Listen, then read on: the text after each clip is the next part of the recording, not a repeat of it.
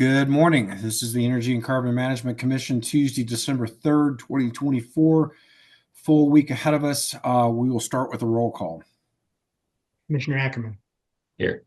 Commissioner Cross, Present. Commissioner Mesner, Here. Commissioner Oath, Here. Commissioner Robbins, Here. Commissioner Rowan. Here. Mr. Chair, you have 6 commissioners present. Great. Welcome, everyone. We have a full docket, including the Class 6 rulemaking that we'll get into in a bit. Before we move to that, the first item on our agenda is in docket 2409-00229, the produced water rulemaking that was originally scheduled for hearings starting next week at some point. We have received a motion, as I noted yesterday, from a majority of the parties seeking to continue the rulemaking for approximately a month. Cited in the motion are the points by the parties that there are complex issues before the commission in this rulemaking, and the parties believe that some additional time may grant or give the parties an opportunity to reach consensus on some of these complex issues. I've been a commissioner for 4 years now. I was director for 2 years before that. Not in my recollection have I seen a motion in which all sides tend to agree that a little more time makes some sense. I'm in favor of granting the motion. I think that getting it right is more important than getting it done. Our commissioners and staff and parties have been under a great deal of attention in doing rulemakings over the last year, if not more. And we're doing everything we can to meet all those timelines associated with rulemakings. This would push this rulemaking beyond the 12/31 deadline from statute. However, I believe that the benefits associated with a continuance outweigh the statutory deadline, and I think we'll be able to get this done in a very timely fashion in early 2025. Again, citing the fact that there's pretty much consensus from all sides on this. We had 4 more parties join the motion late last night. Those are some initial thoughts on the matter. Wanted to raise this to all 5 commissioners or 6 commissioners this morning, since we're all meeting every day this week. Would love to hear from anybody else that may have some initial thoughts on the matter. Commissioner Ackerman and then Commissioner Messner. Thank you, Mr. Chair. My thinking's in line with yours. I think I'm stating the obvious when I say that we've had a significantly heavy schedule, and I think we've benefited greatly from not just cursory involvement from the parties, but from really significant involvement in those rulemakings from parties. And I would expect that we'll continue to do so, and I'm in favor of continuing to give them the opportunity to continue to participate at that level, which again I find incredibly helpful. Thank you, Commissioner Ackerman. Commissioner Messner. Thank you.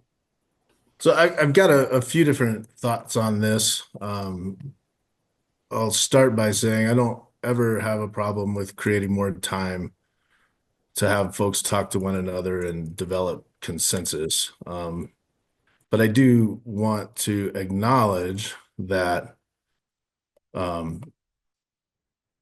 the parties have had an opportunity with the consortium over a year and a half to be involved in discussions on this topic. In fact, some of them have been involved on discussions of this topic for over a year in the work that the consortium's done.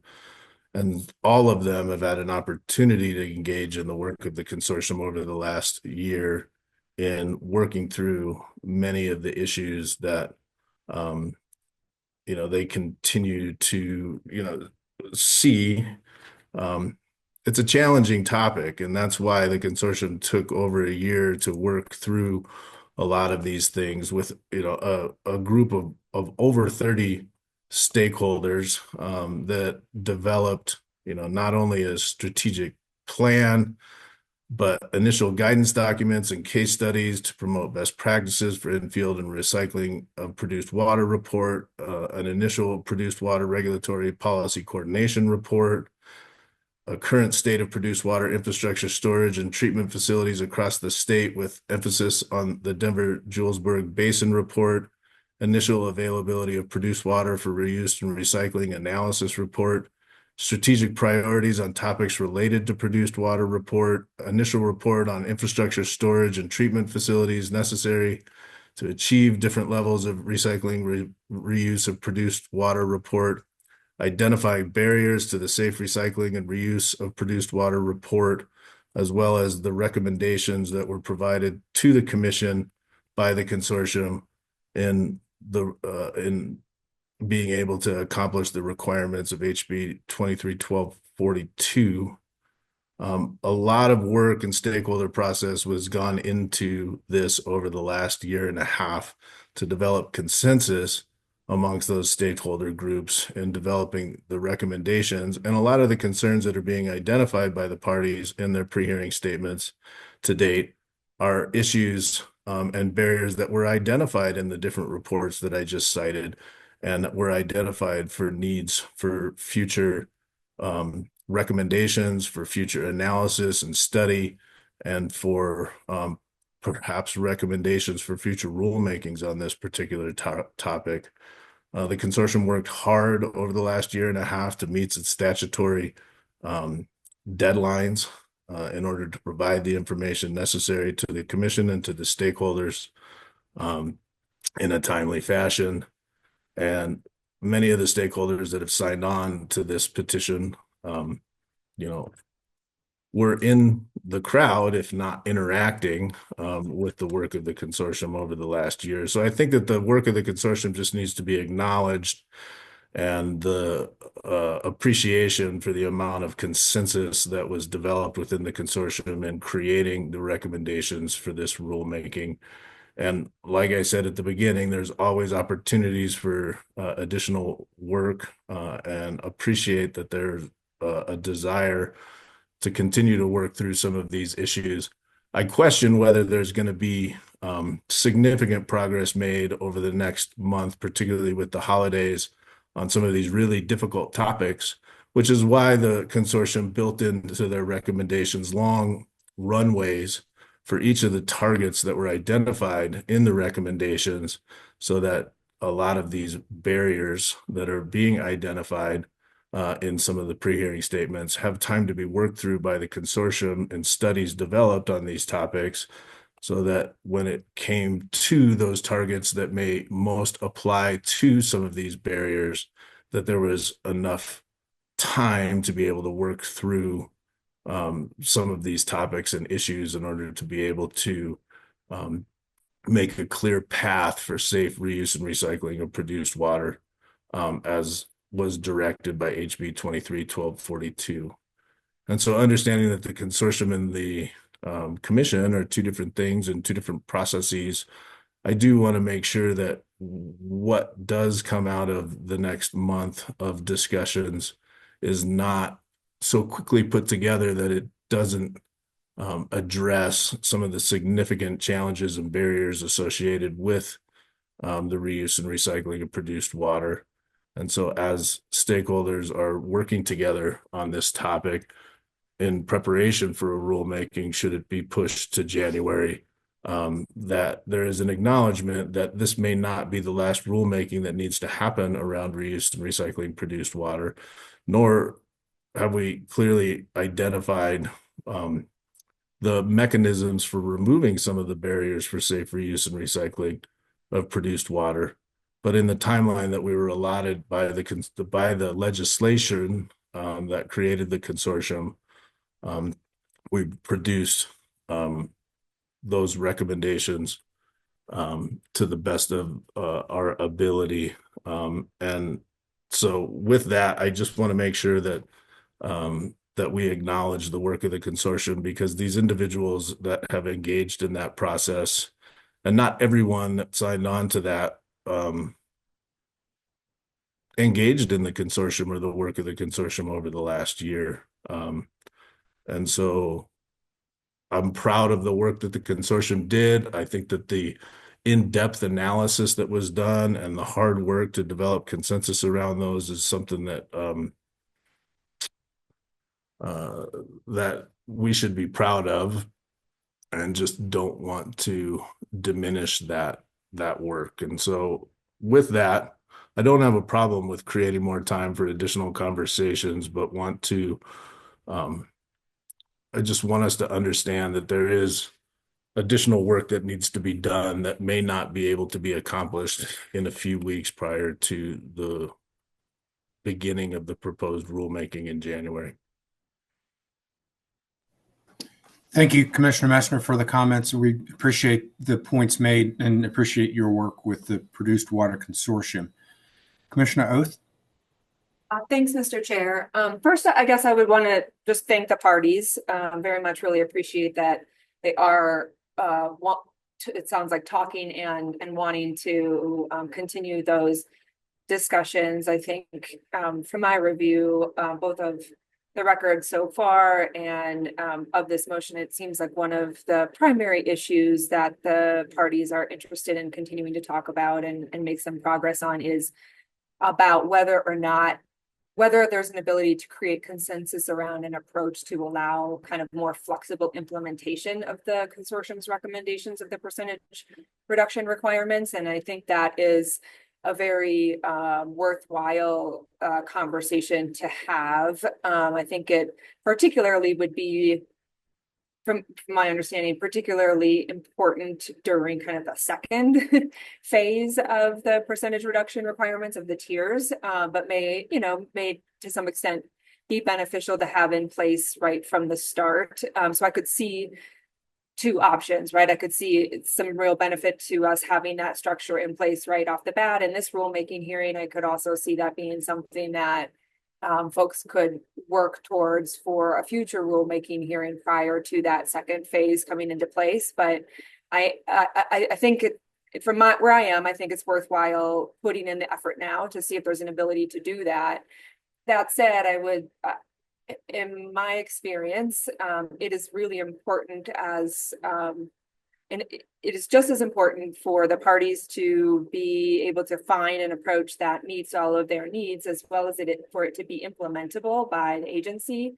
So what I didn't see in this motion and would like to hear from either the director or her staff or something is, will the staff and agency be able to kind of work with the parties as well, or at least respond to or give us a sense of making sure that what is discussed and put together is something that is implementable by the ECMC. I appreciate the comment, Commissioner Oath, and I don't believe we've got the director with us at the moment. I believe she had a conflict, so I'm not sure she'll be able to weigh in on that. I did have some discussions with the director about this, and staff is thinking that the time frame of a month of continuance does allow staff the opportunity to have those sorts of discussions. And so staff felt that they would be able to productively utilize this time. I'm not trying to speak out of turn or speak out of school. I'm just providing the information that I gleaned from staff through the director last night on a couple of texts. Commissioner Cross? Thank you, Mr. Chair. I'll be honest, I had a little bit of a hard time with this motion. I do recognize and appreciate what Commissioner Messner noted. The Produced Water Consortium has a lot of different voices, a lot of different viewpoints, and they've worked really hard over the past months to get to a point where we can get this initial report out. And I'm appreciative of that. I'm appreciative of the parties working together to try and get this. I think one of my biggest concerns is we were given a timeline by the legislature, and it does cause me some internal distress to go beyond that timeline. I recognize that we did a during cumulative impacts as well. And I'd rather get this right than have to go back and do it again. But I will note that that does cause me some concern to go beyond that legislative mandate. But that said, as you noted, Mr. Chair, I find it very rare that you get this many parties all agreeing to sign on. And as Commissioner Oath mentioned, it's good to see that the parties are talking and are trying to come to some cooperative solutions. And so I do think I would also be in favor of having this stayed until January. But I do think it's important to note that this does go beyond our legislative timeline that we were provided. And so I do think that that's noteworthy. Appreciate those comments as well. I appreciate all the comments from my fellow commissioners, and want to alert the world that we do not take statutory deadlines with the grain of salt. We are doing everything in our possibility to make sure we meet the mandates of the legislature. I would note that while we did this with cumulative impacts, we did that sua sponte on our own motion. Here we're being requested by almost every party to do this, which is a little bit different. And there appears to be a commitment to try to achieve consensus. Staff is looking forward to working with that as well. So with all those comments in mind, is there anything further from commissioners on terms of deliberations? Otherwise, I have a motion that I'd be happy to make with specific deadlines and timeframes based upon commissioners' calendars. All right, seeing no further discussion, I would move that we continue docket 2409-00229, the produced water rulemaking, to two hearing dates, January 30th and 31st and February 6th and 7th, which, according to the director who has access to all of our calendars, are the most appropriate dates. It's like a Thursday and Friday of the last week in January and the first week in February.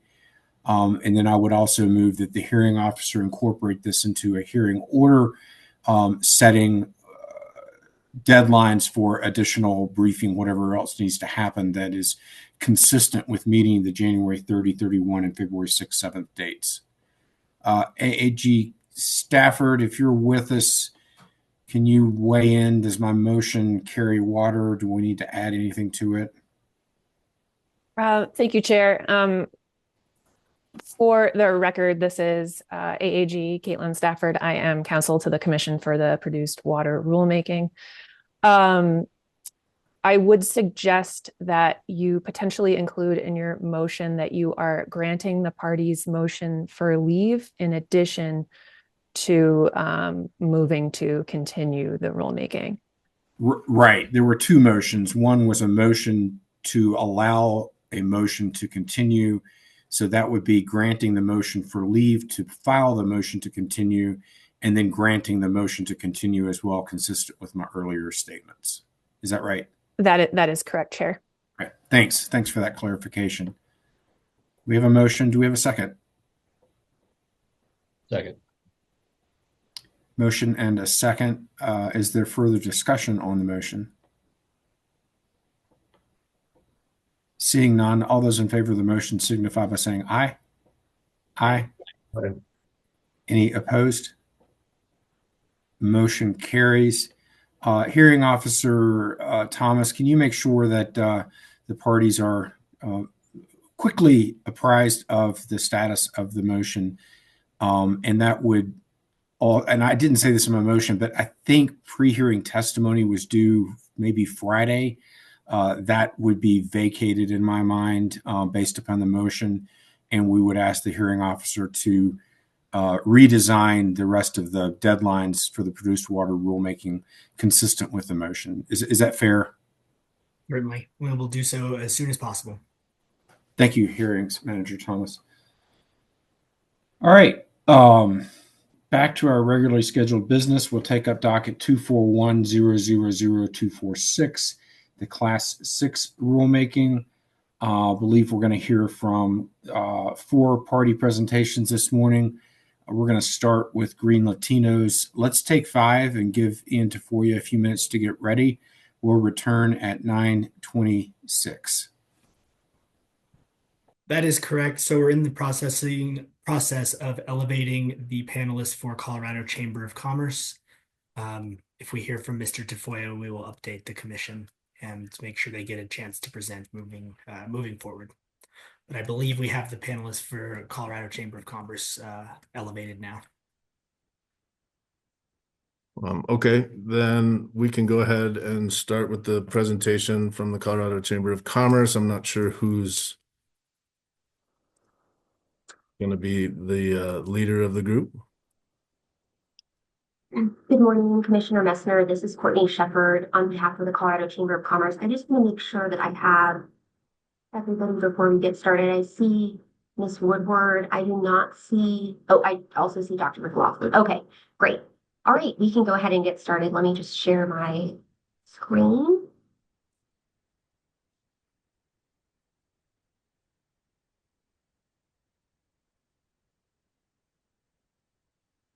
All right. Are you all able to see the presentation? We are. Okay, excellent. Thank you so much. Well, good morning, commissioners and ECMC staff. My name is Courtney Shepard. I am a shareholder at Greenberg Traurig LLP here in Denver. Today, I am representing the Colorado Chamber of Commerce in this rulemaking. I'm joined by two additional presenters. First, Christy Woodward is the Chamber's Regulatory Affairs Advisor. Ms. Woodward will be presenting testimony on the Chamber's interest in this rulemaking, Colorado's greenhouse gas emission reduction goals and requirements, and the importance of a successful carbon sequestration industry to allow certain industries in Colorado to meet their mandatory greenhouse gas emission reductions. We're also joined by Dr. Fred McLaughlin, the director of the University of Wyoming's Center for Economic Geology Research. Dr. McLaughlin is a nationally and internationally renowned expert in carbon sequestration, Class 6 wells and their foreign equivalents, and the EPA regulatory framework for Class 6 wells. He will be presenting today on the safety of Class 6 wells, the design and operation of geologic sequestration facilities, and EPA's regulatory framework to identify and mitigate potential risks. The Chamber would like to thank the staff for their efforts on these rulemaking, the 3 reports on carbon sequestration that underlie this rulemaking, and their collaboration with EPA for the primacy process. The Chamber would also like to thank all of you, commissioners, for your time and attention to this rulemaking, because it's very critical that we get this right for Colorado industries and their greenhouse gas emission reduction requirements.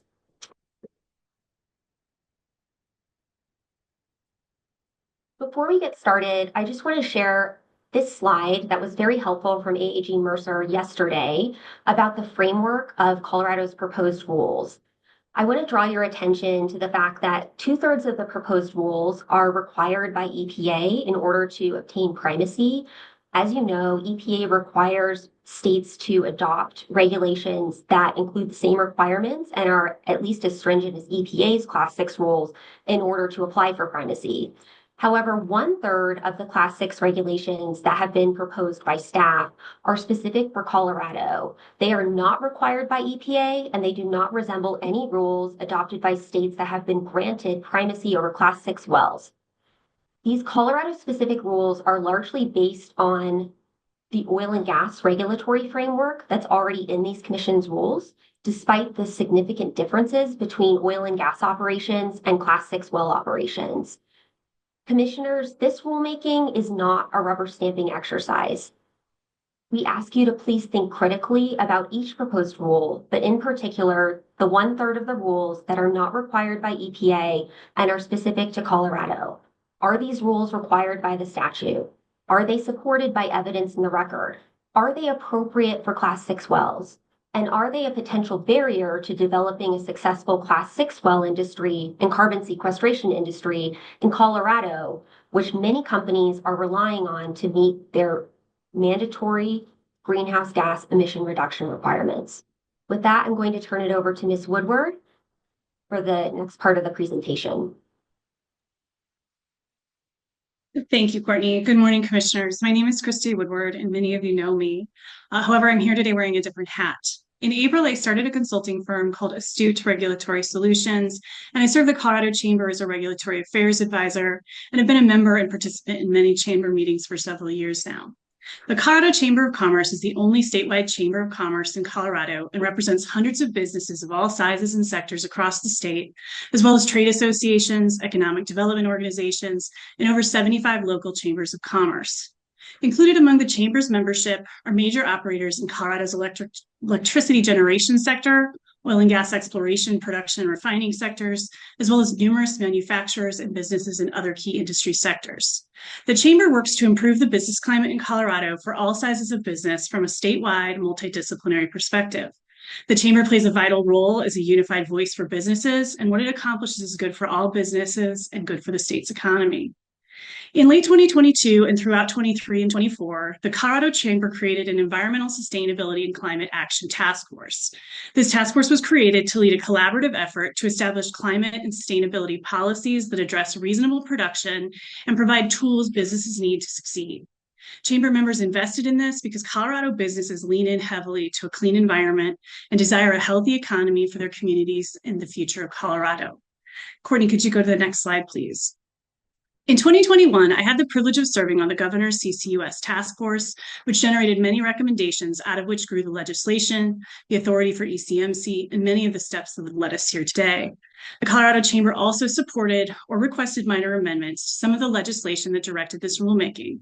I've also spent much time in the past 6 years with the Air Pollution Control Division and the Air Quality Control Commission on the rules and implementation of those rules that will contribute substantively to the state's GHG emission reduction goals. Senate Bill 2316 requires Colorado to reduce GHG emissions 75% by 2040 and 100% by 2050 compared to a 2005 baseline. Many energy-intensive industries, however, need to reduce emissions by 20% by a 2015 baseline by as early as 2030. We'd like to emphasize the importance of these industries spending dollars on these projects within the borders of Colorado and not in other states, as we currently see and hear happening due to Colorado's regulatory environment. Presented here, not necessarily for you to read, are the Greenhouse Gas Roadmap near-term actions established in 2021. As of February 2024, 90% of these are underway. Courtney, could you go to the next slide, please? This graph is from a recently released GHG inventory, which was adjusted by CDPHE, as you heard Monday morning. This shows that these near-term targets get the state nearly to its 2030 goals, with much more work to do between now and 2050. Courtney, one more slide, please. This shows, again, not for readability, all of the agency near-term actions established in the latest GHG Roadmap 2.0, which was released in February of 2024. As you can see, much more work must be done to meet our GHG targets. Much of this work depends heavily on successful permit pathways and timely permit approvals for carbon management projects, and specifically successful implementation of CCUS projects. One more slide for me, Courtney, sorry. The Colorado Chamber, as I mentioned already, represents many of the energy-intensive and hard-to-abate GHG emission industries in Colorado. Colorado needs these businesses, these industries, to support our economy, and these businesses are invested in seeking emission reduction strategies to meet Colorado's goals. I'm now going to turn it over to Dr. McLaughlin to discuss CCS projects' potential impact footprint and safety. Morning, all. Thanks for having me today. So I'm Fred McLaughlin. I'm the director for Center of Economic Geology Research here at the University of Wyoming. And our group here has worked on CCS and other geologic issues in the subsurface for a long time. So it's my pleasure just to kind of give you an objective overview of some of the science to date, how risk is handled in the field, and even just a quick snapshot on how the CCS industry is advancing across the state. So next slide, please. Again, I'm sure you're all familiar. This is an educated panel, but we're going to focus on number 4 here, storage, and not the first 3. So next panel. Next slide, thanks. This slide's fine. Sorry, Courtney.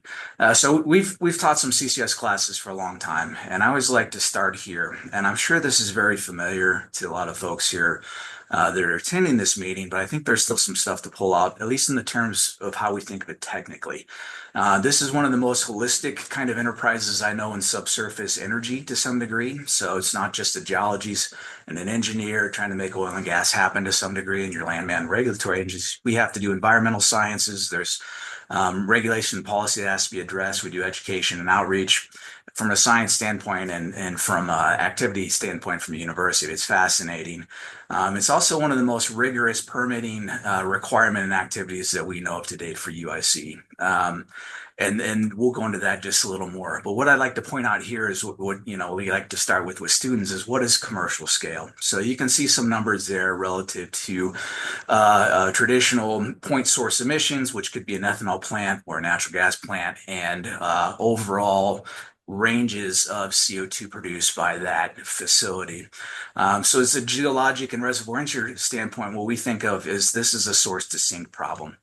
So on the right, you have a stratigraphic cross-section of the Green River Basin from a specific site location we're studying there, which is made up of both reservoir rocks, those rocks that have pore, and that's what that thin section is there. That is a thin section of a carbonate, a Mississippian carbonate.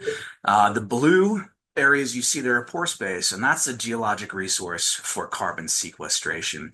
What's interesting about most basins, and Rocky Mountain Basin specifically, is most of the geologic formations within that rock column that we study do not have pore space. It's not how most basins form. So general rule of thumb, maybe 20% of the rocks within that basin have pore space. The rest are what we would call seals, those rocks that are impermeable to fluid flow. That's why Rocky Mountain Basins are some good candidates for carbon storage, not across the board, but in many different locations. Next slide, please. I'd like to give a background on how this science started, because it didn't just blossom overnight. This is based on 100 years of existing industry. So the U.S. has been doing domestic gas storage for, actually well over 100 years. This is a map of the states, obviously showing where natural gas storage already happens. And of course, this is for energy needs, right? This supplies the methane that we use in our home and businesses and to make our power. And you can see that Wyoming, Colorado already has a lot of natural gas storage. And that's a fantastic starting point for science, because we're able to learn what works best based on that. Next slide, please. I'd also like to point out that the Rocky Mountains specifically already harbors a bunch of natural CO2 resources. So this is a little bit of a confusing slide, because the green are actually rocks and the blue are natural CO2 reservoirs. But you'll notice there are large CO2 reservoirs all over Colorado, Wyoming, Utah. Some of those were in place by volcanism, actually 25 to 40 million years ago, and some of them were in place by different processes, including pressure and heat. What I'd like to point out that the youngest CO2 resource there is well over 25 million years old.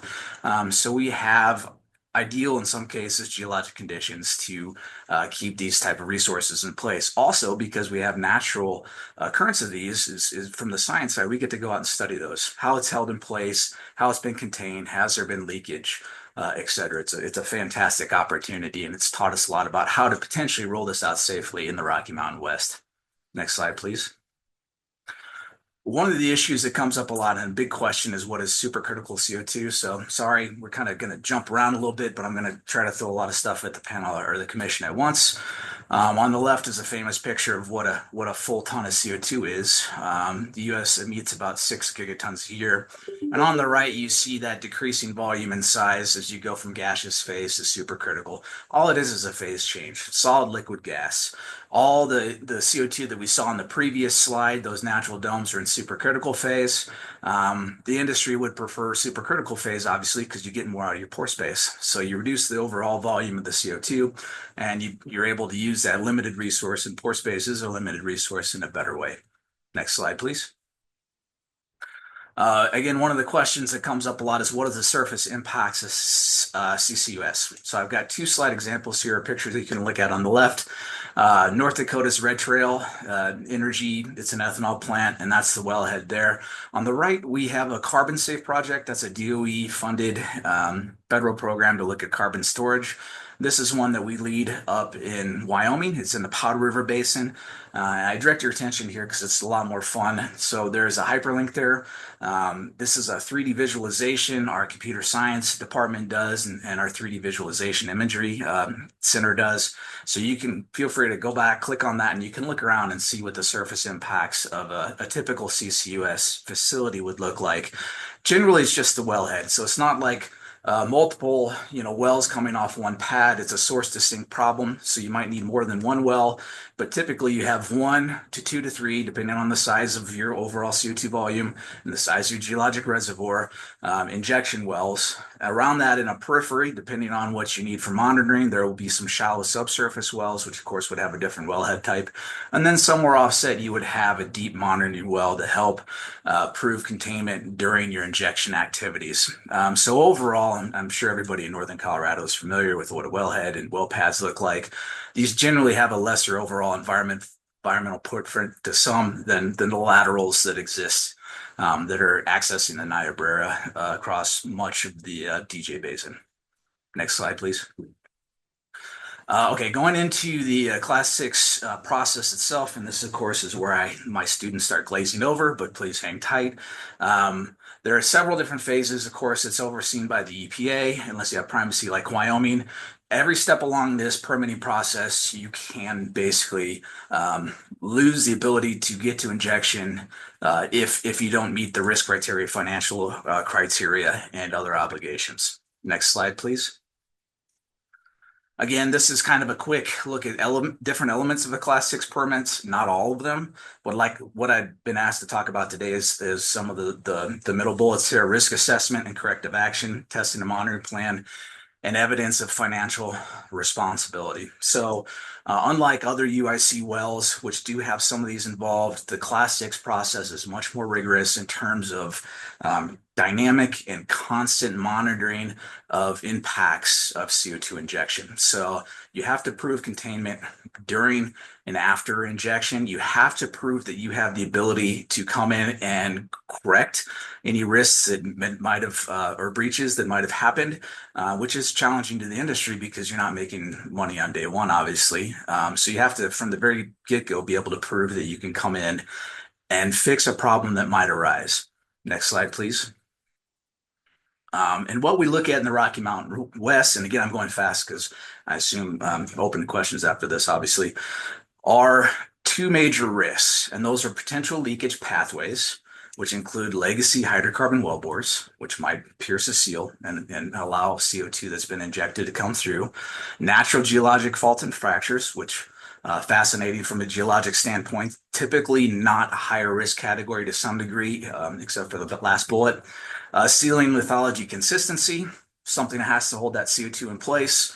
Next time you're out on a hike, take a look at the rocks around you. There's a lot of heterogeneity. So we spend a lot of time making sure that the rocks that hold the CO2 in place are viable and consistent. And last but not least, we look at injectivity risks, which is a high point. And I'll have more on that. And the other major bullet is potential for induced seismicity. Now, if you've kept abreast of the news, there was a lot of instances of this in northern Oklahoma and southern Kansas a decade or so ago, which again has been contained since then to some degree, but that is also very helpful from the science side. So now we have a really good understanding of the limits of that activity and how we don't want to kind of overstep the bounds based on science and control. Next slide, please. How do we develop risk matrix and risk management? Well, it's a group effort and it's overseen by licensed professionals. It's usually multiple professionals, including the EPA at the end of the day. So what we do is characterize rank and impact and probability of project risk relative to site-specific details. Maybe there's a fault in one place, maybe there's not. Maybe there's a lot of wells in one place, maybe there's not. From this, we develop and implement a risk management and corrective action plan. And that corrective action plan is really important, I think, at least from the science side, for safety, because this says if this risk was to proceed past what we would hope for in terms of operating capacity, then you have to come in as the operator and fix the risk. And that doesn't happen in every sense in every industry. And last but not least, these are dynamic permits. So you're constantly updating risk and corrective action management plan relative to the field data you get from monitoring. That's also somewhat unique to the Class 6 process. Next slide, please. I just want to point out to the commission, there's been a lot of studies done on this, both mathematically, numerically, but also empirically in the field. From what we understand of CCUS, the largest risk probability temporal period is during that injection phase. And it's pretty simple to kind of grasp. Well, you're injecting fluid into a reservoir that already contains fluid. That increases pressure naturally. It happens all the time. There's UIC injection wells all over Colorado, Wyoming, other places. But once that injection period stops, the risk is mitigated greatly. And again, that's because the reservoir's natural tendency to go back to native pressures. So just wanted to kind of share that as a pass-through slide as we go forward. Next slide, please. And this slide is really important. And again, it is abbreviated because I tried to distill, half a semester's worth of lectures into one slide.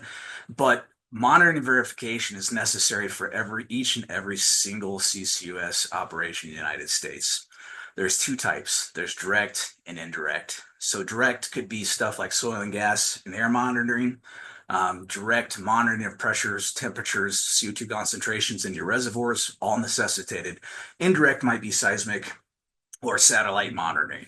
But again, this is all dynamic. It's constant. Monitoring systems have to be, all the way through. Some of them are temporal. You might do a shallow groundwater study every month or every quarter, but the rest of it is real-time data being collected constantly. And that is necessitated for a Class 6. And with this data, you have to temporarily, depending on your EPA regulator, go back and reevaluate your Class 6 risk management plan, corrective action plan. And from my standpoint is, just somebody who's interested in this, study this, that gives me a lot more safety and security. Next slide, please. Last but not least, I'd really like to touch briefly on what the state of Class 6 permitting is. You can see that Texas, Louisiana, and California are kind of leading the charge. These are Class 6 permits that have been, turned into the EPA or the other regulatory agencies. A lot of this has to do with the fact that these have large point source emissions, and they also have burgeoning industries. You can see there's some wells in North Dakota and Wyoming that's also gone forward, and that's based on early primacy of the state, plus the fact that both Wyoming, Louisiana, and Texas already have carbon management industries. And that's a point I didn't bring up earlier. So Wyoming has had a CO2 pipeline since the 1980s, similar for Texas, Louisiana. So there's a long history there of effective carbon transport management and storage. And with that, I'll pass back to Courtney. And thank you. Thank you, Fred. I think it's actually me again. Well, I mentioned that the Chamber absolutely supports CCS and wants this rulemaking to succeed. We do have some outstanding concerns. First, the Chamber is concerned that this rulemaking has been rushed. You've seen me many times in my role at the Colorado Oil and Gas Association, and we know that Colorado's oil and natural gas industry is acutely familiar with ECMC rulemakings, its hearings and practices, and its permitting processes. However, other business entities in the state are not. While this rulemaking was noticed with straw dog rules and had several opportunities to listen to staff presentations of these robust rules, the emergent CCUS business entities and the energy-intensive industries represented by the Chamber found the pace of this rulemaking and the approach to it challenging to follow and engage in. I also meet frequently with EPA and have colleagues there, and I know how important EPA's participation and buy-in to these rules will be for the successful primacy of Colorado's regulations. Despite the hearing officer's denial of a near unanimous request for a rulemaking delay, we find ourselves here today, and while ECMC staff has done a good job of laying out EPA's comments on the draft rules and modifying them quickly to respond, they're far from approvable as drafted for Colorado primacy. Courtney Shepard will provide you with some proactive suggestions on this front towards the end of our testimony. I want to state again here that the Colorado Chamber first and foremost wants the CCUS rules to work in Colorado. Many of the CCUS rules, however, are mirrored after ECMC's oil and gas regulations, and yet no direct similarities of these facilities have been provided other than the equipment used for the upfront development of the initial injection well, and not multiple wells either, a singular well often, maybe a few that are several thousand feet or more apart.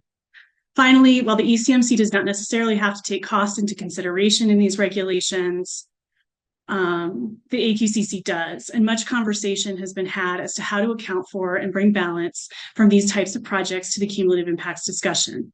We believe strongly that the ECMC should account for the social cost of carbon in Rule 1410, in addition to the community benefits of sequestration. This metric has been used often to account for community benefits and disbenefits in rule and project development, and is a perfect fit for consideration here. It will also balance the commission decisions with those of its other sister agencies and tie the overarching benefits of this technology to the emission reductions of all sectors of Colorado's economy. This will be a critical component to assessing the cumulative impacts on CCUS projects.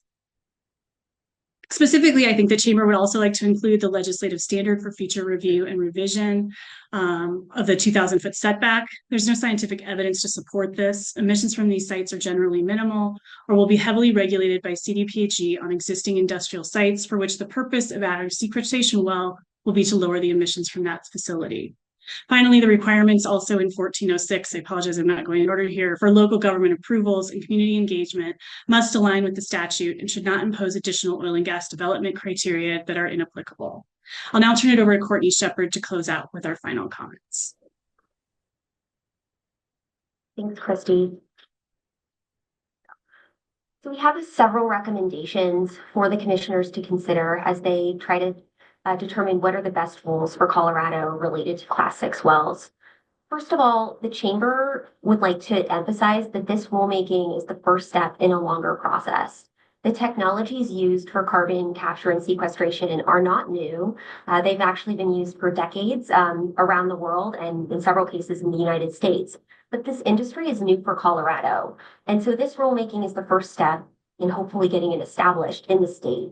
And we think it would be helpful in the statement of pieces and purpose to recognize that this rulemaking is a first step and that revisions to these rules might be needed, first of all, from EPA in order to obtain primacy. While staff has been working with EPA to draft rules that meet EPA standards, EPA did turn around significant comments on Colorado's most recent crosswalk showing the rules that are proposed Colorado rules against EPA's actual regulations.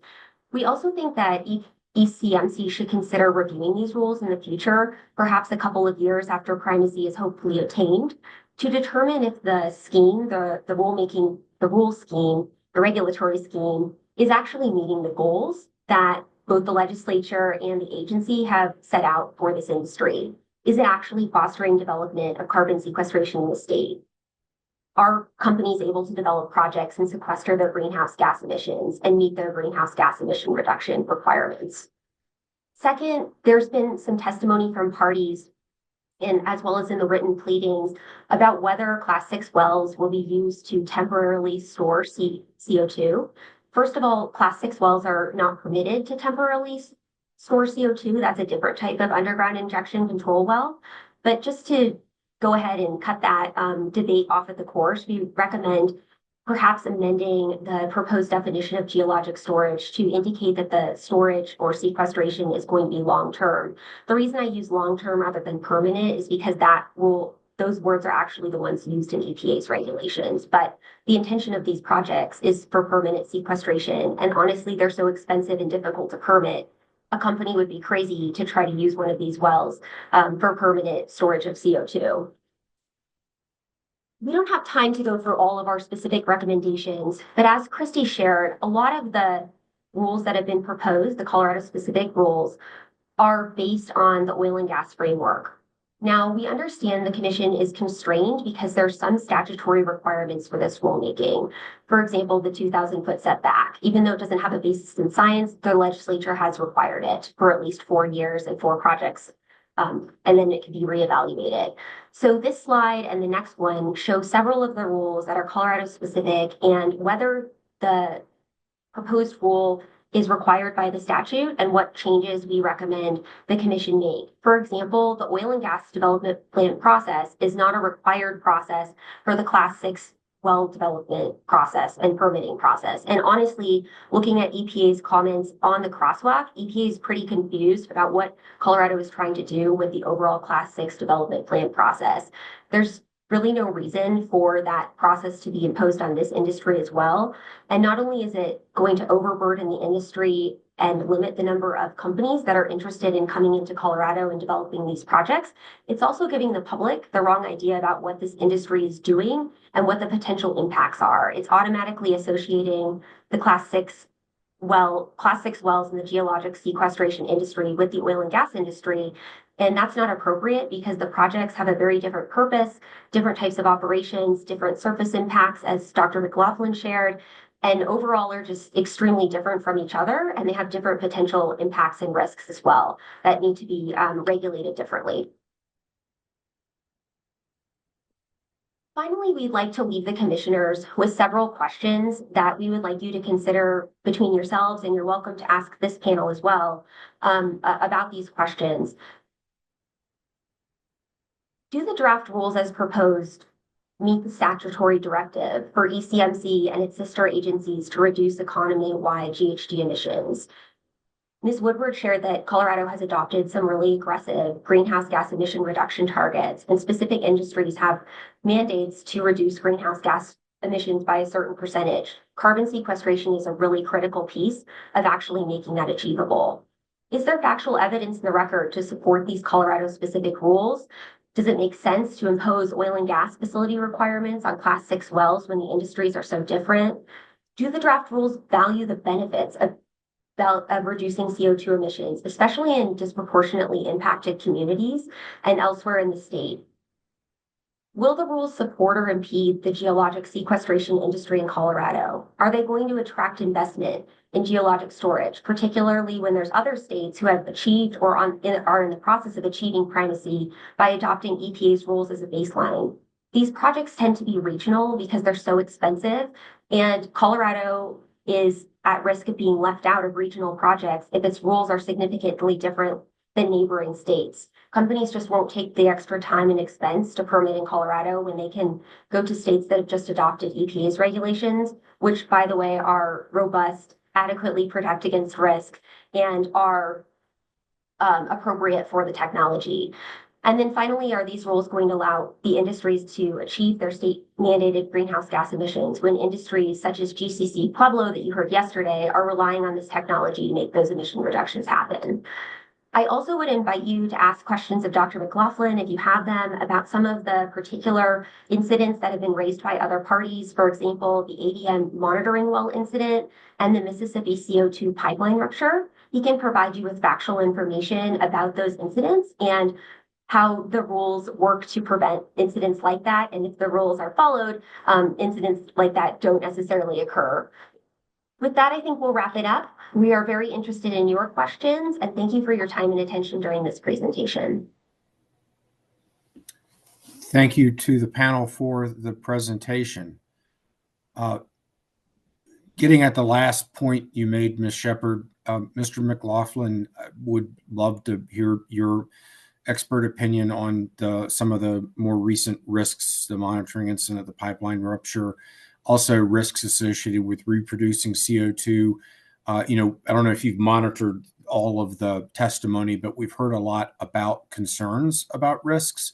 And with your expertise, would love to get your analysis of those issues. Yeah, absolutely. And I'll admit to being a little more comfortable in the ADM space than I am in the pipeline space, but I do a little bit about that from reviewing testimony there. So ADM has a series of monitoring wells around their carbon storage facility in Decatur. One of those was using some new technology in the tube, in the annulus, and that became affected by some brine and started to corrode. And that led to what looks to be some sort of breakdown in the interior well design material, which allowed some fluids to leak up into another reservoir. Now, on the plus side, this reservoir was not the USDW that the Class 6 was looking to protect. It was another saline formation below it. And technically, the monitoring worked exactly like it was supposed to. There was an incident. It was identified by the monitoring technology around the facility itself. They shut down operations right away. Now they'll have to go back and implement their corrective action. And there's a bonus there to some degree relative to CO2 sequestration. So if you do have leak of CO2 sequestration up into a place where it's not supposed to be, you're either going to leak buoyant CO2 into a reservoir, or maybe you're going to displace some of the saltier brine that you're injected into a USDW. Both of those are easy to remediate relative to existing technologies. There's costs associated with it, of course, but it's not as hard to remediate, say, as other potential contaminants that we currently inject in other reservoirs across the United States. So you can imagine removing CO2 from a reservoir isn't terribly hard, truthfully. Just a cost expense. Remediating the brine isn't so hard either. We do water remediation all the time. So to kind of paraphrase ADM a little bit one more time, one of their monitoring internal systems did leak, but they did catch it. They had to shut down operations, which is required to Class 6. Now they'll have to go back and bring that whole system to what it was in its nascent state. And again, that's on the operator. They'll have to go back and then do that. With respect to the Denbury incident in Mississippi, that was a CO2 pipeline. That was the first of its type. There had been storm events and there had been a mudslide that had ruptured that pipeline.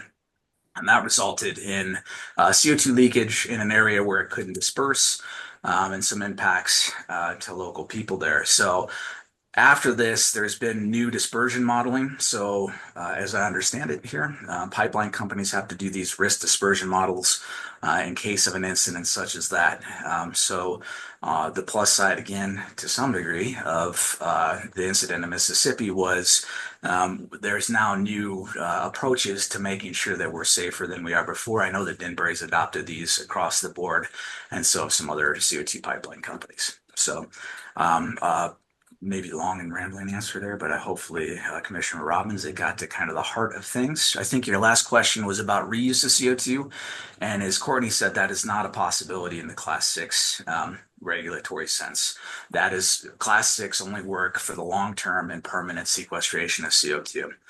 So there's no CCS project I'm aware of now, that is CCUS, CO2 EOR, they're going to reproduce CO2, but not in a Class 6 sense. It's not allowable. The business case wouldn't work at all. You'd have to get back your tax credits if you decided to go back in and reproduce the CO2. Thank you for that. Ms. Shepherd, just one question for you, and then I'll open it to the rest. You only, I think your second to last slide had like 6 or 7 different considerations for commissioners, which were noted in kind of the question format. Did you want to answer those questions? We can provide answers to several of those questions. So I think as you've been hearing today, the Chamber is really concerned about the proposed rules, specifically the Colorado specific proposed rules, and the potential impact that those rules will have on developing this industry in Colorado. We recognize that Colorado is required to adopt EPA's regulations as the baseline standard. That makes, that's how we're going to be able to obtain primacy. But no other state is imposing the type of rules that Colorado is proposing to impose, particularly regarding analyzing potential surface impacts, many of which are inapplicable. For example, your cumulative impacts rule that the Commission just worked very hard on for several months, that rule is integrated into the Class 6 rules, says that Class 6 operators need to follow Rule 315. Well, several provisions of Rule 315 are not appropriate for Class 6 wells. It's all written in an oil and gas context, which makes sense because that's what the legislature asked you to do. But there's, for example, requirements about air toxics, not applicable for Class 6 wells. NOx intensity, not applicable to this industry. There's just a variety of impacts that oil and gas operators need to assess that aren't appropriate here. So that's a long-winded answer to whether we think the rules help ECMC and other state agencies meet its statutory directive. We think the answer is potentially no, which is quite scary considering I think Colorado really needs this technology in order to meet its greenhouse gas emission reduction goals a reality. And as Christy said, as Ms. Woodward said, there's many chamber members who are relying on this technology in order to continue operating in Colorado. So we really want it to succeed. We don't believe that there's factual evidence in the record to support any of the Colorado specific rules. We realize that the Commission is constrained by the legislature and there's certain elements in the statute that must be included in these rules, whether or not they are supported by science, and certainly those should be included in the rules, such as the 2,000-foot setback, with the caveat that the Commission can change it at a later date. However, there's no requirement in statute to impose all of the requirements for assessing potential surface impacts from oil and gas operations on Class 6 operations. And I just want to emphasize, Dr. McLaughlin shared a little bit about this, but these operations have such a minimal surface footprint. Last year I was actually in Iceland and I wanted to go and visit the Orca direct air capture project, and I was like desperate to go see their injection well. And the person who's there said, there's nothing to see. Like, you can't go see it because there's literally nothing to see. It's basically a shed that is housing the wellhead and some monitoring equipment. So that just emphasizes these are not large pads with multiple wells. There's no tanks. There may be a pipeline. There's not truck traffic. Once the injection well is drilled and the injection activity commences, all you're going to see is, occasional workers going out there and monitoring. It looks nothing like the large oil and gas development projects that we see, particularly in the DJ Basin and that are around communities. And then finally, will the rules support or impede this geologic sequestration industry in Colorado? We're very worried that they're going to impede the development of this industry. We've heard from, and Ms. Woodward can speak more to this, but the chamber has heard from several members who are engaged in this industry, developing sequestration technologies in other states, that they're not interested in doing it in Colorado. And it's not because Colorado doesn't have the geologic resources or the skilled workforce, or honestly, the CO2 sources to sequester. It's because Colorado makes it so difficult to operate. And, Colorado has has a very rigorous operating regime for oil and gas companies. That has led to a lot of consolidation of those companies, but that was an industry that was already well established before Colorado started. Colorado has always regulated that industry, but obviously it increased the number of regulations significantly in the last several years. And this is an industry that's brand new to Colorado. The technology isn't new, but the industry is, and we're very worried that Colorado might smash it before it starts, and I don't think that would benefit any of us, and I don't think that's the goal of this commission. I think the commission agrees with the chamber that we would like to see this industry succeed, and honestly, we need to see it succeed in Colorado in order to meet our goals. Thank you for those answers, Commissioner Cross.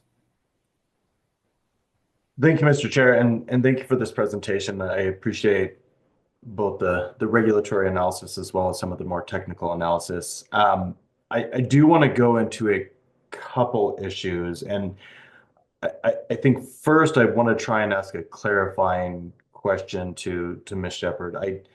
As you were talking about the issue with the permanent versus long-term there, and I'm hoping to draw out that distinction a little bit more from you here in a minute. But and it goes along with what Mr. McLaughlin was saying as well.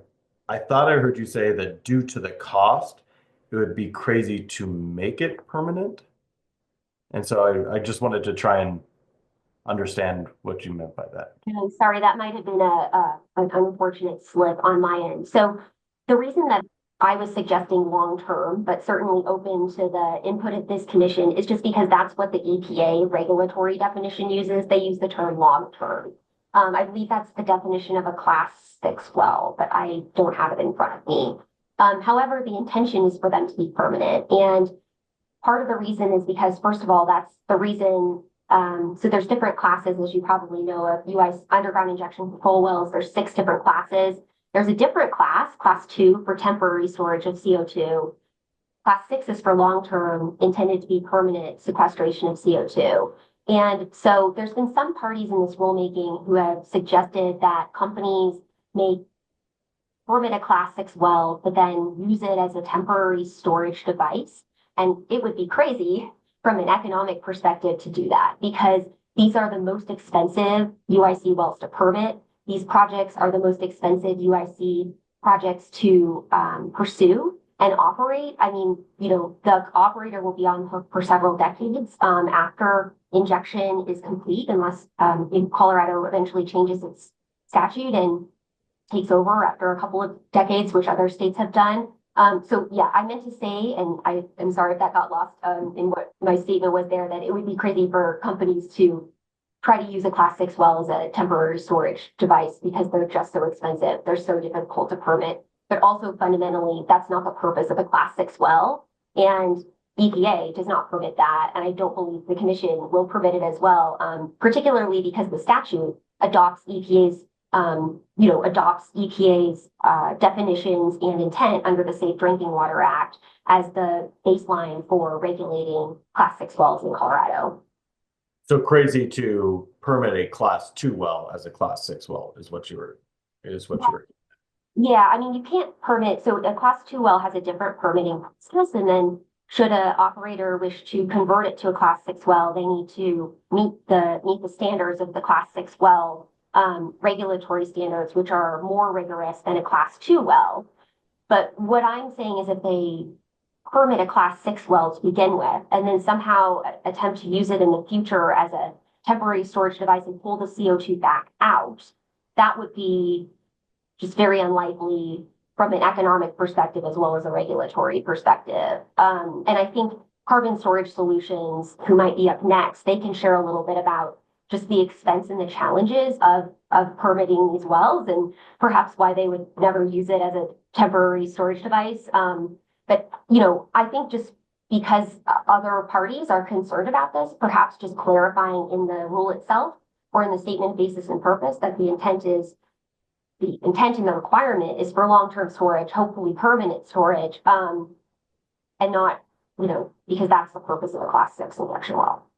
And I'll do this as one of probably a couple issues where I kind of play devil's advocate. And so if you are really saying that it's economically infeasible or unreasoned to try and do a Class 6 and pull it back out, do you ultimately have an issue with saying permanent, even though the EPA regulations or definitions currently say long-term?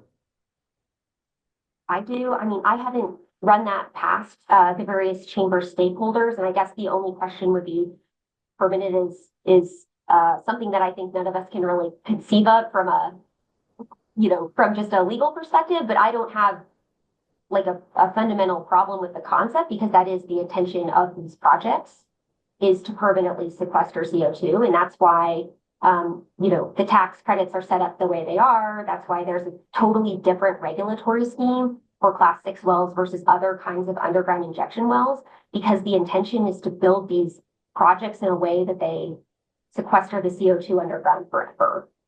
I also don't even know, and perhaps Dr. McLaughlin can weigh in on this, if it's really possible to pull the CO2 back out of the wellbore. I mean, in some ways, these are similar to an oil and gas project in that there's a very deep well, but I don't know if it's really possible to also use that wellbore for production as well as sequestration. So I don't know, Dr. McLaughlin, if you want to weigh in on that. Sure, Commissioner Corning. It would be possible to pull it back out. Not all of it. Some of it would stay in place. But again, that's not the intent of any Class 6 well anywhere. There's easier ways to store carbon underground if you were going to, use the subsurface as a surge tank. So it's not in anybody's plans that we know of in any Class 6 permit that have been booked in the United States. Lachlan also had a really helpful slide that showed that the U.S. actually has several natural CO2 deposits, which have been not only successfully stored underground for millions of years, but if a company wishes to produce CO2, it's much easier to go and tap it from one of those sources rather than try to pull it out from a Class 6 well with all of the, regulatory prohibitions, economic prohibitions, et cetera. But, just to, I guess, close the conversation, we're willing to put that in the rule or put that in the statement of basis and purpose to give other parties some comfort that these will be used for long-term permanent sequestration. Okay, that's helpful. And then I think a couple additional clarifying questions. I know in your pre-hearing statement, you talked about specifically looking at disproportionately impacted communities, and you talked about the adverse and the beneficial cumulative impacts. Is really what you're hoping to get there just more explanation as to, in clarity, in what qualifies and what should be discussed in terms of adverse cumulative impacts and beneficial cumulative impacts? Thank you for the question, and that's exactly right. The legislature gave you a difficult standard, no net negative cumulative impacts, I believe, and just for these projects that are if a project is located in a disproportionately impacted community.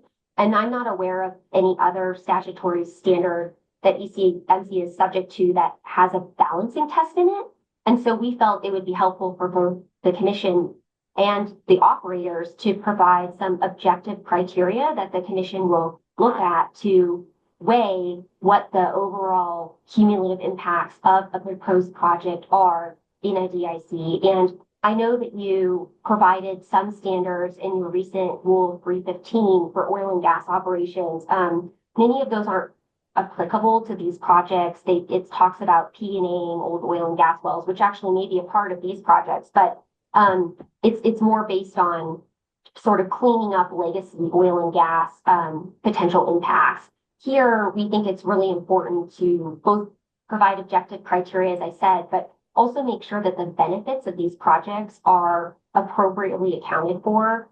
For example, potential jobs that could be brought to the community, potential improvements to infrastructure. Perhaps an operator is going to come in, locate a well in a remote area, and they're going to improve the road in order to access that location. And then, of course, there's just the overall benefit of reducing CO2 emissions, which benefits the community, the state as a whole, the nation, the world. And we've suggested that perhaps the commission could use the social cost of carbon to quantify some of those benefits of the emissions reductions, because the social cost of carbon attempts to put a price on each ton of CO2 emitted and the potential impacts that ton of CO2 could have on the world, or whatever framework you want to use. I guess the US is probably a better way to put it, because we recommend the US social cost of carbon. So, the potential impacts of climate change that could result from that additional ton of CO2.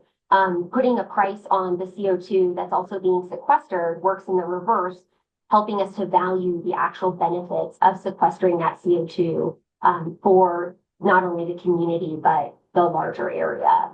And are you proposing this in the statement of basis and purpose, or trying to put actual language and regulation as to it? It'd be helpful to have objective criteria in the rule, or at least specifically state in the rule that the commission is going to consider both the beneficial economic and environmental impacts of the sequestration project in the DIC and elsewhere, and the larger impacts. But also perhaps building it out a little bit more in the statement of basis and purpose. There's been some parties to this rulemaking who have suggested that the commission can only evaluate direct impacts to the community, of which there are very few negative impacts in my opinion, because there's so little surface impacts. But I think making sure that the benefits are valued not only to folks within the immediate vicinity of the project, but also the state is very important for understanding the value of these projects and doing that net impacts analysis. And part of the reason I ask about the statement of basis and purpose as well is there's obviously a lot of different ways to calculate the social cost of carbon. And so I wasn't sure if you had different methodologies you want to use for that, or if you have a specific one in mind, or trying to tie it, because then I can also see it being tied to other parts like the oil and gas stuff as well, and trying to be tied in. So that's part of the reason I was hoping to Brittany, could I jump in here a little bit?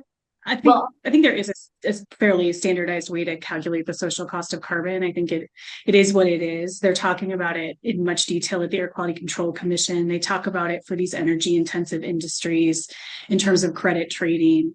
And I think to Courtney's point, assessing what this project is doing at, say, an industrial facility, the benefits of bringing the emissions down in that localized area and keeping that business running is important to the state of Colorado. And so using that social cost helps you balance that project with other projects in the vicinity. But I think there is a standard. It's $89, but then it has some inflation on it. So it's about $120 a ton. Yeah. Don't quote me on that exactly. 120, 119, something like that. Yeah, as Ms. Woodward said, that the Air Quality Control Commission has actually integrated this into statement of basis and purpose and an actual rule for the industrial emissions rulemaking, GEM rulemaking. And so I think it would make sense for the agencies to align on that point, to use the same social cost of carbon standard, just for regulatory continuity. And then just a couple more, again, I think clarifying questions. In your pre-hearing statement, you talked about with respect to Rule 411, kind of, and I think you called it a legislative standard of review for the setback. And I was hoping you could clarify what you mean by a legislative standard of review, because I know that it says there could potentially be a change to the 2,000 feet if it's shown after a number of wells are drilled that there's not the impact within 2,000 feet. Is that what you mean by legislative standard review, is just kind of keeping that open down the road? Yeah, I meant that the legislature imposed the standard of review, and so that's where it came from. Apologies that wasn't worded clearly, and so that's where the source of the standard of review came from. It didn't come from the commission; it came from the legislature. Okay, that's helpful. And then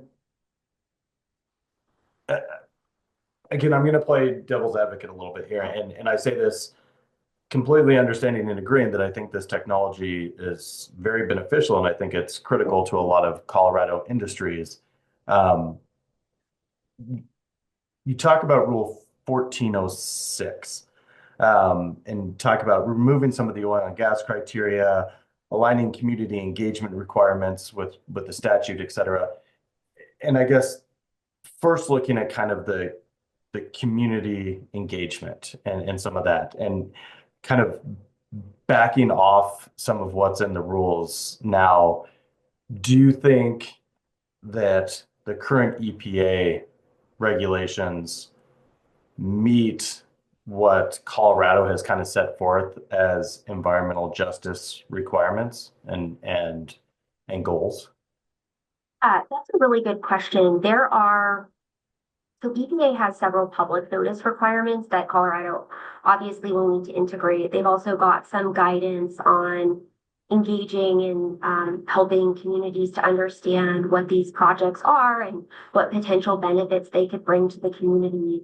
Colorado, though, also has some specific requirements in statute for Class 6 wells that the commission needs to incorporate. For example, notice to surface owners where the surface disturbance will occur. There also needs to be a written contract between the operator and the surface owner about the project and potential surface disturbance. There's obviously local government siting requirements, and this commission needs to ensure that the local government's siting requirements has been met to the extent the local government has promulgated those requirements.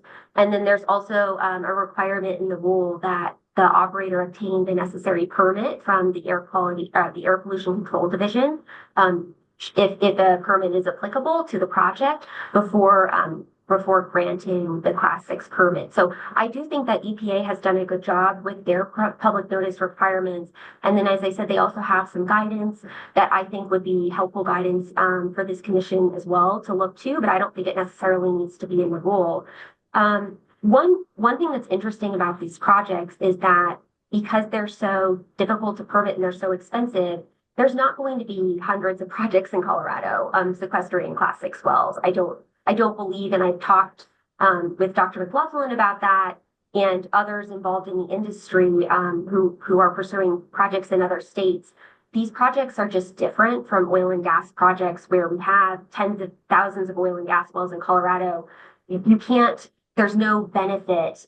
And honestly, there's a downside to try to drill, say, 20 Class 6 wells off a pad or something. Like that just doesn't make sense, and it doesn't achieve the goal of the sequestration project.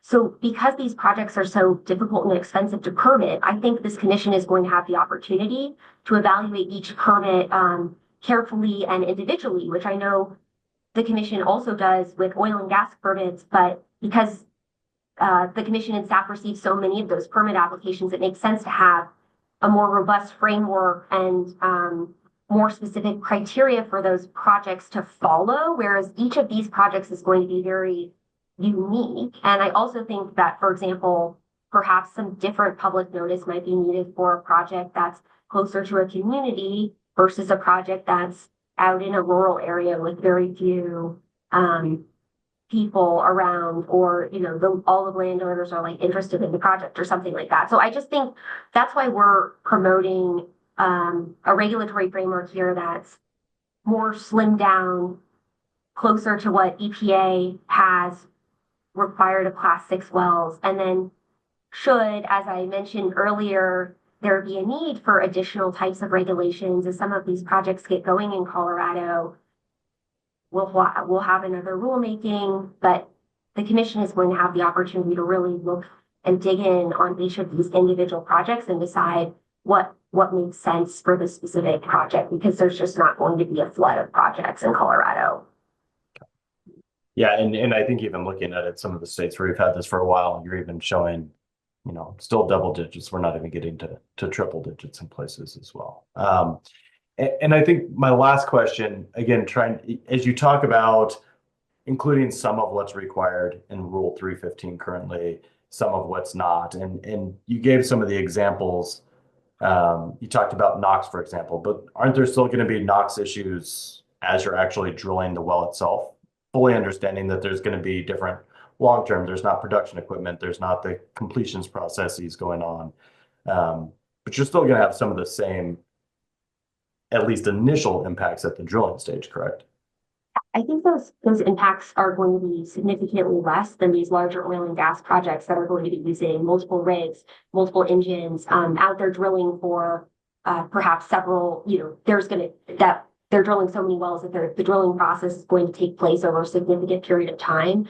Obviously, the engines and the rigs used are the same as for an oil and gas project. It's just that, as Dr. McLaughlin said, they're typically drilling one well, maybe two or three in the project, so the potential impact is much less. But for example, the Rule 315 also has compliance with the NOx and GHG intensity targets. That's an example of a standard that just doesn't apply to this industry, because those standards are specifically for oil and gas operations, and the NOx intensity program comes from the Air Quality Control Commission, not this commission. So that's just an example of a program that doesn't apply and wouldn't be applicable to the cumulative impacts analysis. But yes, there certainly will be a few of the same impacts. It's just very different in terms of magnitude to some of the oil and gas operations that we've seen.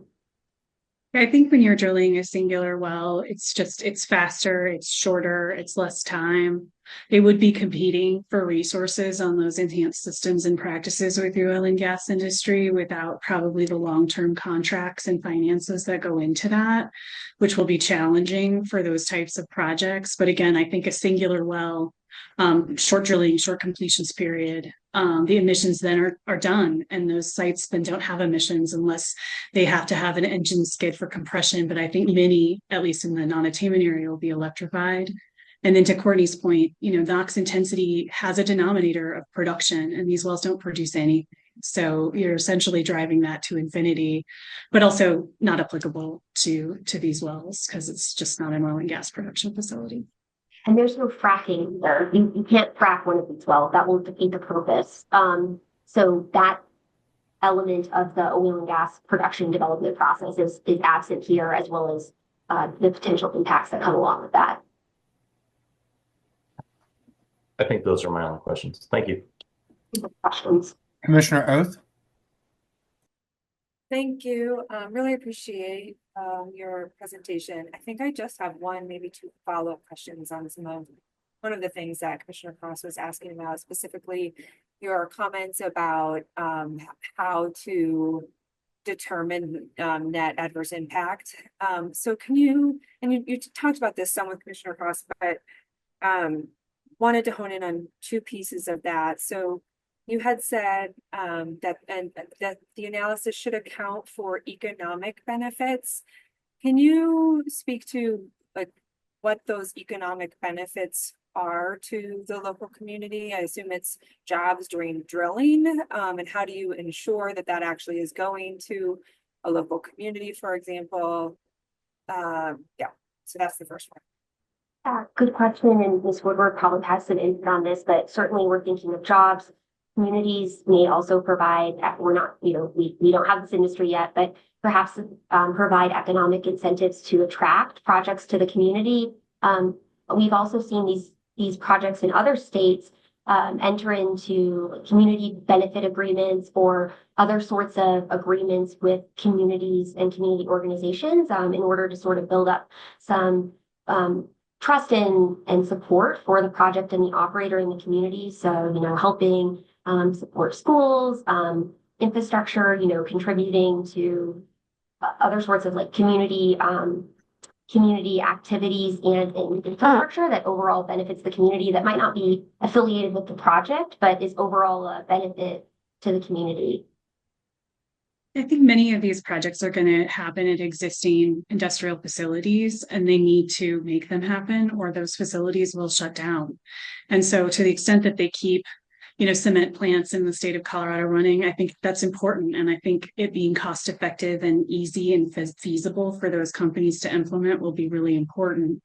I think it's important that Colorado gets its concrete and cement from the state of Colorado and not from foreign sources or other areas. So when you're looking at the global cumulative effects or even national or even regional cumulative impacts, the benefit of keeping those industries where they're located, keeping them local, keeping them providing into the state of Colorado while reducing their emissions is the ultimate goal. So I think it's maintaining the jobs that are already existing in those communities and quite frankly, the workers at those facilities.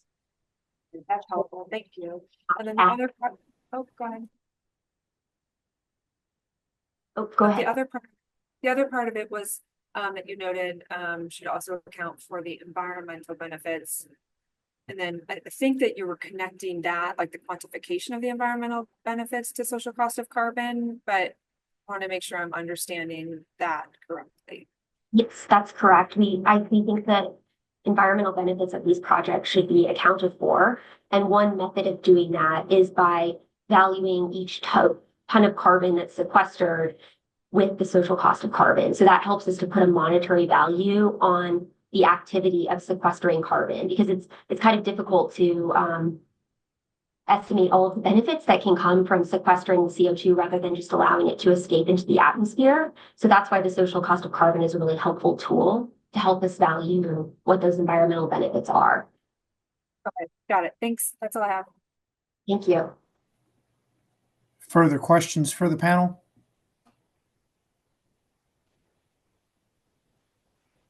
All right, thank you very much. We appreciate the panel's presentation to us this morning. Thank you. Commissioners, let's take a morning break. It's 10:34. Let's return at 10:44. And in the interim, let's get teed up Carbon Storage Solutions, who is next. All right, welcome back. This is the Energy and Carbon Management Commission. We'll continue with our docket 241-000246, the Class 6 rulemaking. We now will hear a presentation from Carbon Storage Solutions. Good morning, Mr. Jacobs. Good morning, Chairman Robbins, Commissioners. I'm John Jacobs with Davis Graham, representing Carbon Storage Solutions, LLC, or CSS. CSS is the only party to this rulemaking with a pending permit application with EPA Region 8 for a Class 6 well undergoing technical review.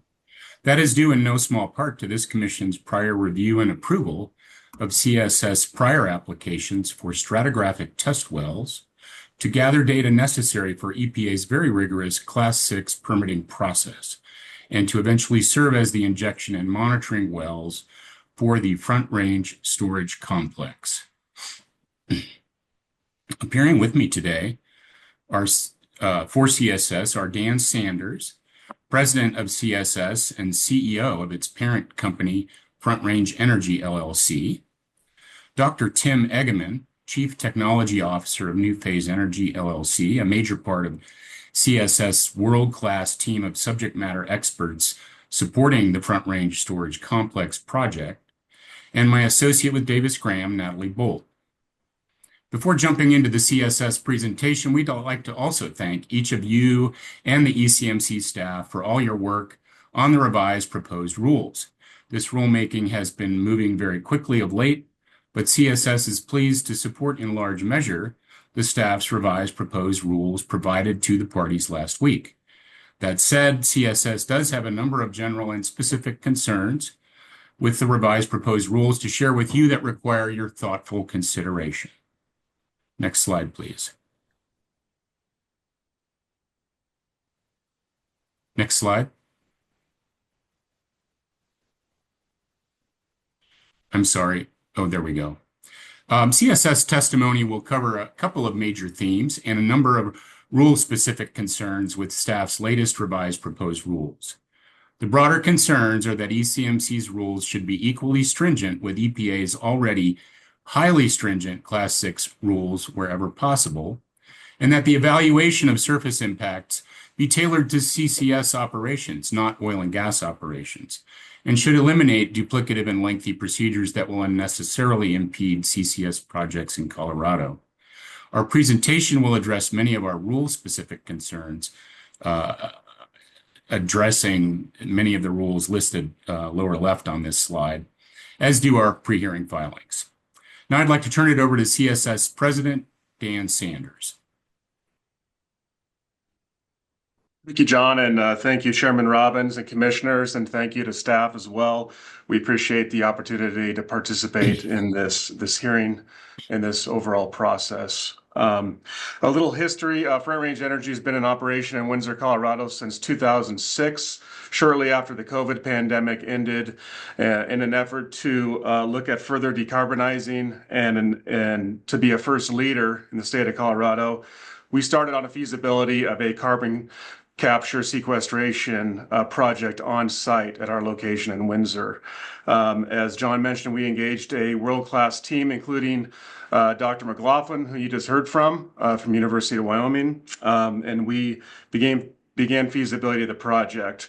Ultimately, the feasibility led to us permitting through this commission and drilling a stratigraphic test well, which we did in the spring of 2023. It was completed about 60 days later. That well was constructed in coordination with EPA as far as its wellbore design up to Class 6 standards. And we have since began the process of permitting with EPA and currently in technical review. Additionally, we have, you'll see in some later slides here that we have began construction, significantly began construction on our on-site processing equipment and our monitoring well. Overall, carbon storage solutions supports the adoption of balanced and reasonable rules and ultimately primacy to ECMC. We appreciate the revised rules, which include pending permits with EPA and clarification around those issues. And we agree that ECMC should not thwart or impede progress of our project if we are in the transition of primacy to ECMC. And we also urge this commission to default to EPA's rigorous regulations whenever possible and not precluded by specific legislative directives. Next slide, please.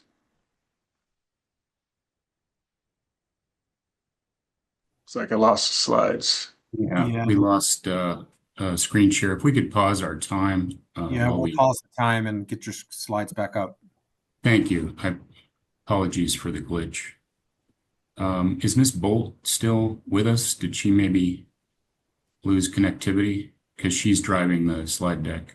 It appears that's what happened. Miss Bolt dropped off, so we're looking for her when she signs back in. Apologies. We're just a few slides in. Looks like she's connecting back now. Okay, great. Thank you.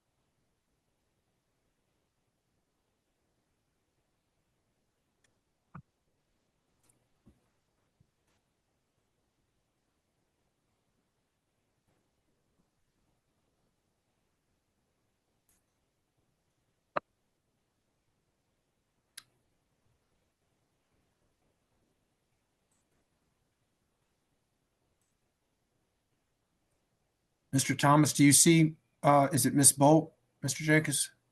I don't see her on the panel.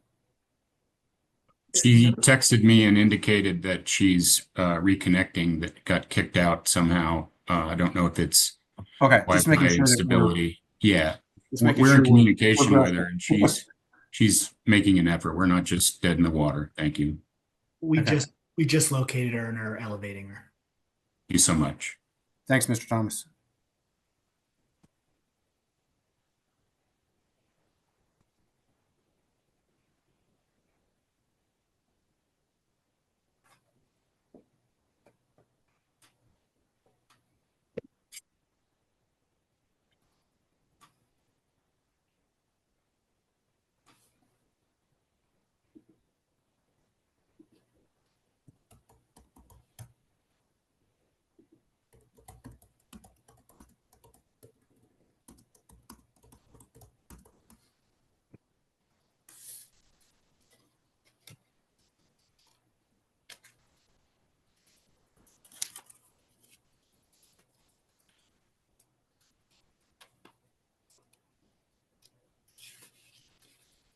All right.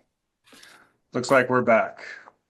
Very good. Thank you. Dan, if you'll continue with this next slide. You bet. Next slide here is just an overview aerial of our Front Range Energy production facility in Windsor inside the Great Western Industrial Park, formerly the old Kodak facility, if you're familiar with that. And on this slide also denotes where we drilled you'll see some slides later that show a better picture of this, but kind of shows on our property where we drilled our stratigraphic test well that we are currently permitting to a Class 6 well with EPA. Next slide. As far as surface impacts, a majority of the surface impacts obviously happen during the drilling, completion, and construction process. I'm not going to go through all these numbers on this slide, but you can see most of all this has already taken place on our project, all except for the completion phase, which will only take a few days with workover rigs. Next slide. Okay, this picture just shows what our current stratigraphic test well head looks like on site, and then some additional data shack equipment. We will have monitoring equipment, several monitoring equipment, integrity testing equipment also located at this well, but as previously mentioned by other parties, very minimal equipment ultimately on the site during operation. Next slide.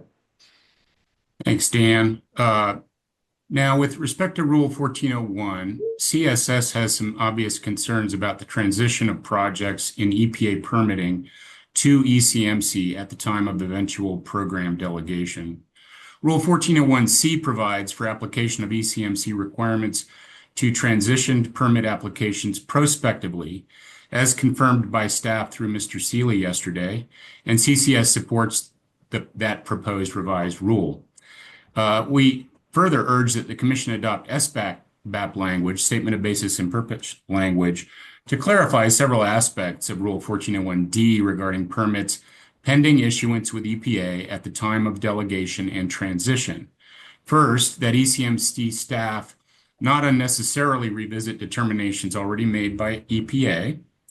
Second, that application of ECMC requirements retrospectively is not intended and is generally disfavored under the law in any event. And third, that variances from duplicative requirements be favorably received when presented with adequate supporting information. Now I'll hand it over to Dr. Tim Eggman, Chief Technology Officer with New Phase Energy. Thank you, John. Thank you, Commissioners. My name is Tim Eggman. I serve as Chief Technology Officer for New Phase Energy. My company has been engaged by Carbon Storage Solutions to assist with their Class 6 project. I'm very familiar with the EPA Class 6 rules, having been the lead author on 2 US EPA Class 6 applications, one for Carbon Storage Solutions here in Colorado and another for a different operator in Kansas. The EPA Class 6 permitting is a two-step iterative process as discussed yesterday by Mr. Mike Rigby during the ECMC staff presentation. The first step is to assemble and submit a permit to construct application, which then undergoes completeness review, iterative technical review, permit drafting, public comment, and permit finalization. The second step is for authorization to inject, which involves well construction, additional technical review, and issuance of the authorization to inject. Applicants typically follow one of two approaches to Class 6 permitting. One we call the drill late approach, which works well when the applicant already has sufficient technical data needed to pass a completeness review. The second approach we call drill early, which works well when the applicant needs to first drill a stratigraphic test well in order to gather the site-specific data needed to support a Class 6 application.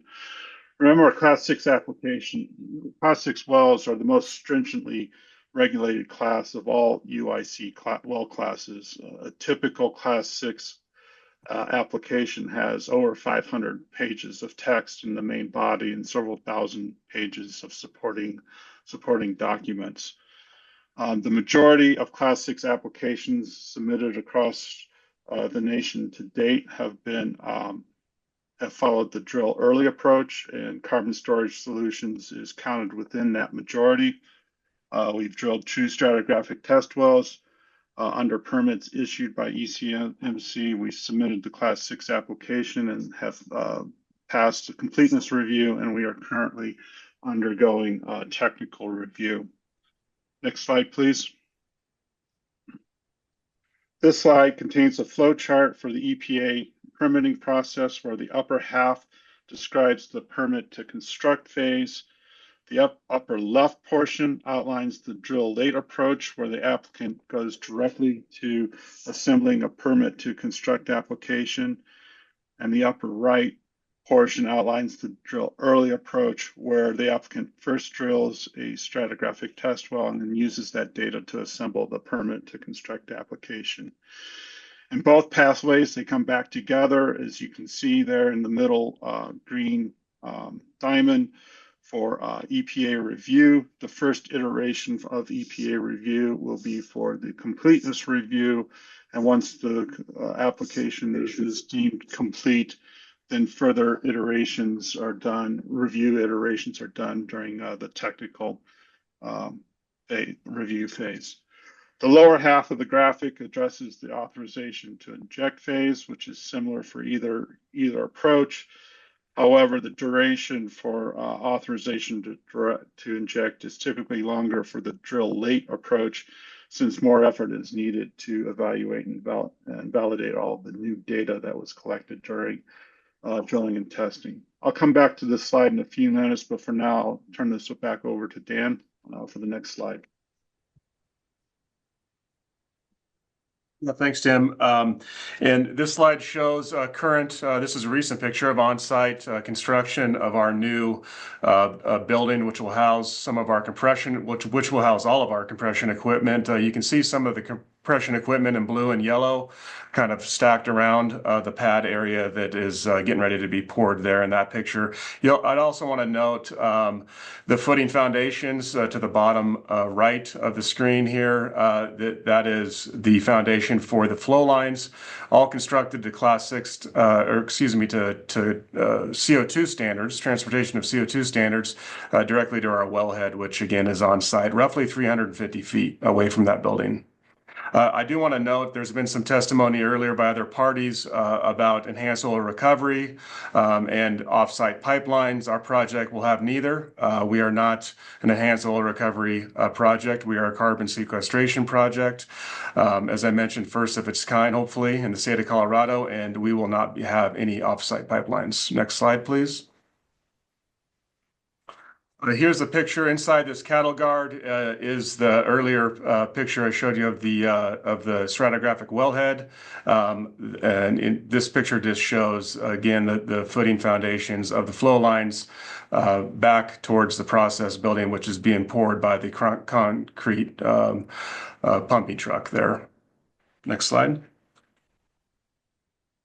And here's a very recent picture of our monitoring well being drilled north of the facility. This well, the drilling process has been completed, and we are currently in the completion phase of all the downhole equipment. Next slide. Thanks, Dan. With benefit of Dan and Dr. Eggeman's remarks concerning the last several slides, I'd like to underscore that CSS has worked closely with ECMC staff and EPA for literally years to advance this project. The drill early approach taken by CSS has provided these agencies with much more site-specific data earlier in the process than for a drill late approach. This should allow for a quicker progression from permit to construct to an authorization to inject, whether issued by EPA or ECMC ultimately. And we appreciate that ECMC staff has followed CSS progress with EPA and conferred with EPA closely to promote a smooth transition upon program delegation. So CSS supports revised proposed Rule 1401, but again suggests that SBAP language be adopted to further clarify this Commission's intent regarding transitioning of EPA issued or pending Class 6 permits, as I previously described. Next slide, please.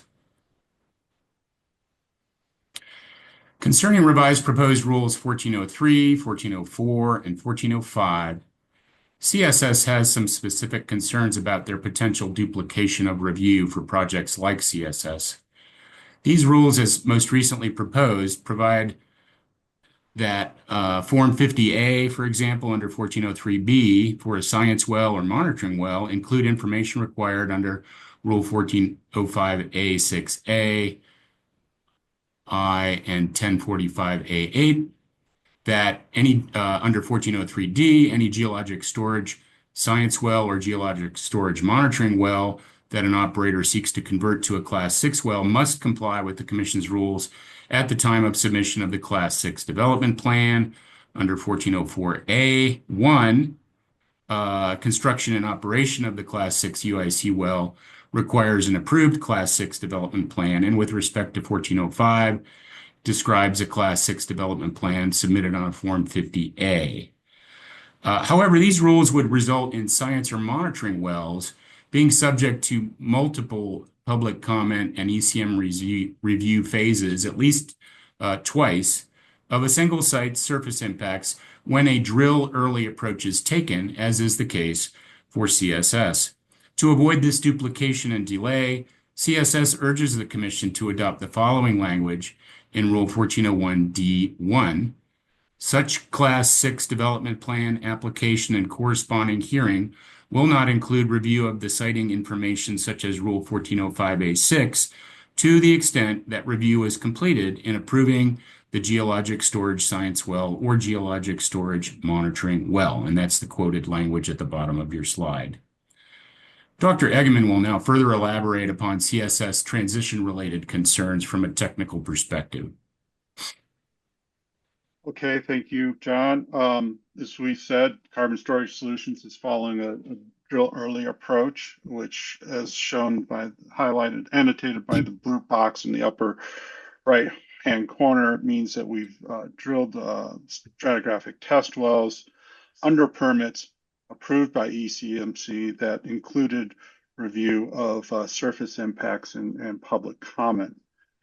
Should the proposed rule go into effect prior to US EPA approval of the Carbon Storage Solutions permit to construct application, then our application will be transferred to ECMC, and it's my understanding that a second surface impacts assessment may be needed towards the end of the permit to construct phase, as indicated by the blue box in the middle of the diagram.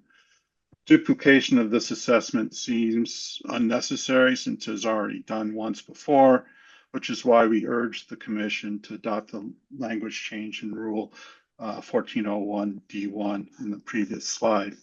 Furthermore, a duplicate surface impact review may be needed for any future applicants that take the drill early approach, which would unintentionally disincentivize the most common approach taken to develop a Class 6 application, and thus we again urge the Commission to adopt the language change in Rule 1401 D1 in the previous slide. Next slide, please. Thank you, Dr. Agman.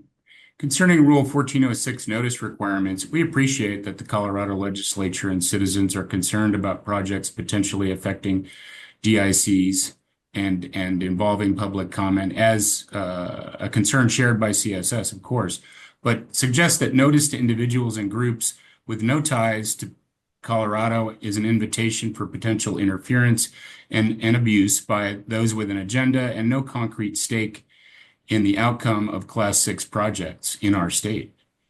We therefore urge the Commission to limit required notice to Colorado individuals and organizations. Next slide, please.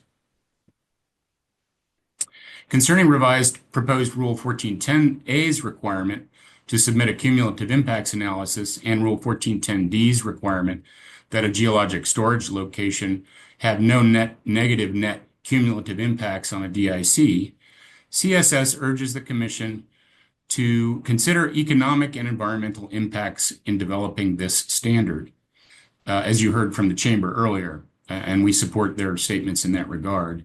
This is particularly appropriate for DICs which are identified solely for socioeconomic criteria, as indicated by the screenshot lower right on the slide taken from EnviroScreen defining DICs within our state. CSS also urges the Commission to grant variances from duplicative CI analyses, cumulative impact analyses, to the extent such analysis has already been performed for a science or monitoring well, again, to avoid duplication and delay, especially when most impacts have already occurred in the drilling of the science or monitoring well. Dan, if you have anything to cover on that, please chime in. Otherwise, next slide. Next slide, please. Thank you. Now, concerning Rule 1411, we urge the Commission to clarify that office buildings dedicated and co-located with industrial facilities like we are not considered commercial building units. This is extremely important for this project. As you can see in this slide, you can see in the middle of the slide on the gray notation where our approximate location of our well is and will be. And you can see on the bottom left our office space for our Front Range Energy office. It's approximately 1,000 feet away. And understanding that a lot of these projects will take place on existing industrial sites, again, we urge this Commission to clarify that office buildings dedicated to and co-located with industrial facilities like at Front Range Energy are not commercial building units. Next slide. All right. Rule 1420.L addresses seismic evaluation. We have a couple issues with the proposed language itself. First, the term minimum credible magnitude is used 5 times in the current draft, but this term is not defined, so we urge the Commission to define this term for clarity. Also, we urge the Commission to define the 24-hour notification deadline so that it starts once the operator receives notification from the seismic network operation of a verified triggering event. This change accounts for the typical 24 to 48 time lag for verification that occurs between the time when an event occurs and when the well operator is notified by the seismic network operator. Second issue we have with the proposed rule is that it's going to create inconsistencies in seismic monitoring between Class 2 and Class 6 wells. For Class 2 wells, ECMC and operators already have seismic monitoring rules and action plans in place. The proposed language in 1420.L goes beyond the EPA Class 6 requirements, but in this case, it's understandable for ECMC to adopt more stringent language given the pre-existing Class 2 requirements in Colorado. Unfortunately, the proposed language seems to be inconsistent with Class 2 requirements, and so we urge the Commission to adopt consistent language across both the Class 2 and Class 6 well programs. Concerning Rule 1423, post-injection monitoring, we urge the Commission to adopt Rule 1423B. It's consistent with EPA regulations, and it's important that ECMC evaluate and determine site-specific basis for appropriate monitoring period. For our project, we have completed this with our team, including Dr. Fred McLaughlin, and taking a look at our geology, our injection volumes, our pressures, and we have proved through modeling that a 20-year post-injection monitoring period is sufficient for our project. And I will note that the rules do require that an operator to continue to monitor if that plume and pressure field are not stabilized or endanger a USDW. Thanks, Dan. Dr. Egeman. That concludes our presentation. We'd like to reserve the balance of our time for rebuttal and closing statements, and we'd welcome your questions. Thank you very much for the presentation. We appreciate it. Commissioners, the panel is open for questions. Commissioner Oath. Excuse me. Thank you. And thanks so much for your participation in this. It's very helpful to have someone in your position be engaging in these and helping us have that perspective.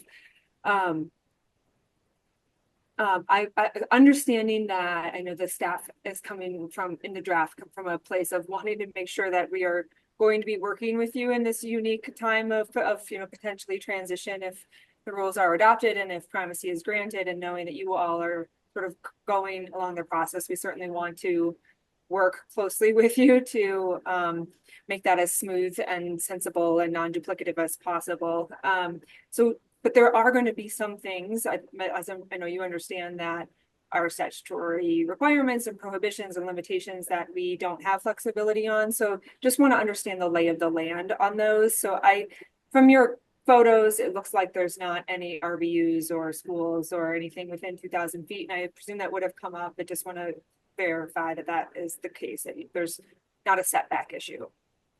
That is the case. I will say that, again, this commission approved the location and the drilling of both wells, but that was prior to the 2,000-foot hard setback adopted by statute. So happily, it's still the case that that's not an issue, but I don't think there'd be retroactive application of that requirement to this project under these circumstances. Either way, that's not an issue for this project. Okay. So long as there's the clarification about locating your own office building. Okay, and then in the other area of this is the requirement of a net adverse impact analysis on disproportionately impacted communities. So have you evaluated, maybe I could have done this, but what is your location with respect to disproportionately impacted community? I'm going to defer to Dan or my associate Natalie Bolt on that. I do not believe we're within a DIC. We are not within a DIC, Commissioner Oath. The nearest DIC is several miles away. Okay. I believe, yeah, east of Greeley. So appreciate it. Thank you. Other questions for the panel? Commissioner Cross. Thank you, Mr. Chair, and thank you for this presentation. I think I just have one clarifying question, and that's with some of your proposed changes to Rule 1411. You talked about the co-locating on industrial sites being important. And do you foresee this having any kind of potential impact of being near an industrial site that is not associated with, like, so for your company, it's obviously all within the same area and you're putting it close to where you're trying to do it. But could you see it being a potential issue where there's maybe numerous industrial sites near each other and it's still being within 2,000 feet and maybe one of those other industrial sites not using the injection well, or not wanting to have it there, and that being a potential issue. Thank you for your question. It's a good one. Again, just to underscore our concern, our position, I think, is one of seeking clarification with respect to commercial building units. Our position is consistent with staff's prior testimony yesterday that commercial building units, do not include offices at industrial sites. The office actually, Ms. Bolt, if you could pull up our slide 18, I think, it's the one concerning Rule 1411, which is the subject of Commissioner Cross' question. And I want to point out there's an aerial photo of the property there when we get to that. And of course, the building lower left at the entrance to the plant where the truck's pulling in there, lower left, that's the office building. You can see Ms. Bolt's cursor circling it. But if you go back and look in the background of the photo near the top, there's a silo over. That's a sand plant of Halliburton located within the industrial park. They've got offices over there too, but it's an industrial site. It's an industrial park. This is the importance of clarifying that commercial building units do not include office space at industrial sites for which those offices are dedicated to and co-located with the industrial facility. Commercial office buildings that are obviously like the building I'm in downtown or anywhere else, not an issue there. But you would severely limit the ability to locate a project, and you'd have subject to this 2,000-foot hard setback. I think you'd cut out virtually 90% of what you could do under the program if you were to expansively define commercial building unit to include the office building at the Front Range Energy plant, for instance. Commissioner, I hope that answers your question. It does. That's helpful. Very good. That's my only question. Thank you. Other questions for the panel?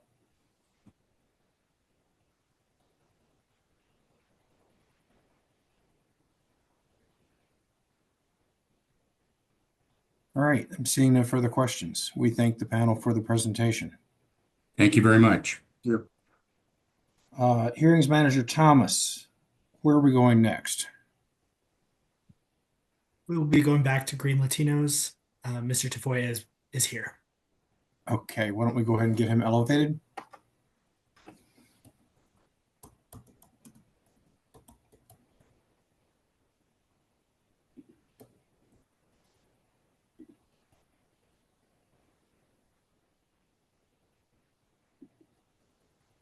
Hi, can you hear me? Yes, we can, and we can see you. All right, I'm going to share my screen.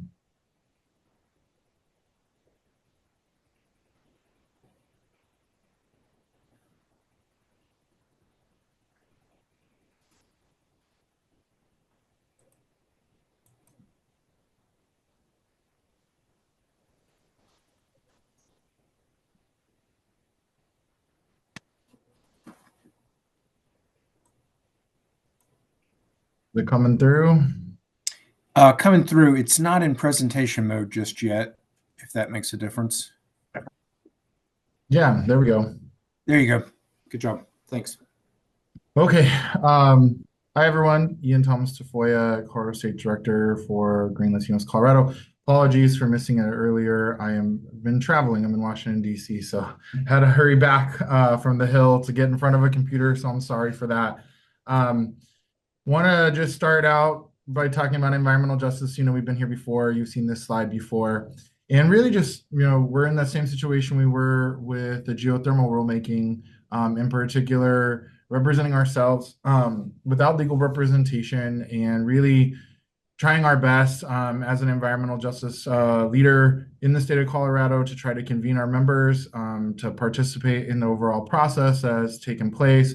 I think that one thing that Green Latinos really prides itself in this instance is we heard directly from commission staff that really, we participated and sent staff and brought members to meetings all across the state of Colorado as they were being held, co-hosted with the Energy Office as kind of the carbon roadmap was going on. And so we really got a chance to hear a lot of everything that the community was asking, questions they were asking, how they felt about it, that your staff did. And this is emerging tech is something that the environmental justice community continues to raise alarms about, not feeling comfortable. And I think I've used this analogy before, that many in the community feel like this is a new tool, a new tech, but not feeling really that they have enough protection from the technology that exists already. And so it just feels like one more thing that they have to track. And so, really, you've read this in our pre-hearing statement. You read this in our response and our rebuttal. After holding our own hybrid town halls, after participating all across the state, we just don't feel comfortable to come in front of here and not start with the very premise that we do not believe the disproportionately impacted community, environmental justice communities across the state that we work with on a regular basis are in support of this regulatory rulemaking. We did join in the ask to delay. And we really just wanted to highlight a couple of these news stories. One, I come from North Denver and work a lot on these issues. And you'll see here in this story about global geothermal thermostat, which launched in Adams County. What you won't see in this picture are environmental justice leaders or local community members whom were aware that this project was happening. Was awarded. There was no conversation with the community. I still have yet to be able to tour this facility, though we've made attempts to try to have that conversation with some of our environmental partners. You'll see here on the right-hand side, Jaime Valdez, who is a big leader here in Pueblo, previously with Mothers Out Front, now starting his own environmental justice organization out of Pueblo. And he and I and many first read about the first Class 6 wells that were being drilled experimentally on state land board land in the Colorado Sun. And then this is a follow-up story from it. And so I really just want to lay the framework that the earlier processes as this has begun through regulation with the Environmental Protection Agency is that we were holistically missing from that conversation. And I think as a result, you have community members that are starting with this feeling like this isn't a great idea because we haven't been fully engaged. And my coming slides are really to say that this process really seems like it's moving forward. And so we wanted to lay the groundwork that this isn't something that we're holistically supportive of, but we're in a position here as this environmental justice leader to try to improve the rules, to try to speak for some of those voices and what we heard across the state. You'll see in the exhibits that I put in the very beginning, something that we have produced, Green Latinos, called the Latino Climate Justice Framework. It is signed by hundreds of environmental Latino organizations across the United States. And when you dig into it, you can see that there is a holistic concern from Latino environmentalists, both in Colorado and across the United States, around emerging technology, referencing what I talked to you earlier about feeling like the regulatory scheme has not protected our communities. And I think I've said this many times before in this venue and in others, that it's really easy to say you have the strongest regulations in the country, but do you have the strongest enforcement? And are communities truly being protected? I think this being echoed last week by the news story we saw about continued stories coming out of CDPHE about lack of enforcement, falsified and unverifiable data. These are the kinds of things that continue to pause our community on trusting the system and protecting us. I also attached an exhibit that relates to the White House Environmental Justice Advisory Council's review of environmental projects that were related to carbon, not just related to CCUS and Class 6 wells, but hydrogen and some of these other topics that are coming up. With the change here in Washington, D.C., not confident, of course, that the White House Environmental Justice Advisory Council, first of its kind, is going to continue to operate. But the chair of the White House Environmental Justice Advisory Committee is actually a member of Green Latinos, is based in New Mexico. And we had an opportunity to have a conversation with him about these processes, and it really influenced what we wrote. I want to start after that and just really responding to some of what we saw from the original pre-hearing statements and things that we talked about in our response statements, regarding this regulatory piece from our other partners and businesses that are engaging in this process with legal representation. And that is, we were really dismayed to see that Chevron was saying that we needed to limit EPA rules for protections of communities. But at the same time, they were asking for their own things to be going further than what's actually in the rules. And so we just found that rather duplicative. We want to encourage the commission to continue along this with setting a base floor of EPA regulations and a framework of oil and gas. We have been participants in trying to advance the oil and gas rules and protections, the involvement with community engagement, and we're very grateful that we had the partnership with you all to help develop the community liaisons, for example. We want to respond here to what Oxy was saying, that certain geological wells should be exempted from the rules. No, we believe that all of these need to be treated the same. We need standardization for it to make sense for our communities to be able to participate in these. We want to take a moment, to support the Southern Ute as the chair of the Environmental Justice Action Task Force. And I know that one of the commissioners here participated in that. We know how much we worked in order to try to repair relationships between the state, to use the authority that we had as disproportionately impacted community members on the EJ task force. And so when you read through what the Southern Ute are asking for, which is sovereignty, we are in agreement with that. The next piece we'd like to go forward with is, and you can read this in our pre-hearing statement, is really just a list of comments that are all directly connected to each other, but we just see as deficiencies in the community engagement and protections for disproportionately impacted communities. And from the very outset, Class 6 wells doesn't really explain what it is to communities and something that they hear. So in the plain language context, much like in the previous cumulative impact rulemakings, where you made an effort to call out DIC protections into one place, we think that we need to find a way of, on the website and through this conversation, explaining that this is related to carbon storage, because Class 6 wells just isn't intuitive for community members who aren't regularly participating. And if this happens to pop up in their community, we want them to be able to go locate it, though it's already burdensome to go onto a state website. We know that. And as a result of that burden that we're talking about, we really would like to see community liaisons play a critical role in this. And I think I've heard folks on the industry side and from the staff say, well, we're probably not going to see too many of these, in particular facilities that are adopting this kind of carbon capture technology. And so the burden of adding this to a community liaison's role to understand this, or, idealistically, could you add another community liaison who's more specifically focused on understanding the nuances of carbon capture or hydrogen in the future?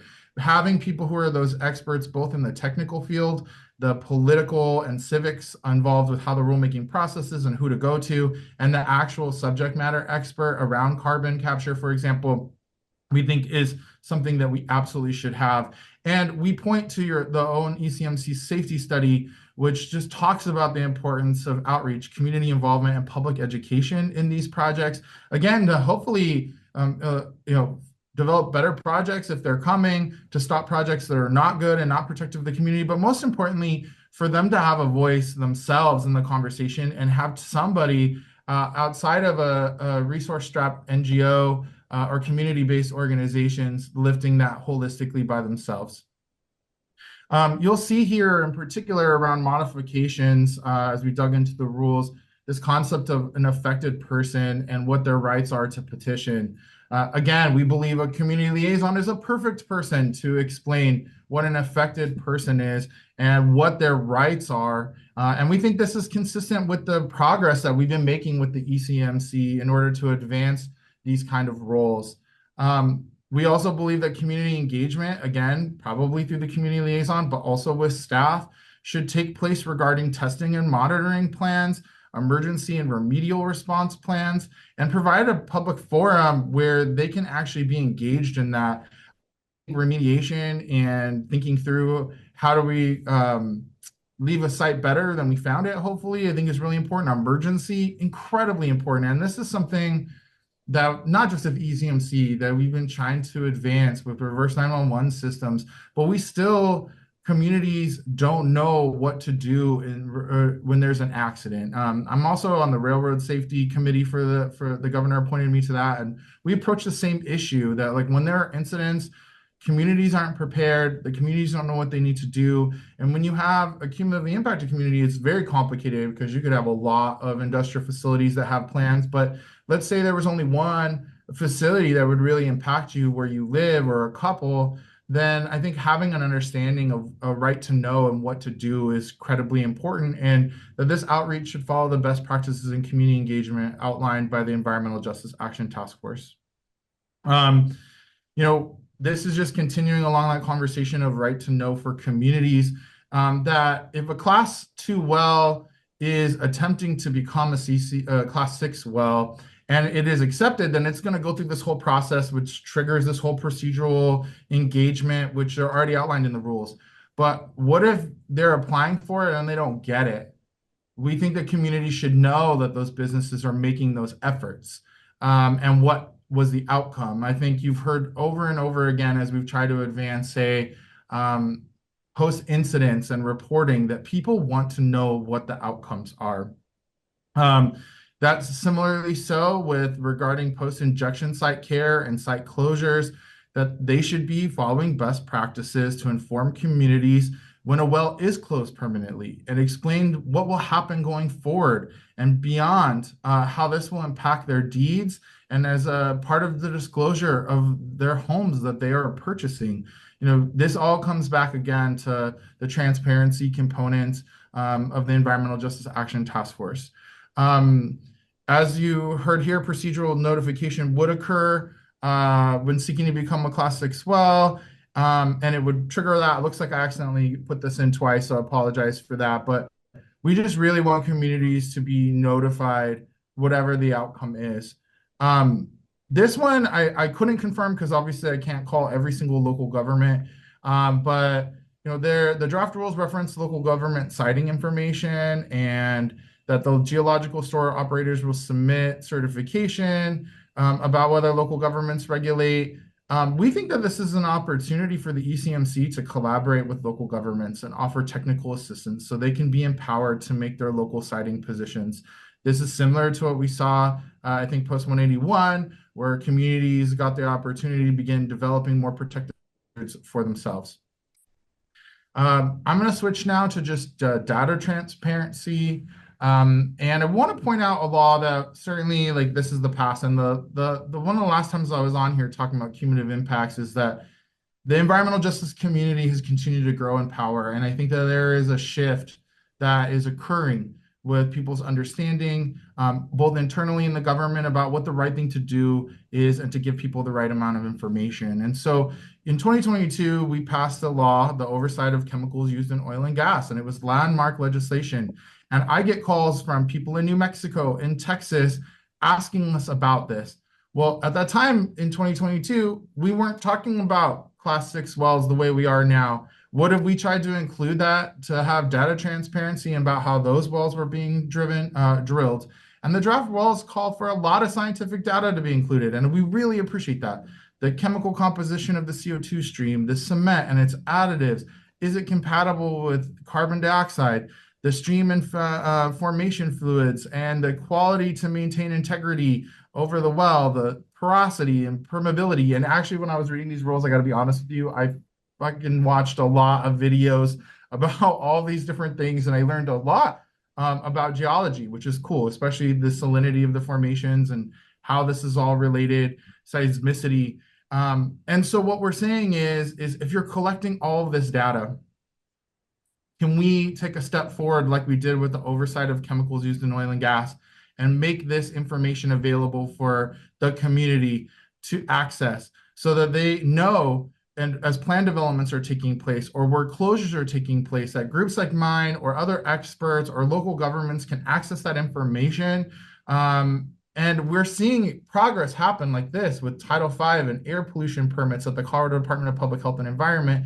And when we come back again to the Environmental Justice Action Task Force and we talk about how awesome it is that agencies are making progress, and we want to see that kind of progress being shared uniformly across other agencies. We think this is a unique opportunity to get ahead of sharing that and not require us to go and seek in a battle with a large amount of money being spent on this landmark legislation when we could just be doing it.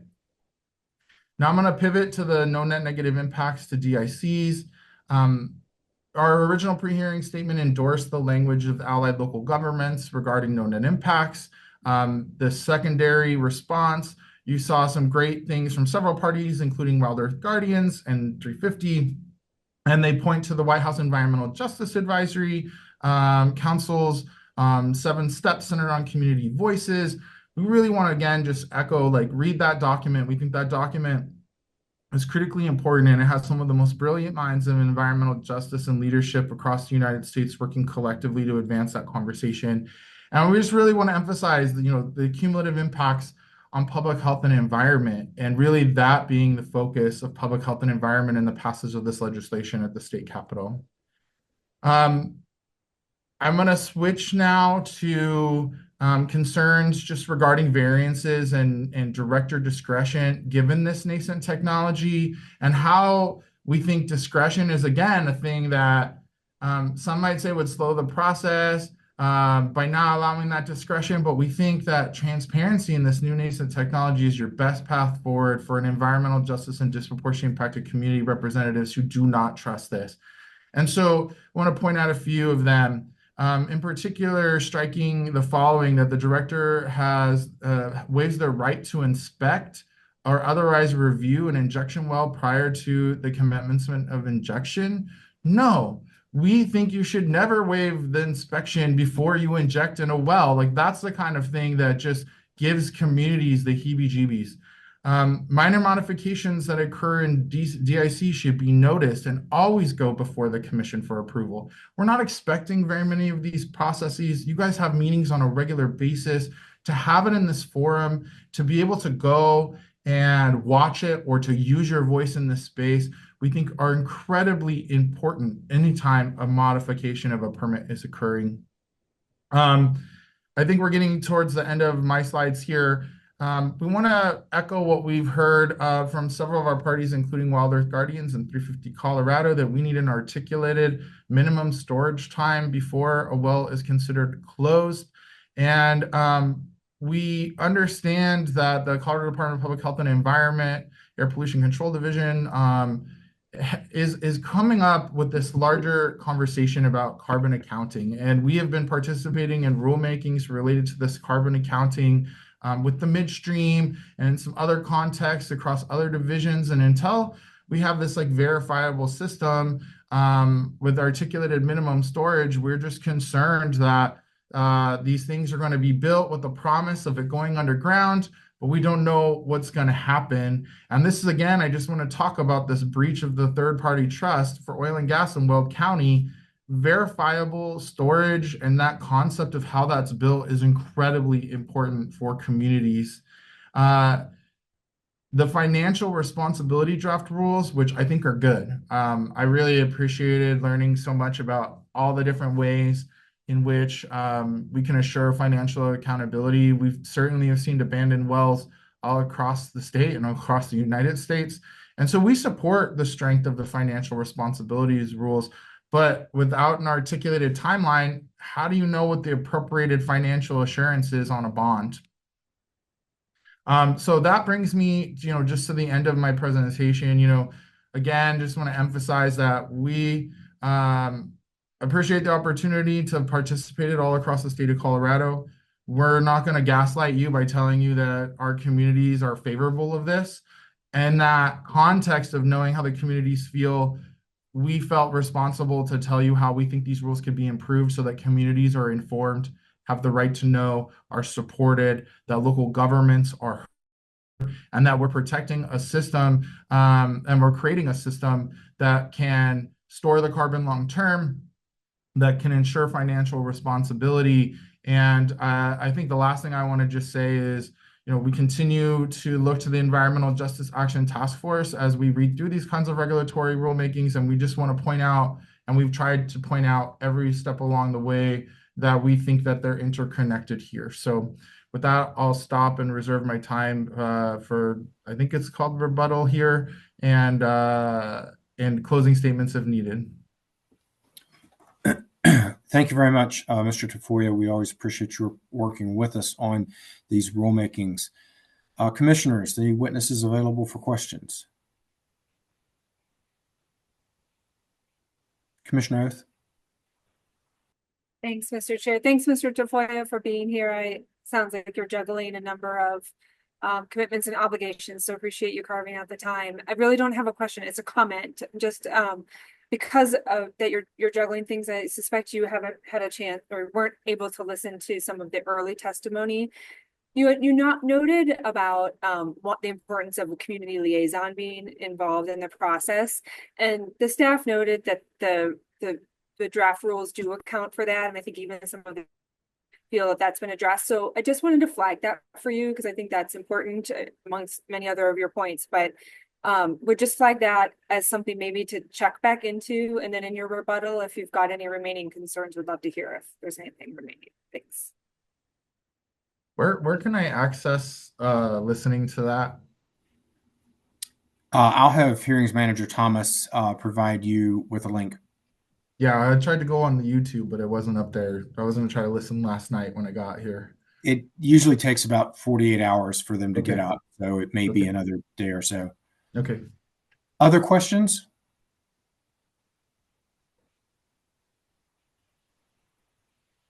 All right. Thank you very much to Mr. Tafoya. Appreciate you taking time out of your busy day. Mr. Thomas, if you could visualize yourself. What do we got left? We have one more presentation in chief. That's Allied Local Governments in Larimer County, and they have an hour of time as they pooled their time. And then we would start with rebuttal. Okay. I would wonder if it maybe rather than go straight into Allied Local Governments for an hour that we take our lunch break and maybe return at 12:30, and then we'll hear Allied Local Governments. It's about 45 minutes.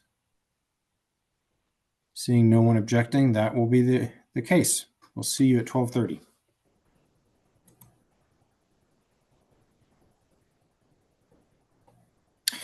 Okay, welcome back. It is December 3rd, 12:30. This is the Energy and Carbon Management Commission. We're taking up docket 241-000-246. We have one last party case in chief, and that is from the Allied Local Governments and Larimer County. Good morning, Ms. Burke. Good afternoon, Commissioner Steve Burke with the Boulder County Attorney's Office. I'm going to start off our group with some preliminary comments and then turn it over to my colleagues. So our positions in our briefing and then in this presentation really center on two main points that we are kind of our theme. Your mandate and legal authority are broader than the Safe Water Drinking Act, under which EPA wrote the Class 6 rules, and therefore your rules really must go beyond those.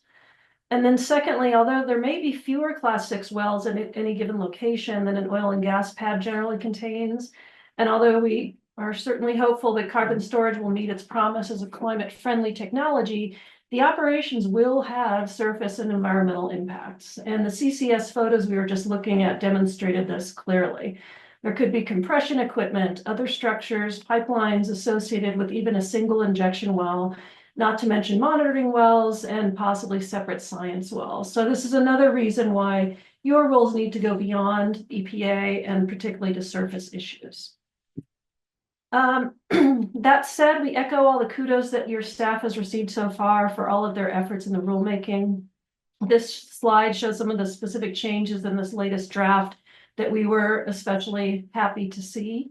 A bunch of these were things we had along with other parties asked for, so we're very glad about that and appreciate staff's efforts.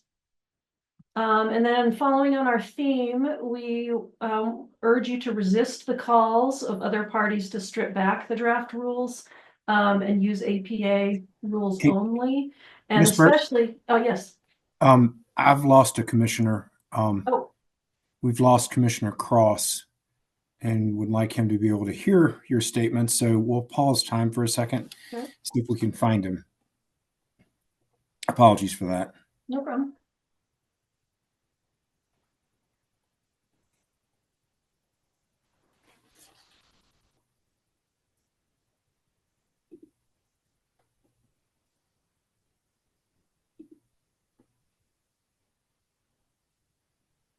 Mr. Chair, Commissioner Cross is back on the panelist list. Okay, great. Then we can go ahead and get started again. Okay, great. So on the bottom portion of this slide is just some of the rules, most specifically that other parties have called for you to cut back or eliminate, that we very much support for, again, under our theme that I was talking about, and for specific reasons that we'll get to in some of the upcoming upcoming testimony here. And then finally, some other parties have raised this issue of whether Class 6, whether carbon dioxide injected through Class 6 well could ever be used for EOR and other uses. And I think it seems to be there's a consensus, and this is our understanding of EPA regs as well, that it can't be, or it's certainly definitely not supposed to be. However, it's pretty clear that members of the public don't know that and don't have that sense of assurance. And so we ask that you go ahead and make that express the way that some of our other parties have asked. And with that said, I will turn it over to Elizabeth Paranos to talk about some air quality issues. Thank you so much, Kate. I'm Elizabeth Pranos. I'm representing the city of Aurora in this matter, who is part of the ALG. So it is our understanding that operators will target similar depths as oil and gas operators when drilling Class 6 wells, and will use whatever type of engine or rig they determine best suits the project. As a result, unless they are required to do so otherwise, operators could use diesel-powered or other fossil fuel-powered drill rigs and engines during drilling. As this commission is aware, fossil fuel-powered drill rigs emit a suite of harmful pollutants that threaten public health and the environment. Specifically, such rigs emit carbon dioxide that contributes to climate change, and this can erode the greenhouse gas reduction benefits of carbon sequestration. Fossil fuel-powered engines also emit VOCs and NOx that contribute to regional ozone, as well as hazardous air pollutants, including benzene and particulate matter that threaten the health of persons residing nearby the drilling operation. Fortunately, as you also know, cleaner alternatives that can eliminate CO2 and co-pollutant emissions are readily available and are in use. Electric drill rigs powered by grid energy or non-fossil fuel generated power are commercially available and in use by oil and gas operators across the Front Range, including in Broomfield, Aurora, and Weld County. Xcel's infrastructure extends within most of the Denver Metro North Front Range non-attainment area. In your recent cumulative impacts and enhanced systems and practices rulemaking, this commission adopted the following provision, and I quote, "All drill rig engines and or turbines with a manufacturer's design rate greater than or equal to 50 horsepower will be powered by grid power or non-fossil fuel generated power," end quote, where practicable. This requirement applies to all drilling during the summer ozone season in the ozone non-attainment area. That rule lives in Rule 316 C4C. We urge this commission to require the same provision here. This provision has built-in off-ramps that address the concerns raised by the Chamber of Commerce. The provision only applies in the ozone non-attainment area. It only applies during the summer ozone season in the non-attainment area, and the requirement to use non-emitting engines only applies where practicable. The flexibilities built into this existing requirement should assuage any concerns that regulatory barriers or costs imposed by Colorado rules will cause a chilling effect on Class 6 operations here. In addition, the use of electric rigs will ensure that Colorado carbon sequestration attains all achievable carbon reductions promised by this technology, and that emissions of CO2 released by dirty engines do not erode that goal. Additionally, and importantly, the use of electric drill rigs will ensure that carbon sequestration drilling activities do not interfere with efforts to attain the federal health-based standards for ozone in the ozone non-attainment area, and that hazardous air pollutants from dirty engines do not contribute to respiratory and other health impacts to nearby residents. That concludes my testimony. Next slide, please. Matt Sura, representing Larimer County and City of Longmont. We appreciated the change staff made to include new language in Rule 1411, minimum criteria for siting, to make it clear surface use agreements are required. We are proposing a very small change. We believe the phrase prior to constructing a geologic storage location could cause some confusion. With this language in place, an operator could be led to believe that the surface use agreement could be secured after they have gone through the permitting process. Staff has assured us that was not their intent. We believe removing this phrase would eliminate any potential confusion. Next slide.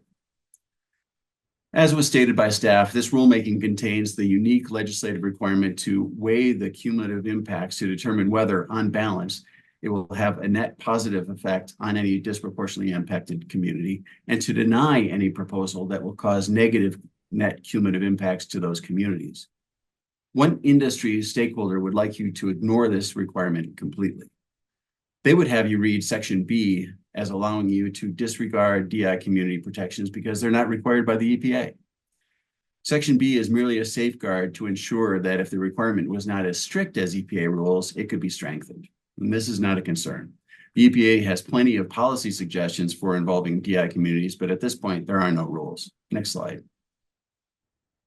The language from Senate Bill 2316 states that if the proposed geologic storage location is sited in an area that would affect a DI community, the commission shall weigh the geologic storage operator's submitted cumulative impacts analysis and determine if it has a positive or negative impact on DI communities. The question a lot of stakeholders asked is, how is this weighing accomplished? Next slide. The EPA and the White House Environmental Justice Advisory Council have put forward several guidance documents over the years meant to assist states and the industry in addressing this very issue. The figure on the left is taken from the 2011 EPA Environmental Justice Reference Guide that was placed into the record by Wild Earth Guardians. The advice it gives is similar to EPA guidance documents placed into the record by Wild Earth Guardians and Oxy. There are 5 steps that all of them have in common. Step 1, review site data to determine the area of evaluation and if DI communities would be impacted. Step 2, pre-application activities to gather community information. 3, implement an inclusive public participation process.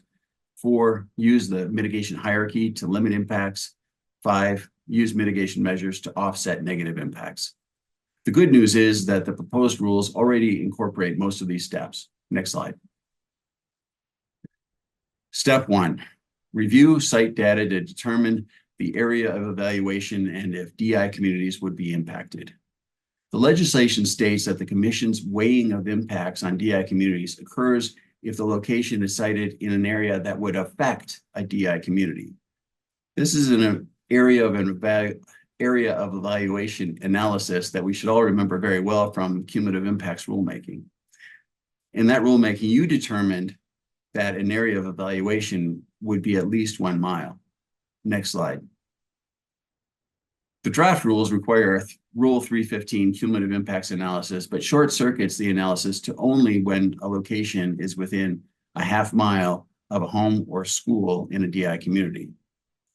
A site-by-site evaluation of locations to determine if they impact DI communities is indicated by the EPA, White House guidance documents, and by the legislation.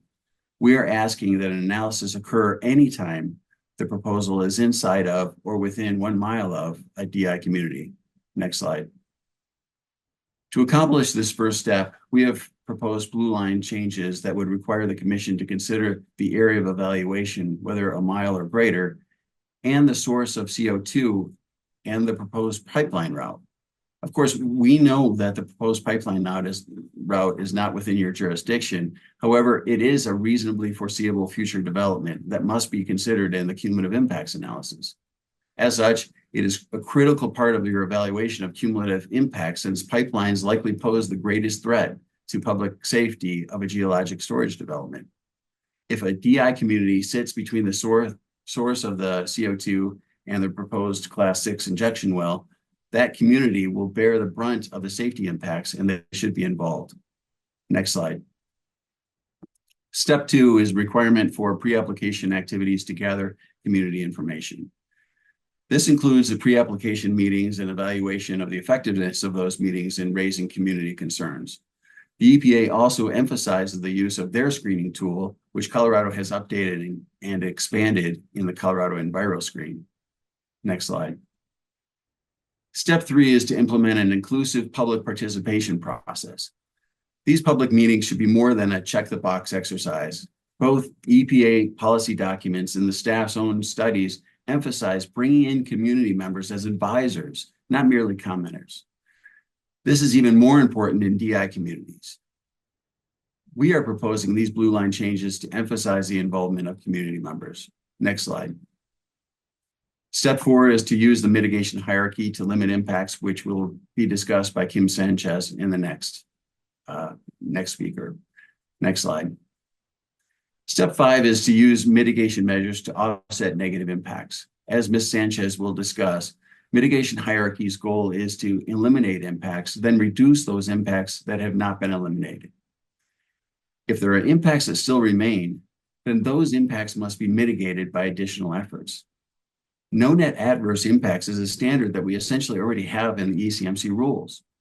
You cannot locate an oil and gas well in high priority habitat because it will cause unacceptable impacts.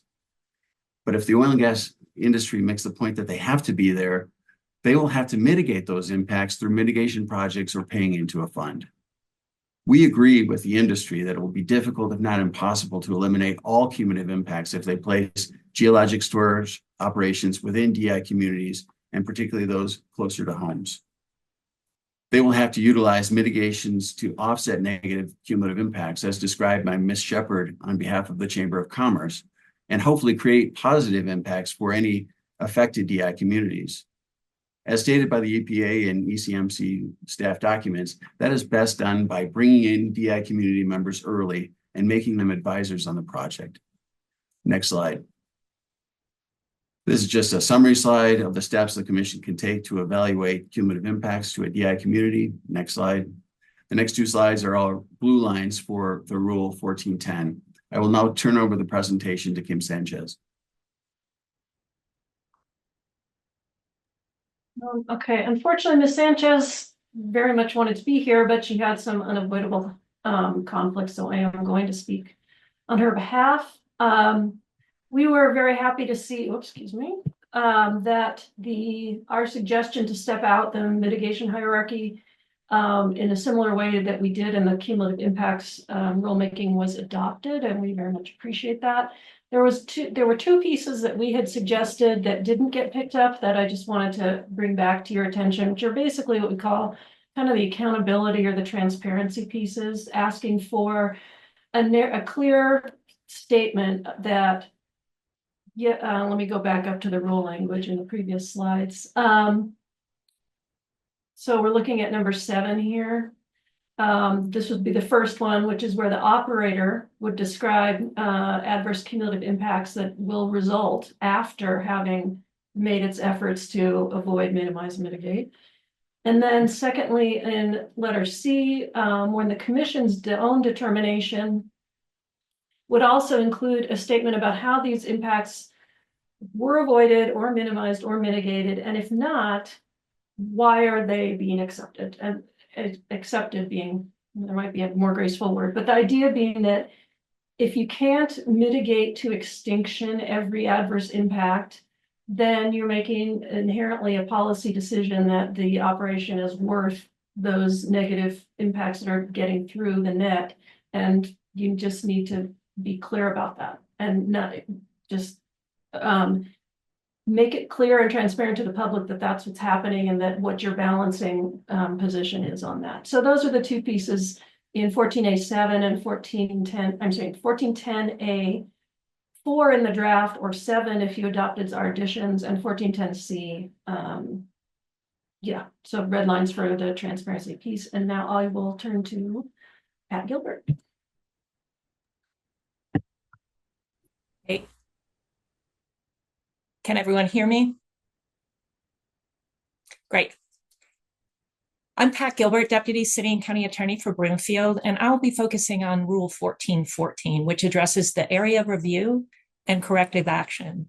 Specifically, how the rule addresses identifying wells within the area of review that require corrective action. This is important because existing and abandoned oil and gas wells within the area of review can fail, and such failures can create a conduit for fluids that can impact the underground sources of drinking water, but also may create a conduit for surface pollution, adversely impacting the environment and public health.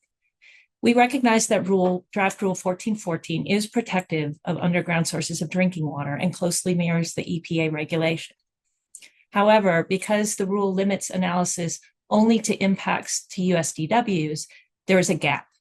Further consideration of potential surface impacts is needed to protect the community surrounding existing and abandoned oil and gas wells from potential harmful emissions and contaminations that may occur related to injection activities. We are not recommending that ECMC remove any of the protections currently in Rule 1414. We are asking that the Commission modify Rule 1414 to add language to ensure that the area of review and corrective action analysis will not be limited solely to potential adverse impacts to USDWs, but will be expanded to include potential adverse impacts to the surface areas surrounding existing and abandoned wells. Rule 1414 contains the process and requirements for operators in delineating the proper geologic area of review, evaluating the area as needed, and performing any corrective action plan needed for the wells identified in the area of review. An operator must identify all penetrations in the area, including active and abandoned wells, and then determine which may endanger the USDWs. However, if a well is not located near a USDW, endangerment of the USDW is not an issue and no further analysis is needed, and there would be no required corrective action, because corrective action is defined to mean methods to ensure that the well does not serve as a conduit for the movement of fluids into the underground sources of drinking water. Similarly, if a well has a potential integrity problems or a history of surface leaks, but those problems are not near and do not endanger USDWs, then there would be no required further analysis of the well and no corrective action would be required. Next slide, please. According to ECMC's website, there are over 52,000 inactive wells in Colorado. And as the safety report indicated, there may be both active and inactive, there may be both active and plugged wells in the geologic area of review for a proposed underground storage facility. There is a potential for oil and gas wells, especially older wells plugged under older regulations with older technologies, to fail as a result of injection activities, causing surface pollution in the form of air emissions, liquid releases, and soil contamination. The EPA did not have the authority to regulate potential surface impacts, but this commission does. ECMC has a responsibility and authority to be more protective and add language to ensure that the area of review and corrective action analysis includes consideration of nearby wells, especially older plugged and abandoned wells, where injection activity may pose a risk of pollution or adverse impacts to the surface. Next slide, please. The allied local governments raised these issues in our pre-hearing statement and proposed specific red lines in our response statements. The definition of Class 6 corrective action should be amended to add language that requires consideration of surface impacts, specifically the risk of pollution from existing and plugged and abandoned oil and gas wells within the area of review. The definition of geological storage area should not be limited to injection activity that may endanger USDWs, but should be expanded to include analysis of injection activity that may cause surface releases, adversely impacting public health, safety, welfare, the environment, or wildlife resources. Next slide, please. In our proposed red lines, we've also included language to require the diligent review of available well information, to include the requirement to identify wells that may pose a risk of pollution or adversely impact public health and the environment, and to require corrective action of wells posing a risk to public health and the environment and require further review and inspection after corrective action is taken. Rule 1414, as drafted, has a gap. The analysis of the area review and corrective action should not be limited solely to whether injection activity may endanger USDWs, which should be expanded to consider whether injection activity may endanger the surface, causing pollution and adversely impacting the environment and public health. Additional language is needed to ensure that all wells within the area of review that may cause adverse impacts are appropriately identified and corrected. Next slide, please. The Allied Local Governments also recommends additional changes in the notice provisions to include relevant and proximate local governments in the pre-application notice, to include notification to the community liaison for any disproportionately impacted communities, and to provide local governments with notice of the director's determination on geological storage science wells and monitoring wells. The ALG also supports an expanded public comment period as identified in the White House Justice Advisory Council recommendation. Thanks for your attention. I'll now turn it back over to Kate. Thanks, Pat. Okay, my last few points all center around our concerns over the potential for carbon dioxide leaks from pipelines and wellbores. I think you all are aware, and staff is quite aware, of the ADM incident in Illinois. Dr. McLaughlin talked about it earlier. And he mentioned that ADM was able to catch that leak using its monitoring systems, that there was no contamination of groundwater, that remediation was not difficult in that case. But none of that changes the fact that the monitoring well materials corroded and failed. As we understand it, EPA is reportedly reviewing its specifications, and especially API 5CT 2024 for casing and tubing, which allows for a certain kind of steel called 13 chrome steel to be used for pipelines and casings. And that was the steel used in the monitoring well in the ADM incident. And as we understand it, EPA Region 6 is considering whether that type of steel should still be allowed, or maybe it's actually inadequate. Your draft rules incorporate API 5CT 2024, which becomes a problem because under the Colorado APA, as your attorneys know, that once you adopt the rules, those specifications can't be adjusted. So if the specification changes 2 weeks after you adopt the rule, or EPA imposes a new spec, you have to open a new rulemaking to change that reference in your rules. We know that staff is aware of this, and we know they're monitoring it. They probably have better up-to-date information on where EPA is on this, and that's great. Our only concern is that once you say yes to the rules, whatever spec is listed there is locked in. And so our only suggestion for this conundrum is to make a commitment in the SBP that these materials requirements in particular will be reviewed after you get primacy and before you start reviewing permits. And then if necessary, because if EPA has changed its position, then you may need to reopen and make that change before you actually permit operations. Otherwise, because it's all in flux and because you want to finish the rulemaking now, I'm not sure what other solutions can come up. Along the same lines, we raised some issues with the testing, inspection, and integrity around flow lines that were in the first draft. And several of these were addressed and fixed in the new draft. So we very much appreciate that. A lot of it is just about clarity. The draft rules incorporate portions of the 1100 series, which governs oil and gas flow lines. And they're just different. And so there's some places where that meshing doesn't work very well. And what remains as ambiguity is that in the 1100 series, oil and gas flow lines are divided into on and off location flow lines and above and below ground flow lines. And these different classes have quite different treatment. So for example, below ground flow lines have to be smart pigged every handful of years. I can't remember the frequency. And then, but above ground flow lines only get audiovisual inspection. That's quite a different approach to integrity management. There's also above ground flow lines don't need to be inspected before they go into service. They don't need to be inspected if they're out of service for a while and go back into service, whereas below ground ones do. So because carbon dioxide is going to be carried at high pressure and has the corrosion problems you've heard about, what we'd like to see is to have these rules clarified that the strictest requirements in the 1100 series apply to all carbon dioxide flow lines, whether above or below or on or off location, just because they should all be at the same high pressures as we understand the tech. And then let's see, in Rule 1426, and I have to thank staff on this one. I didn't understand what 1426 meant, and so that might get a little wordsmithing, but that rule covers when the director can require an operator to transition a class 2 well to a class 6 well. So this kind of goes to the EOR discussions from earlier. There's some times at which a class 2 well, for various reasons, might need to be transitioned. The rule only refers, however, to endangerment of USDWs. So this echoes what Ms. Gilbert was just talking about and goes back to our theme that your mandate is broader.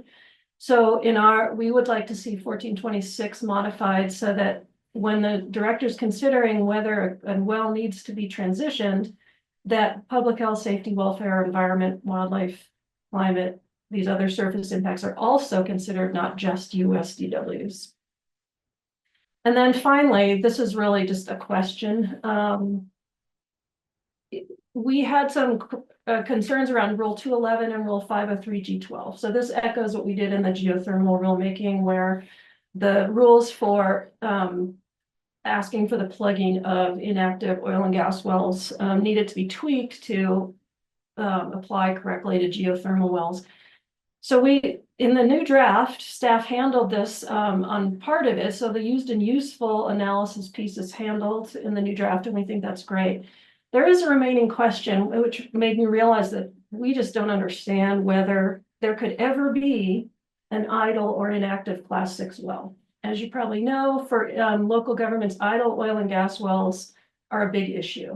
They're often leak, they get in the way of other land uses, et cetera. It's something that we deal with all the time, and which is where Rule 503G12 came up.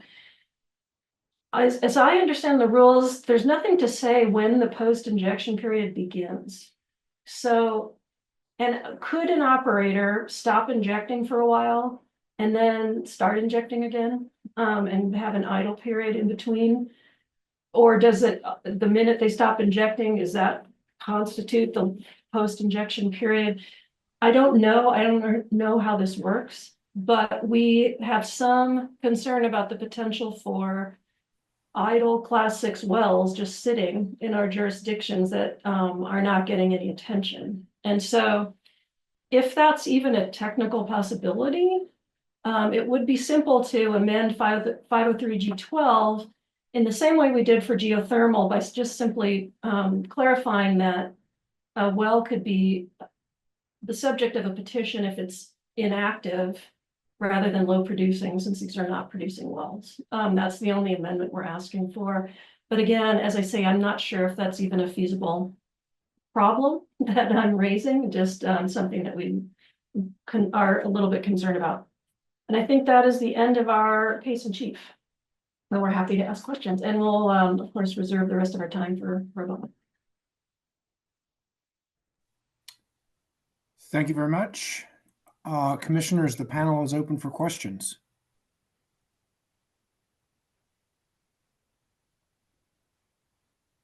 Commissioner Oath. Oh, thanks. And this may become more clear when I have a chance to go back to your pre-hearing statements and have your slides. But right now, I'm just looking for clarification again on what your suggestion is with respect to the proximity part of the question of when a cumulative impact analysis is required. Can you explain that again? Yeah, so cumulative impacts analysis, as I understand the rules, are required in every case. 315 is a requirement for all of these applications. I'm sorry, you're right, Mr. Surratt. I meant like the no net adverse impact. Right, and it's only seems to be triggered, and that's where I was going to. The cumulative impacts analysis as it applies to a disproportionately impacted community is only triggered if that geologic storage location is located within a half mile of a home or a school, childcare center, within a disproportionately impacted community. And for all sorts of reasons, including the fact that we've got pipelines that, may pose a danger, a public health safety concern at least, we want to have that analysis happen at the beginning, as you would do any other area of concern analysis, to determine whether or not a disproportionately impacted community is affected. The legislation is really clear that anytime a geologic storage location affects a disproportionately impacted community, you must do a cumulative impacts analysis. It doesn't say if it's within a half a mile. It says if it affects a disproportionately impacted community. And so we want to take off those restrictions, at least make that a mile, or if it's within a mile of a disproportionately impacted community, we think that that's kind of the mile is what you do as an area of evaluation anyways in the rest of your rules. Why not apply that to this case?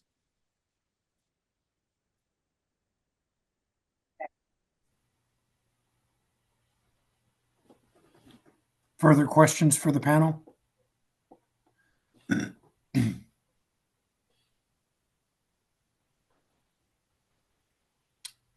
All right, thank you very much. I do not see further questions for the panel. Appreciate you presenting to us. Okay, with that, we have gotten through the cases in chief on the rulemaking. Next up is rebuttal opportunities for each of the parties that have time remaining. And then following rebuttal, we have closing arguments. Not sure how to handle this. I've got the timesheet in front of me. I guess I can just go through, or Elias, what's the best way to do this? Do we know who wants to participate in rebuttal and closing? We've been trying to get in touch with all of the parties, and so we do have a limited list of individuals that want to participate. Currently, that list is 350 Colorado, who has let us know they're not quite yet prepared for their rebuttal time. Wild Earth Guardians, Southern Ute Indian Tribe, Colorado Chamber of Commerce, Carbon Storage Solution, Green Latinos, and allied local governments in Larimer County. We haven't heard from Wild Earth Guardians or Southern Ute Indian Tribe as to whether they're prepared to go right now. We do know that Colorado Chamber of Commerce is prepared and would be ready to go now and this afternoon. So a limited amount of parties to get through. We're still waiting on word, and we'll confirm as we hear from them. So apologies for a bit of a that's okay movement right now. We're kind of chewing gum and walking at the same time here. Maybe what we'll do is, to all those parties that were just denoted, if you could chat to Mr. Thomas, and I'll give you like 15 minutes so that we can kind of collaborate and get a list of how we're going to do this. I also don't have a problem if we do rebuttal / cross closing statement from each at kind of the same time, as opposed to running through rebuttals and then doing closing statements. I think it's just really up to the party, however they want to spend their remaining time talking to us about the issues. So to 350 Wild Earth Guardians, Southern Utes, Colorado Chamber, Carbon Storage Solutions, and allied local governments, and I guess Green Latinos. If any of you want to speak yet again this afternoon in either rebuttal or closing, let Mr. Thomas know sometime within the next 15, 20 minutes, and let's break, commissioners, and come back at about 1:20, and hopefully by then we will have the docket ready and teed up for the final pieces of the testimony portion. Okay, welcome back. We are the Energy and Carbon Management Commission, and this is the Class 6 rulemaking. We are back for rebuttal and closing statements. The order of play is going to be Colorado Chamber of Commerce, Carbon Storage Solutions, Wild Earth Guardians, 350 Colorado, Allied Local Governments Larimer County, and Green Latinos in that order. And everyone should be apprised of the amount of time that they have for their closing rebuttal statements. And as I indicated previously, it's up to each party how they want to frame their remaining time, whether it's rebuttal, closing, or both. So with that, I see Ms. Shepard and Ms. Woodward. That would be Colorado Chamber of Commerce. You are recognized. Thank you, Chair Robin, and good afternoon, commissioners. Thank you for the opportunity to come back to you today. We will be presenting some rebuttal testimony as well as some brief closing remarks. Unfortunately, Dr. McLaughlin is currently on the road driving to Colorado, so he's not going to be able to join us today and provide more insight, but he remains available as a resource to all of you. So with that, I'm going to turn it over to Ms. Woodward to get us started. Thank you, Courtney. I just wanted to briefly address some of the comments from the allied local governments regarding the enhanced systems and practices, specifically the use of electric drill rigs for these types of projects. I want to flag that an electric drill rig runs on approximately a 3 megawatt drop. That's approximately 1.5 times the amount of power required to run Ball Arena during the Stanley Cup in June when they freeze the floor. For that kind of electric load to be used for a singular well that lasts maybe 3 to 7 days with no additional desire or need for that electricity is a real uphill battle. Further, those rigs, while they are being used by the oil and gas industry, are being used for long-term continuous contracts and won't be easily procurable for a week or so as needed for some of these types of projects. While I understand the ozone problem very well in the Denver Metro North Front Range and the non-attainment area, I do want to say that kind of request is a penny for the dollar for the emission reductions you're going to get. If you're looking at, thousands of tons of CO2 removal from a well, and you're talking about 3 days of NOx emissions, that's challenging. I also would flag and refer to some of the testimony in the cumulative impacts rulemaking that I provided that we don't see measurements above public health guidelines for NOx emissions affecting public health in the Denver Metro North Front Range. Could more monitoring be done? Possibly, but the monitors that exist are not showing an exceedance of public health guidelines. I talked already a little bit about the contract competitiveness. And then I want to also flag that one of the problems with requiring electric drill rigs for temporary or mobile source activity is the preemption of the Clean Air Act. And I think as you're applying to EPA for primacy, preempting some of those federal regulations will shine a light in an area that may not be necessary, again, for a penny on the dollar emission reduction that you're going to get from a temporary, very short-term activity for the overarching climate emission reductions you're going to see. The other point I just wanted to make again is to reemphasize the importance of keeping Colorado competitive for these types of projects. I've heard time and time again, and not necessarily from the oil and gas industry, but from other energy intensive industries and from emergent companies in the state of Colorado, that making overly burdensome rules and requiring things like $1 million a mile for electric transmission line for a 3-day activity is prohibitive to them wanting to operate here when they can easily spend their dollars across the border in Wyoming or in other states and locations. With that, I'll turn it back to Courtney to cover our few remaining issues. Thank you. So before I'm going to get started on my points, I actually emailed a few questions to Dr. McLaughlin, and he got back to me. So I just wanted to share a few thoughts in response to a few items that the local government group brought up. First of all, there were some questions about idled Class 6 wells. And Dr. McLaughlin says that yes, a well could be idled during the injection process, but there are built-in maintenance plans within the EPA regulations that allow for annual or biannual work on a well. A longer idle period could be engineered, but it would have to be approved by the agency. and that all monitoring requirements that are imposed on the injection process would continue to apply during that idle period, because the injection process would not yet be complete. He also shared that the concerns about potential plugged in abandoned oil and gas wells, whether they were plugged in abandoned to existing standards or not, is a priority for both EPA and would be a priority for this commission under its draft regulations, under its draft rules, to assess and understand the impacts that those wells could potentially have on the Class 6 process. EPA, under its current regulations, will require an operator to remediate or replug and abandon a well if they think that it could be a risk to the Class 6 the Class 6 well and the overall sequestration.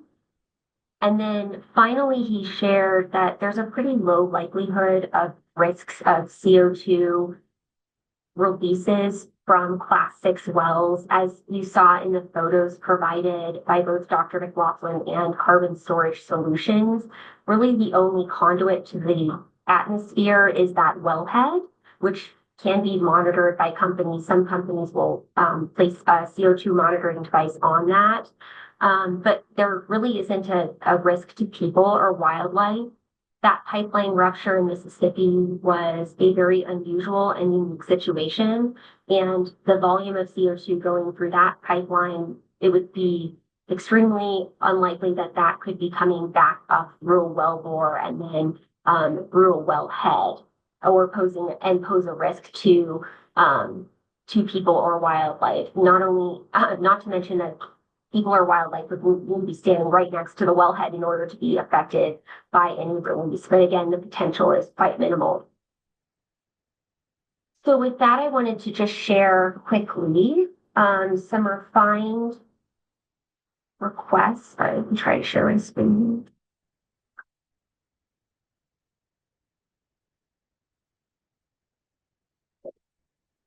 Did not work. Apologies. There we go. Can you all see this? So this is a recap of some of the slides that we shared earlier. I've refined a few of these requests based on excellent questions from the commissioners. For example, the question about long-term underground storage, I just provided you with the federal regulatory site of where that language came from. And again, EPA doesn't use the word permanent in its regulations, but that's not something that the chamber is opposed to if that makes sense legally. I also added some more information about our thoughts on Rule 1410 and how the commission could insert objective criteria for determining whether a project has net negative cumulative impacts for a DIC, no net negative cumulative impacts for a DIC, including how the commission could consider the economic benefits of the project and the environmental benefits of a project. And then I'm not going to rehash this, but I just also recapped some of our other recommendations on other 1400 series rules. And just as some final thoughts for you all as you consider closing out the testimony on this rulemaking and beginning deliberations, we've heard a lot of interesting points from parties over this rulemaking and several different perspectives. One thing that I noticed came up again and again from several parties were vague references to health and safety, sort of generic fears about the technology and the overall process of sequestering CO2 for the long term, and confusion about what these projects look like, what they mean, and what the potential impacts might be. We request that the commission base the rulemaking, the actual rules in facts and in the evidence before you. The commission has done a lot of, or the staff has done a lot of work, and so has the commission, I'm sure, on understanding carbon sequestration technologies. Staff have offered 3 reports on how a workable legislative framework can be created. The staff also published this excellent report on the safety of carbon capture and storage that came out earlier this year. This report does not identify any significant surface impacts or risks to people and animals from the surface of from these facilities on the surface.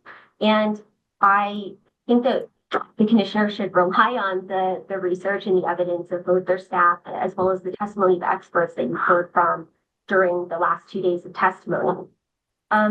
Also, please consider what the potential risks are, what the likelihood of those risks are, and what the severity of those risks are. Vague references to potential health and safety risks about identifying what the actual potential risks are, what the conduit is, what the likelihood is, and what the severity is, isn't helpful. And it's not a good reason, it's not a good framework on which to base rules. EPA's regulatory framework has been developed over decades. It's tried and tested. We have a lot of information, research, and then actual commercial scale development of projects, both in the US and around the world, that we can look to understand what real risks are and how to mitigate those risks. I also want to point out, and I'm sure many of you have also noticed this, that some of the groups who are making some pretty significant requests to make these rules more burdensome on operators are the same groups that have come to this commission time and time again to complain about lack of action on reducing greenhouse gas emissions and reducing the impacts of climate change. This is a technology that can do both of those things. It can sequester CO2 at scale. It can mitigate potential impacts of climate change. And while there's no project or technology that's going to be zero risk or zero emissions, the potential emissions from, for example, drilling a Class 6 well are far outweighed by the benefits of the significant volume of CO2 that that well will sequester. And I just ask the commissioners to consider that as you consider what rules are appropriate to ensure that this industry is safely and effectively built in Colorado without imposing unnecessary hurdles that are not supported by evidence in the record. As we shared earlier in our initial presentation, we see this rulemaking as the first step of a process of getting this industry going in Colorado.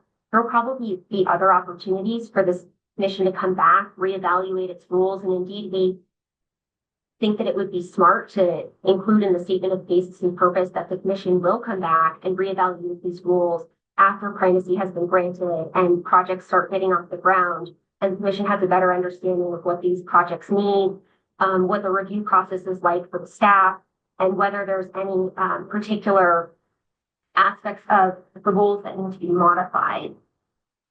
So with that, I wanted to just share, I just want to say that, again, the chamber is really excited about the potential of the carbon sequestration industry in Colorado. The members need this industry to work in order to meet their greenhouse gas emission reduction obligations. And at this stage, it's not possible to know what the perfect rules will be. So let's not let that be the enemy of the good. Instead, let's get these rules finalized, applied at EPA for primacy, and start getting these projects rolling in Colorado. Thank you for your time and attention today. We would like to see the remainder of our time to carbon storage solutions. Very good. Thank you for the closing comments, rebuttal. Before we let you go, I need to see if anyone has questions for the panel.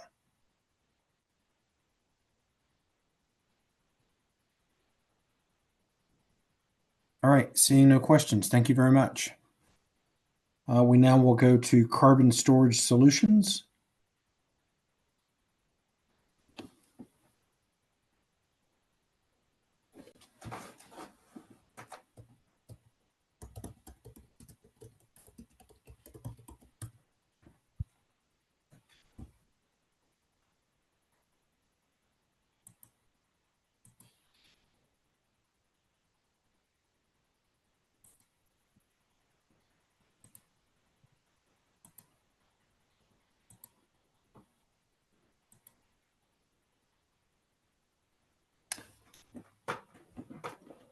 Good afternoon, Mr. Jacobs. Are you presenting for us?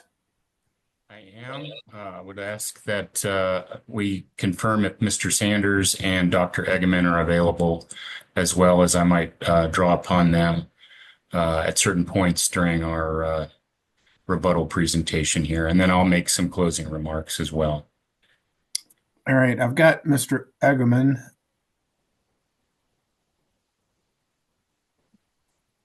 We're in the process of elevating Mr. Sanders as well. Thank you. Thank you.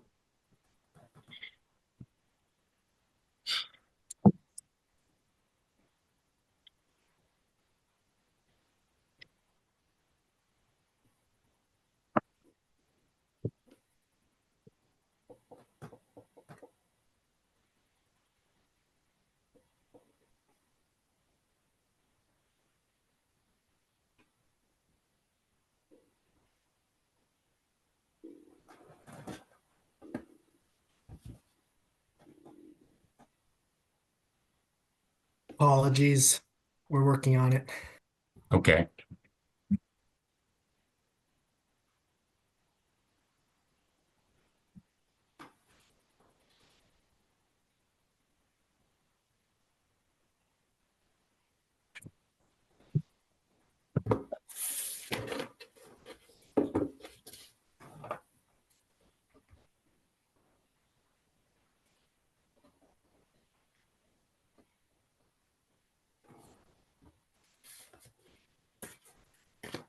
I just got a text that Mr. Sanders has been detained. So why don't we get started? Dr. Agaman can be my color commentator from a technical perspective. Very good. Thank you, commissioners. We appreciate the opportunity this afternoon to provide you with some points in rebuttal to the other parties' affirmative testimony heard by you yesterday and this morning. Again, John Jacobs for Carbon Storage Solutions, or CSS. With me is Dr. Tim Egeman, and I may call upon him at certain points during our rebuttal testimony here. Next slide, please. We're going to review the interaction of oil and gas wells and Class 6 UIC wells, the difference between enhanced oil recovery and Class 6 UIC wells, the issue of corrosive brine migration and safety brought up by certain parties, the concerns expressed about conversion of a science well to a Class 6 UIC well, the issue of public notice periods, financial responsibility, cumulative impacts, variances, and permanency, and perhaps one or two other items. Next slide. Regarding interaction of oil and gas wells and Class 6 UIC wells, Rule 1414 is sufficient and as drafted to protect against CO2 migration through oil and gas wells. Two parties, WEG and ALG, have claimed oil and gas wells penetrate the injection zone of a Class 6 UIC well, allowing for migration of CO2. But EPA rules incorporated through ECM's proposed Rule 1414 C and D protect against the migration via oil and gas and any other type of well penetrating an injection zone. The Class 6 operator identifies artificial penetration in the area of review, identifies well type, construction date drilled, etc., assesses whether plugged wells meet Class 6 standards, and assesses all other active wells in the area. So we really think this is a red herring. Next slide.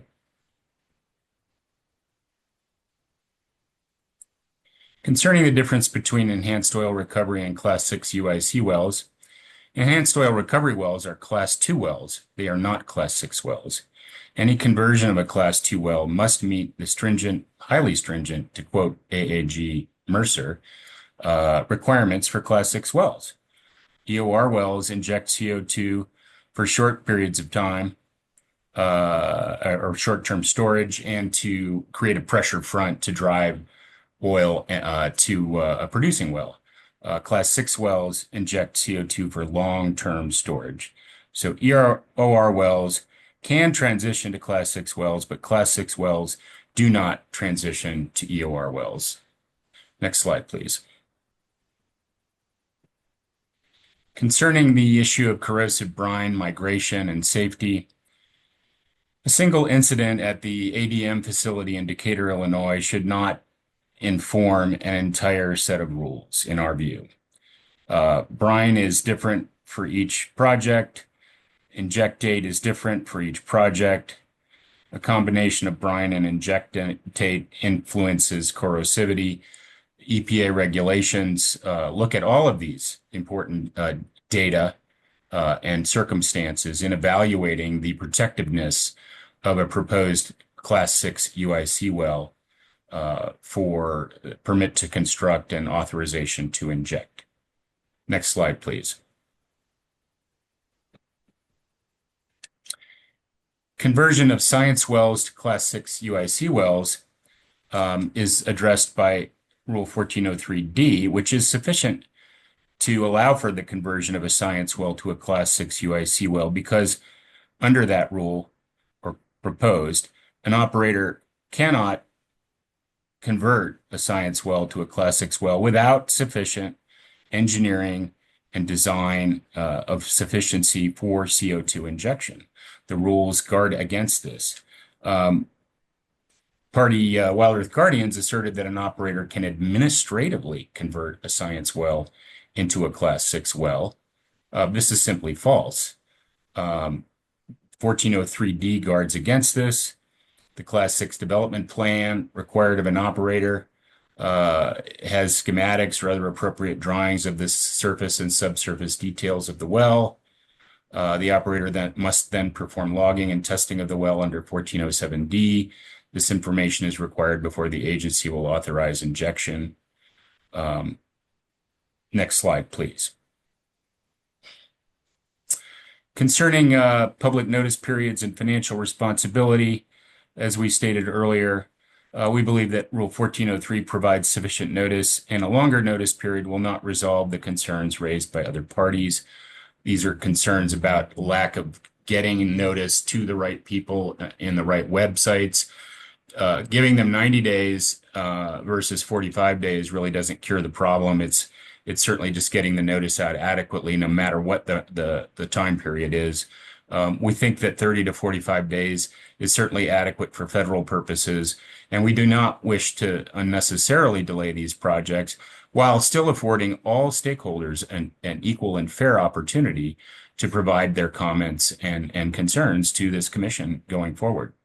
With respect to financial responsibility, we share the prior testimony of Oxy that there are certain constraints on the financial instruments that are acceptable in the revised proposed rules.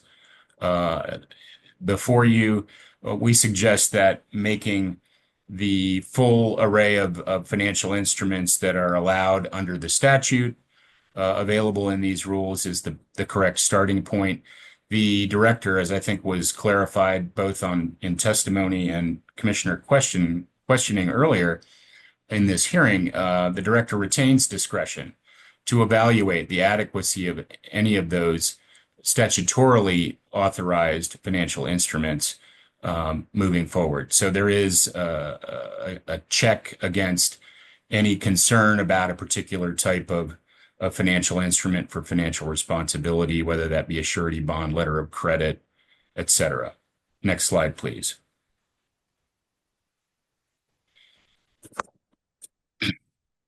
Cumulative impacts, variances, data transparency, and used or useful status were all mentioned by various parties in their direct testimony, and we would like to respond to some of those concerns.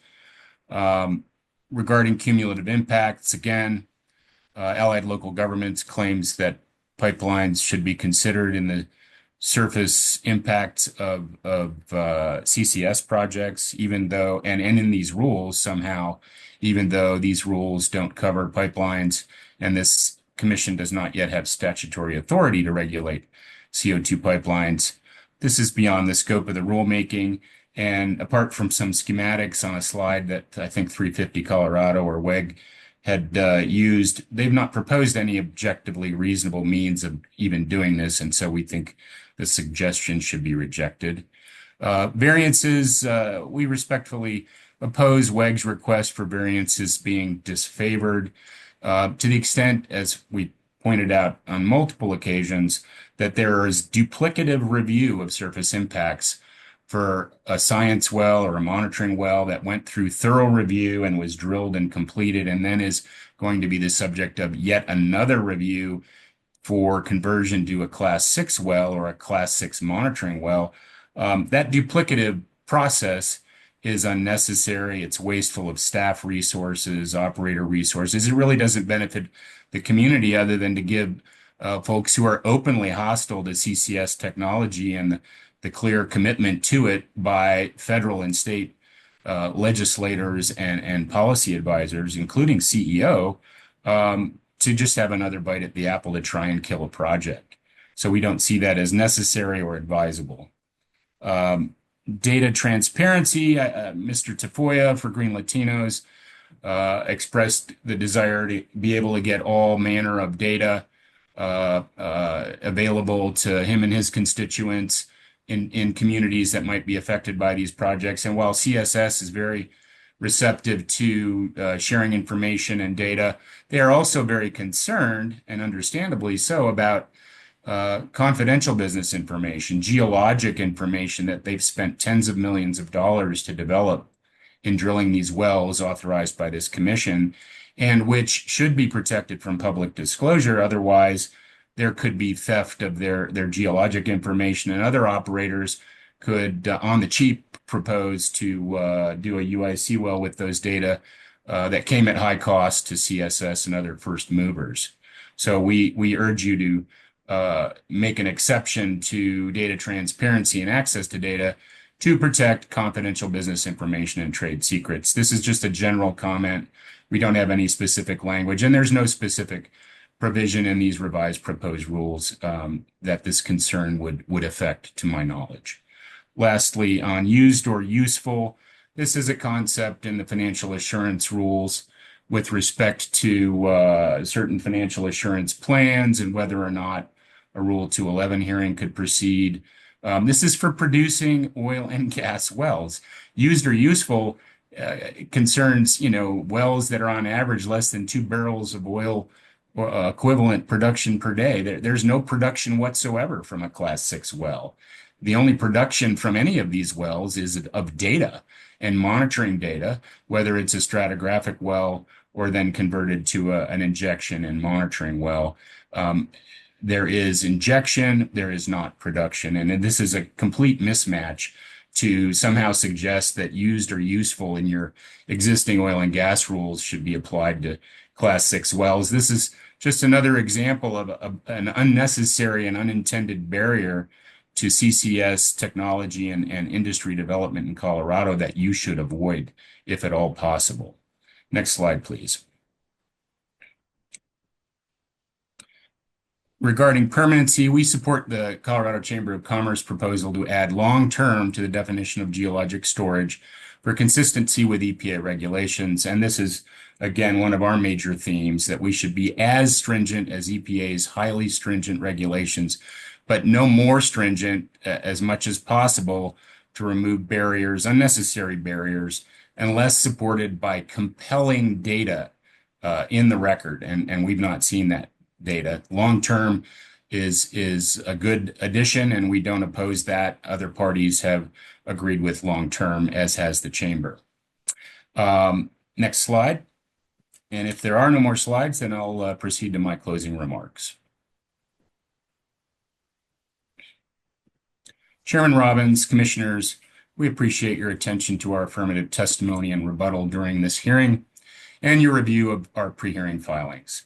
This is a critically important rulemaking for carbon storage solutions and also for the broader business community in Colorado, subject to GHG emission reduction obligations imposed by the legislature and implemented by the Colorado Air Quality Control Commission.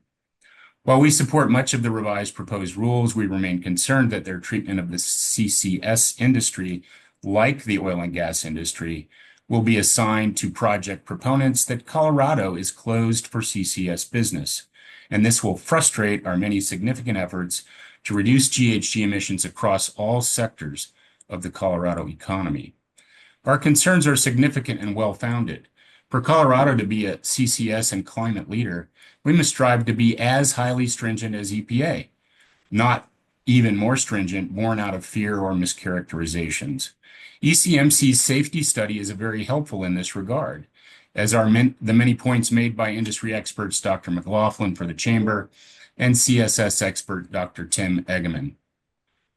While the industry is new, the technology is not. And while drilling wells is the same for CCS as for O&G, oil and gas, nothing else really is.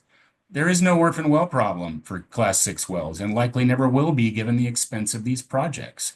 So financial assurance can very easily be made the same as under EPA regulations without exposing the state to undue risk. The operator is already subject to very substantial responsibility under EPA regulations, as Mr. Sanders and Dr. Eggeman have testified. Carbon Storage Solutions looks forward to working further and closely with ECMC and with EPA, whether its final UIC permit is issued by this commission or by EPA. We simply want you to adjust the process and procedures to give the CCS industry, including Carbon Storage Solutions project, a level playing field with neighboring states as much as possible. These projects take a long time to develop and operate for decades. You will have many opportunities to tweak these rules moving forward if necessary, but simply adding to already highly stringent regulations at the bidding of those openly hostile to carbon management and thereby completely at odds with federal and state policy on carbon management is simply not warranted or justifiable. Thank you again for your thoughtful consideration of Carbon Storage Solutions' concerns with the revised proposed rules.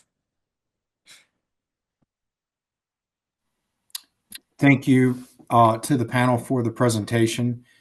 Commissioners, does anyone have questions for the panel? Commissioner Messner? Thank you, Mr. Jacobs. I do appreciate the perspective of a person who is engaging in the carbon capture industry currently. One note that I had put down, kind of a question, and I believe I read in your testimony the importance of the carbon credits as it relates to the kind of the economics of the proposal that you're undertaking right now. I'm trying to better understand what happens if those credits go away.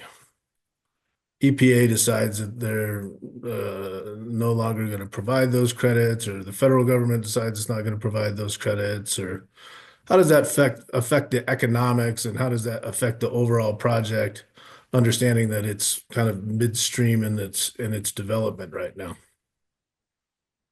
That question would be better suited for Mr. Sanders, the president of CSS, and I don't know if let me just if I could briefly, Mr. Commissioner, I want to get you the best answer to your question. He does say he's back. If he could be elevated and you could perhaps restate your question, I think we can best answer it that way, Mr. John, Dan, did you hear Commissioner Messner's question a moment ago?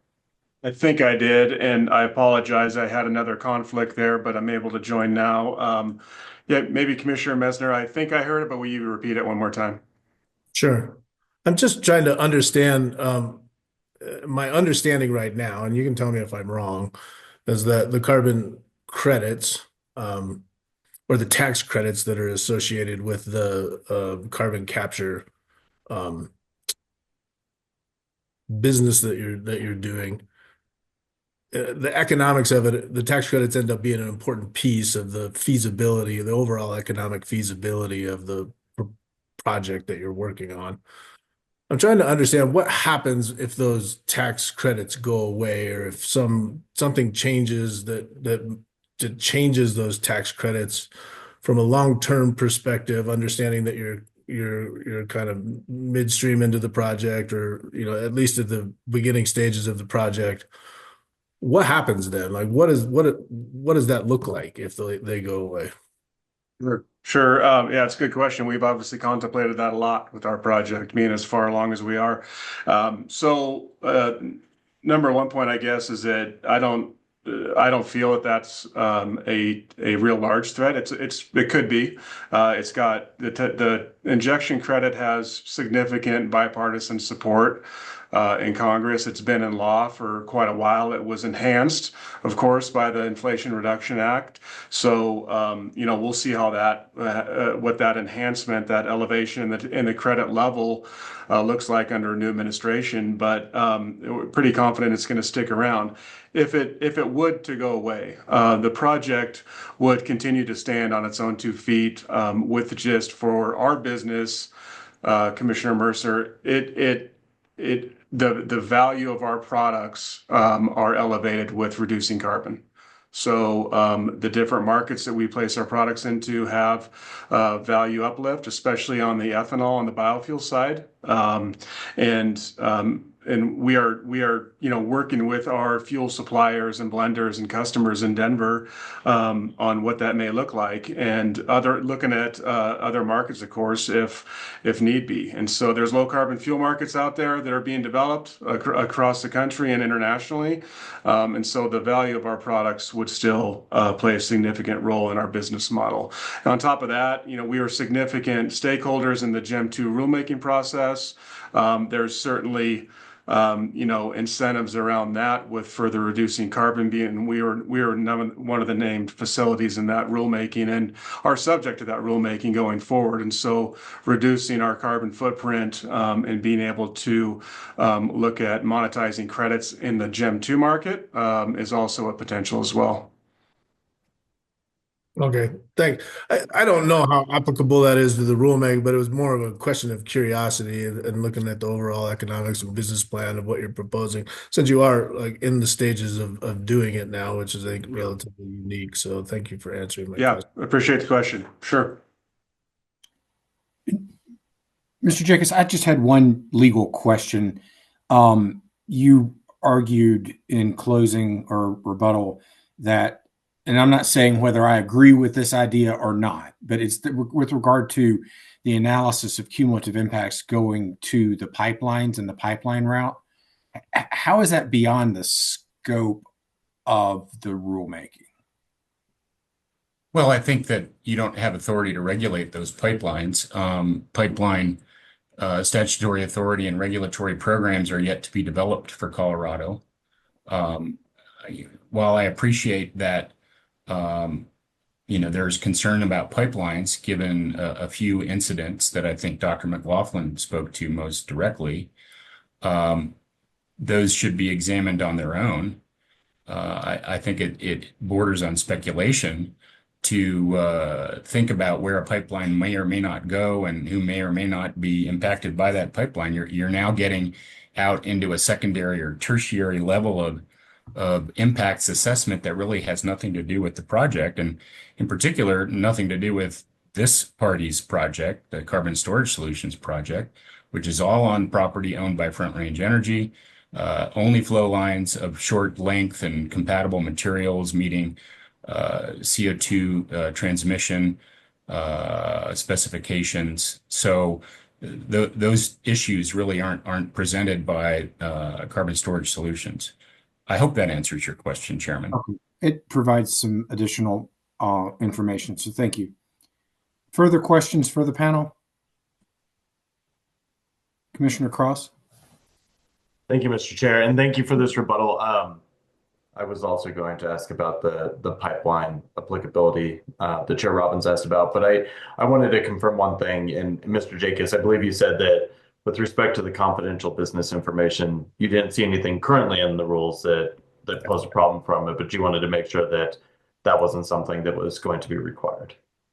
Yeah, I just wanted to be responsive to Mr. Tafoya's concern for transparency and data access. And I just think it's important to always remember that, for Dan spending $26 million thus far and heading, quickly to $35 million by first quarter of next year on this project, that he needs to protect the geologic data that he has provided to both the ECMC staff in consultation, but primarily to EPA, who has all of those data.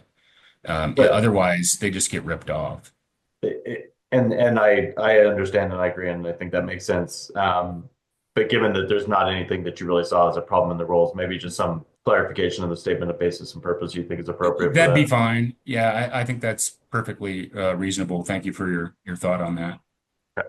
I think that was my only other question. Thanks. Other questions of the panel?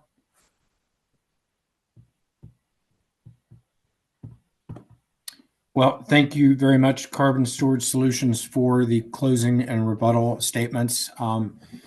Helpful additions to our notes, and we will allow you to move away. Thank you. Thank you. Next, I believe, is Wild Earth Guardians.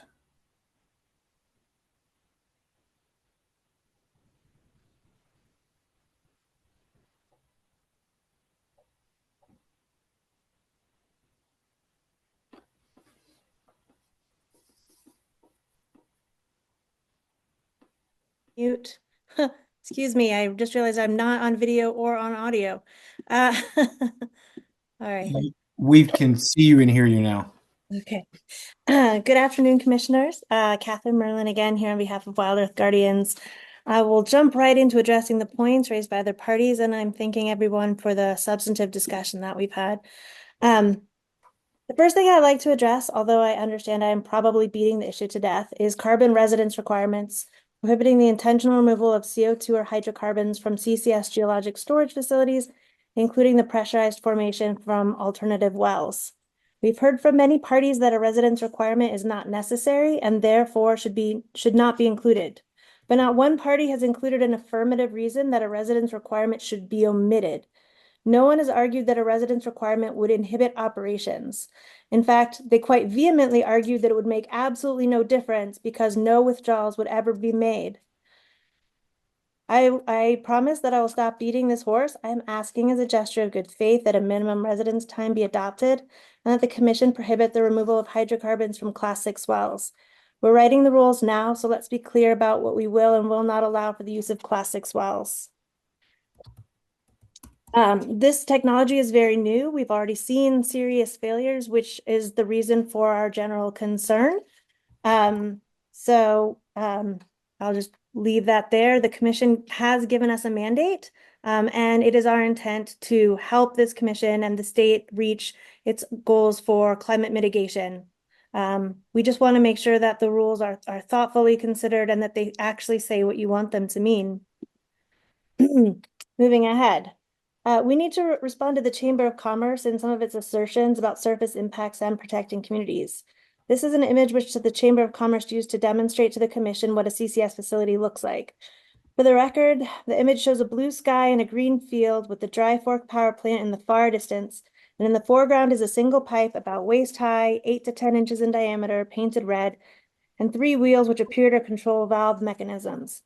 What is not pictured here are any compressors, engines, or electrical lines, monitoring wells, pipelines, or access roads. Furthermore, the carbon capture process equipment is also not pictured. Methods of capture vary, but these may be large and can include absorber towers, regeneration towers, solvent recirculation systems, and equipment for monitoring the quality of the incoming or outgoing gas streams. This diagram shows the surface process for carbon capture and sequestration. On the left, we have the industrial source, such as a power plant. A waste stream is piped from the facility to the capture equipment, which could also be a direct air capture. From there, the purified CO2 goes to a compressor facility to achieve the supercritical state needed for injection before being piped to the injection site. These facilities may or may not be co-located, and the site of each activity is very relevant to the impacts experienced by the communities. For example, much of the environmental communities we've heard of would occur at the industrial source or the capture stage, where concentrated air pollution is purified and cleaned rather than being released to the air. If you'll notice, this diagram shows nice solar panels on top of all of this equipment, and that's because all of these stages consume a great deal of electricity, as the Allied governments noted. Depending on whether combustion engines are used to power these facilities, communities could easily end up with more local air pollution. We strongly support their suggestion regarding electrification and avoiding particularly additional NOx, and for that, particularly in the ozone non-attainment area. With drill rigs in particular, I'm sure it's within your expertise to look at the individual projects and determine whether they're located close enough to power sources to require electrification of the drilling rigs. To the extent that some of these projects may be specifically attached to power plants, I think it may be a site-by-site determination. However, unlike drill rigs, much of the power load will be long-term and continuous, and more effort should be made to avoid adding new combustion engines when looking at CCS as a climate solution, particularly here in the non-attainment area. As I mentioned to you during the cumulative impacts rulemaking, 2024 was the worst ozone season in over a decade, being worse than the summer of 2021, when wildfires contributed significantly to local ozone, according to CDPHE. The next several slides show what real-world CCS facilities look like. I want to be very transparent and mention that none of these facilities are purely injection facilities. All of them are combined carbon capture and sequestration facilities, and many of them also include equipment from the industrial facilities to which they are attached. However, this slide shows the Stratus project in Texas, which is a direct air capture plant. There's no associated industrial infrastructure other than the carbon capture and sequestration equipment, and this facility covers 65 acres. The next slide, 2 slides, starting with Gorgon in Australia, are attached to natural gas processing facilities. And I believe that you have enough familiarity with natural gas processing facilities to see that these are much larger and more impactful. So this is Gorgon, and this one is the Century plant. Here we have a power plant, but bitumen processing. So these do show some additional infrastructure related to those processing. I wanted to bring us back to the definition of a cumulative impact. Under 3460-106-9C3, if a geologic storage location is proposed to be sited in an area that would affect a disproportionately impacted community, the Commission shall weigh the geologic storage operator's submitted cumulative impacts analysis and determine whether, on balance, the geologic storage operations will have a positive effect on the disproportionately impacted community. A proposal that will have a net negative impact or on any disproportionately impacted community must be denied. Cumulative impacts itself has a definition which I've placed here. It means the public health and the environment, including impacts to air quality, water quality, climate, noise, odor, wildlife, and biological resources. It can also include both adverse and beneficial impacts. Although the Commission's 2024 safety analysis did mention the use of certain economic metrics to indicate whether a community might be benefiting from a CCS project, such as considering the locally based jobs which would be created or the development of local infrastructure, this impacts analysis fundamentally excludes such economic considerations. In particular, the suggestion that the social cost of carbon, that is, the alleged negative social cost of sequestering carbon, should be weighed against community health and environment is neither permitted by law, nor does it actually make much sense. The social cost of carbon was developed as a way of exposing the economic damage which occurs broadly due to the release of carbon dioxide into the atmosphere. Essentially, our air shouldn't be used as free waste disposal when the waste gases are creating broad and deep collective harm. But the social cost of carbon is not just one thing. It's the idea of creating an economic model to value our stable climate in the hope that policymakers, regulators, and other leaders would take that value into consideration when creating climate policies, clean air regulations, or considering NEPA analysis for large federal projects. But these models, of which there are many and which vary widely, have actually been criticized by industry as being arbitrary and leading to just about any possible desired outcome for a policy decision. They incorporate data sets such as the economic impact of receding shorelines on property, major climate-linked weather disasters, droughts, floods, and seasonal weather affecting agriculture. Notably, the social cost of carbon does not evaluate environmental impacts. It looks at the economic impact of climate change to compare against the economic value of a proposed project. Furthermore, the social cost of carbon is the economic cost of global climate change. It has nothing to do with the economic benefits to a community. Just because we can estimate that a society as a whole loses some amount of money every time a ton of carbon enters the atmosphere, we cannot simply flip that on its head to say this community will gain this amount of money if a ton of carbon is not released. That sounds like the logic I use when I tell my husband how much money I saved while shopping, since I didn't buy any of the expensive items I looked at.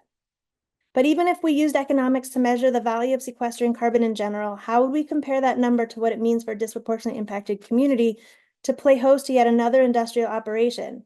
If a carbon capture project scrubs the air of pollution from a refinery, or at least some of the air pollution from some of the facility, what we have at best is an offsetting of the continued harm which arises from the continuing operation of the refinery, minus whatever additional impacts are created by the new industrial process.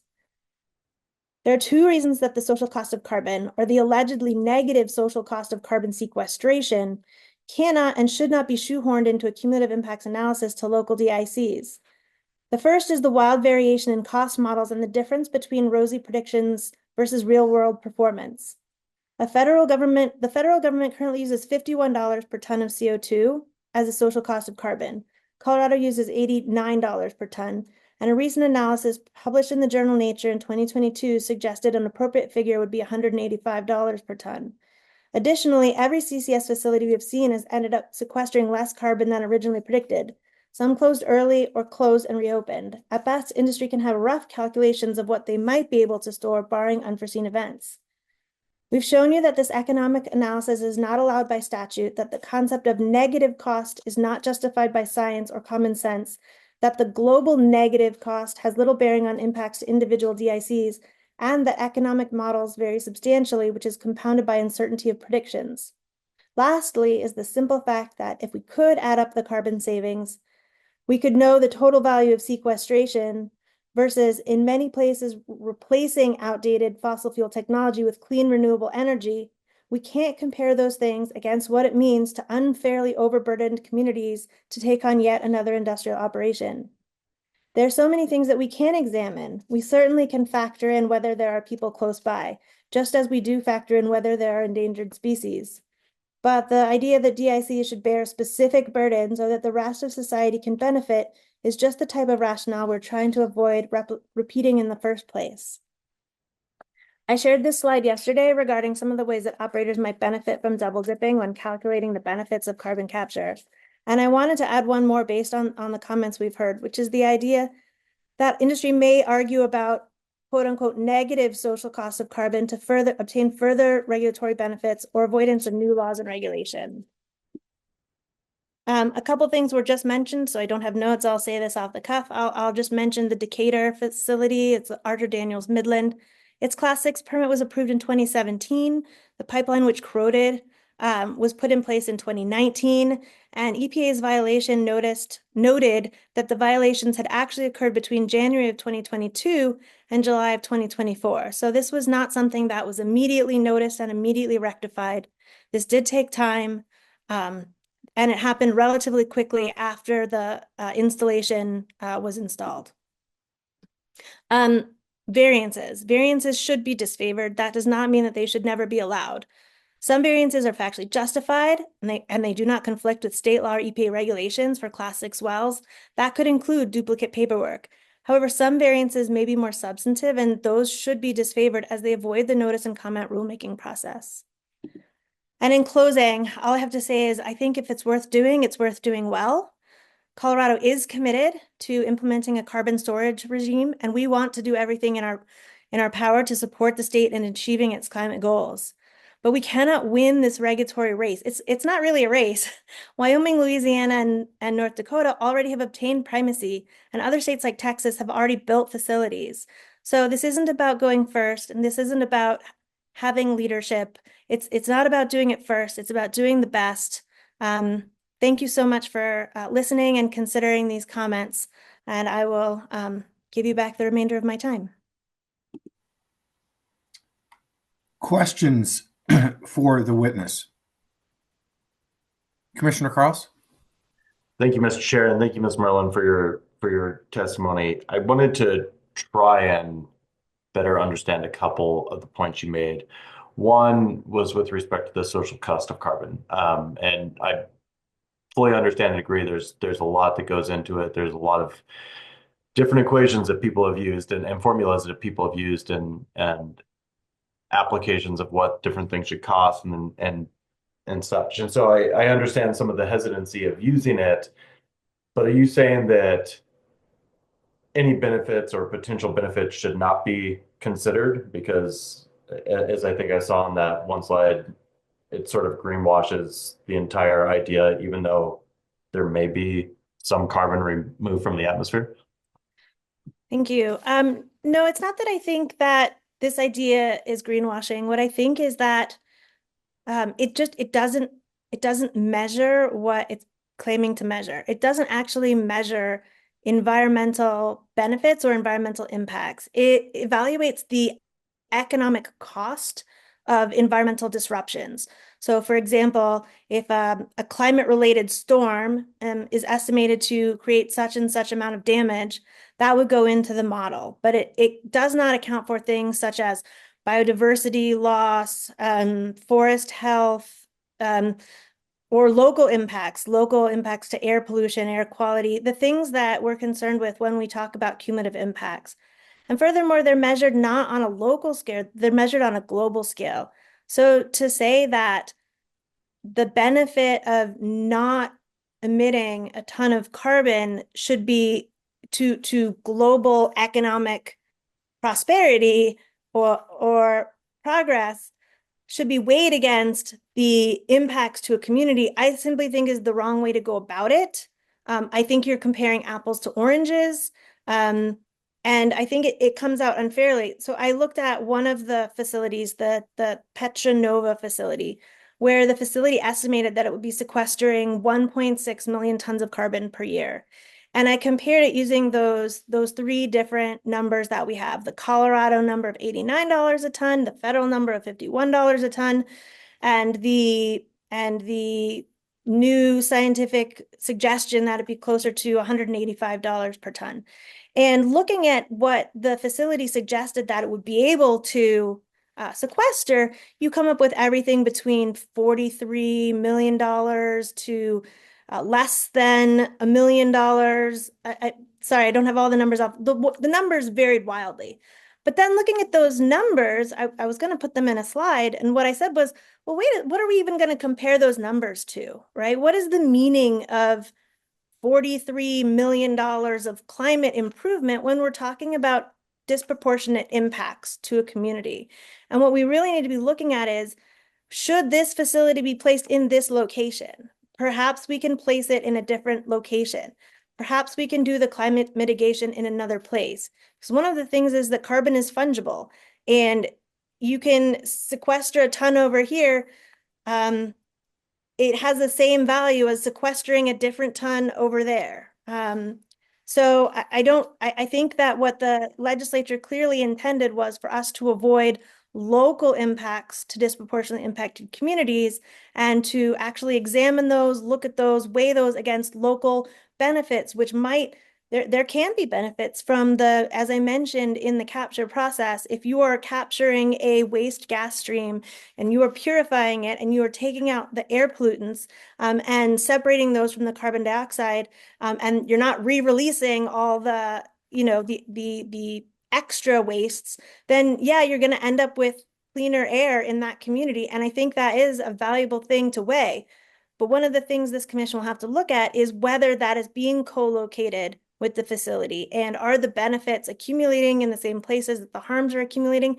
I think that's definitely within your area of expertise to weigh, to consider. You've already had substantial experience with the cumulative impacts rulemaking, looking at different methods of evaluating impacts. But what I think the statute clearly says has to happen is whenever a facility is going to be located in a disproportionately impacted community, the impacts to that community have to be weighed. And we're not talking about economic impacts. We're talking about environmental and health impacts, because that's what the statutory language says. Yeah. One of the other things that I wanted to ask about was you put up the picture that showed, I believe it was the Carbon Safe 360, and it had the single well as well as the nearby facility from which the carbon was being brought over. And you talked about it not including the air capture and facilities or equipment or anything else like that. Are you suggesting that all carbon sequestration projects are going to involve direct air capture, or going to have it on site, or going to have that, or are some of these just going to be the wells where the injection is going to take place? That's a really interesting question. I'm sure that there may be times when it's only the well being located in a disproportionately impacted community, and the capture may be occurring farther away. But in that case, you would think the industry would want us to look farther out to the benefits that are occurring from capture. So what, But you know, I'm not yeah, trying pipe in to. the ground is not very impactful. You can see it's small. It doesn't appear to be off-gassing anything. You know, it's not going to be leaking I petroleum. think that's a key part of what I was trying to get to here is you Mhm. were kind of showing it, trying to say like they were depicting something that's not what it is. But we're not talking about every situation is going to have direct air capture stuff, which we don't have authority over. Every situation is not going to have a lot of facilities and everything else. Some of these might be out in the middle of nowhere, correct? So yeah, but in order to get the supercritical carbon dioxide into the ground, you do have to have compressors and you do have to have engines. You have to have power sources to actually get it into the ground. To change the phase, you have to, so there is more equipment than just a pipe. It's not just as simple as hooking up a pipe. And yeah. And then one final thing I wanted to talk about is you talked about the variance process and you said variances still can happen. They should be disfavored. Is there anything, I guess part one, is there anything you currently see that variances would currently be favored or commonplace in what's presented here? I think that it's very, you know, one of the challenging things about rulemaking is that you're looking forward prospectively and you're trying to imagine, you know, how could these rules be interpreted? How could people try to interpret these rules? And you're trying to write the rules that say what you want them to say. And I think, no, we're not sure that variances are going to be used inappropriately. But I think that since there is a variance provision, you know, that does require consultation with EPA. I mean, that in itself, frankly, could be a problem. What if Congress abolishes EPA in the next, you know, in the next term? I think it behooves us to sort of look down the road and try to anticipate some of these potential things that might happen. How could variances be used? I'm not trying to say that a paperwork duplication shouldn't be waived. Although at that point, if you're talking about obtaining a variance, you might as well just submit the paperwork if it's just a duplicate, because that sounds easier than applying for a variance. But I don't know. I mean, what we're trying to head off here is situations in which a certain well applies for variance and says, hey, we know we're supposed to use this particular type of steel, but that type of steel is really expensive right now. Can we please use this other kind of steel? It's almost as good. It's just as good. Look at our, you know, that should probably be disfavored. You should at least require a fairly high standard to show why that variance is necessary. And do you have a specific concern with our current standard of how we look at variances? I can't say that I do. Okay. I think those were my only questions. Thanks. Further questions? Commissioner Messner? Well, thank you, Ms. Merlin. Just a couple of questions. So I hear your point about the minimum residence time, your ask there. I guess I'm trying to balance the concept of I mean, I think across the stakeholders, we've heard that the intent is both from a legislative standpoint as well as from, you know, a staff standpoint and the intent of even stakeholders, that the intent here is permanent storage of CO2 in these class 6 injection wells. And so I guess I'm trying to balance the utilization of the term permanent with a minimum residence time, which almost enables impermanence. You know what I mean? Yeah. And so I'm hearing people say that it is intended to be permanent. I think the legislation intends it to be permanent. I'm generally going to be supportive of utilizing the term permanent in there somewhere just to clarify it.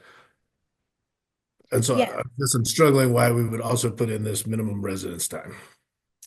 Yes, thank you. So the word permanence does appear in the statute, but does not currently appear in the regulations. Correct. So that's that's kind of what we're that's kind of what we're That's the going question for I'm here. asking you.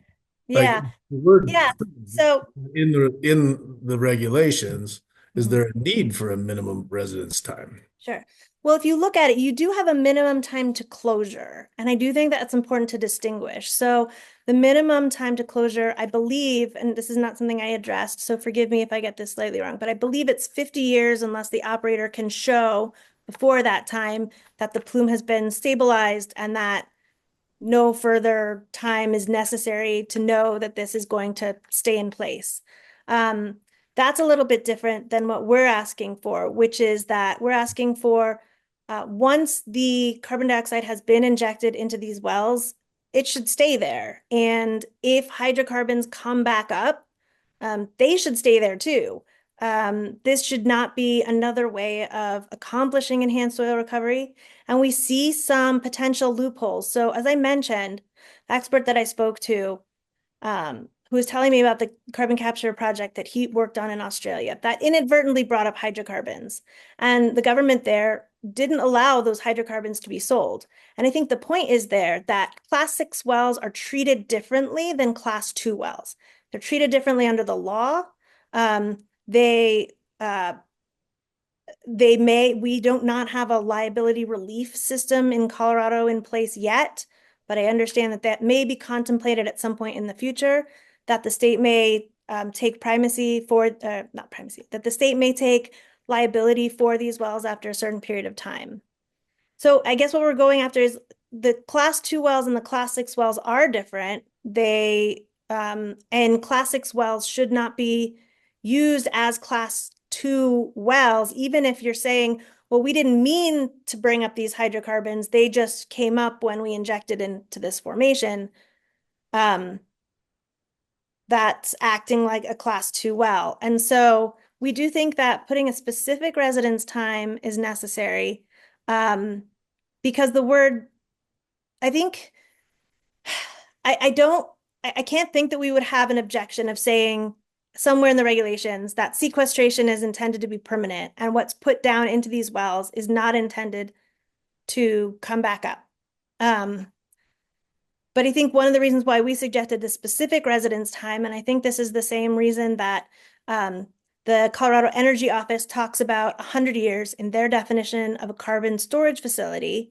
I think I mentioned that in my pre-hearing statement. The Colorado Energy Office has its own definition of carbon storage facility, and they are using that definition in their road mapping activities and all the things that they do. And I do think that the two definitions should be closer than they are now. And I understand why we would use a specific number of years as opposed to saying forever, because the way I see it, and I think this is a fairly debatable point, but infinity is not a number, and therefore it's hard to measure against. And I think that just putting some concrete number on it makes it more capable of measurement, if that makes sense.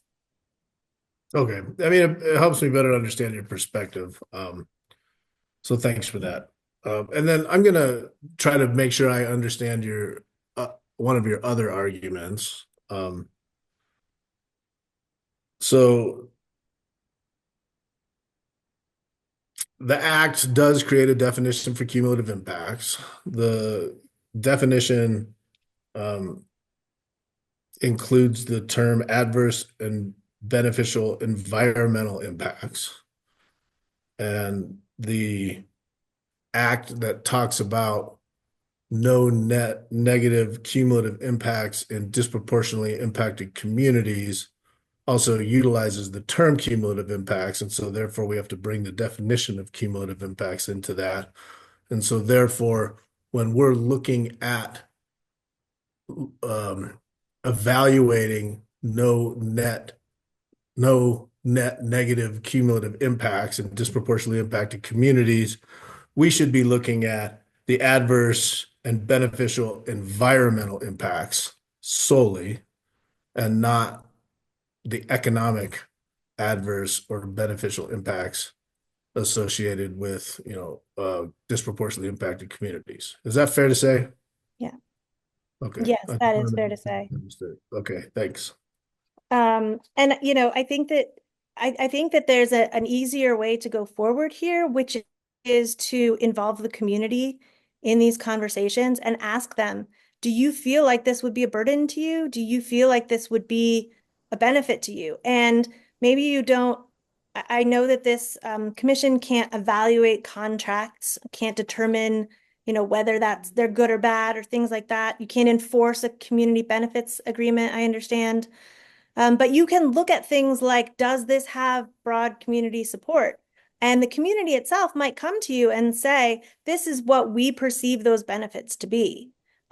Or conversely, this is what we perceive those adverse environmental effects to be. And I think, again, you have a lot of experience in dealing with these issues, and I think you're capable of understanding, if the community's concern is well-founded and they're telling you that these benefits do not outweigh the adverse impacts that they foresee, I think that that's something that you should take into consideration. And I think the robust community participation seemed to be heavily emphasized in your safety study, and it's heavily emphasized by EPA. I submitted a lot of agency guidance on community conversations and environmental justice. And I think that those two are very inextricably linked. The idea of listening to communities is inextricably linked, which still you have to exercise some independent judgment. The company might say, we'll buy you a ballpark if you let us put this here. And maybe that's not what the statute means, because that's not an environmental benefit. I think you can use your discretion to weigh a lot of these things. But I think that there's some things which are black and white, which is we can't look at global economic benefits of sequestering carbon against the costs of sequestering it in this facility, in this way, in this specific community. Okay. Thank you. I appreciate it. Thank you so much for your questions. I really appreciate the chance to answer those for you. Other questions? Well, we thank you very much for being with us and coming back for rebuttal and closing. Thank you. And thank you for all your time and listening and your future deliberations. All right. We've got Allied Local Governments and Larimer County next.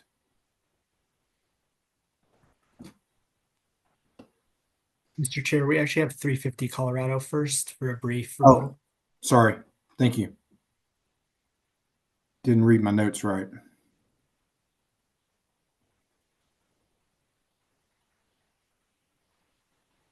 Hi, Commissioners. Go ahead. Yeah, I'll just pull up my slideshow.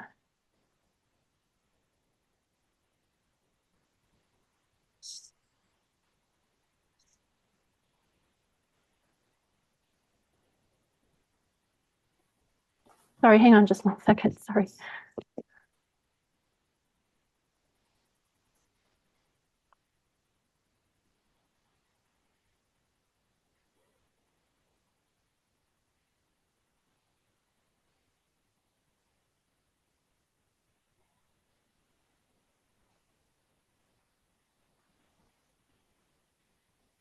Is that good? Yes. Okay. Thanks for the opportunity to give a rebuttal statement today. And I just want to start by saying our purpose is, of course, not to put barriers to the sequestration industry, but just so that when it's done, that it is done in a way that it keeps it in the ground and that it protects communities. So first, I'd like to start with revisiting the recommendation to use the word permanent in the rule. And I hope that you'll consider there's no harm in adding the word permanent and in prohibiting the activities that people are saying they won't do anyway. And it will really go a long way toward building trust with the public and communities. And then also, I want to make it clear that we're not suggesting that a Class 6 well would convert to an EOR well. But what we are concerned about is that when a Class 2 well converts to a Class 6 well, that the EOR will continue to happen. And I would like to also add that the Louisiana rule does require Class 2 well permits to expire upon conversion to a Class 6 well. Next, for public safety reasons, we urge you to adopt Louisiana's rule for function testing emergency shutdown systems at least once every 6 months, as stated here, and I've modified it for use in our Colorado rules. And this is to revisit our recommendation to include signing rules as Louisiana does. Colorado does not have a registration or licensing of geologists. This map is from the Association of the State Boards of Geography, the organization that provides the testing materials for all states that do have licensing. The association finds that 50% of the people who would like to become licensed geologists fail their test. And it can be a danger to the public to have a geologist who lacks the knowledge and experience to practice at the standard upheld by licensing.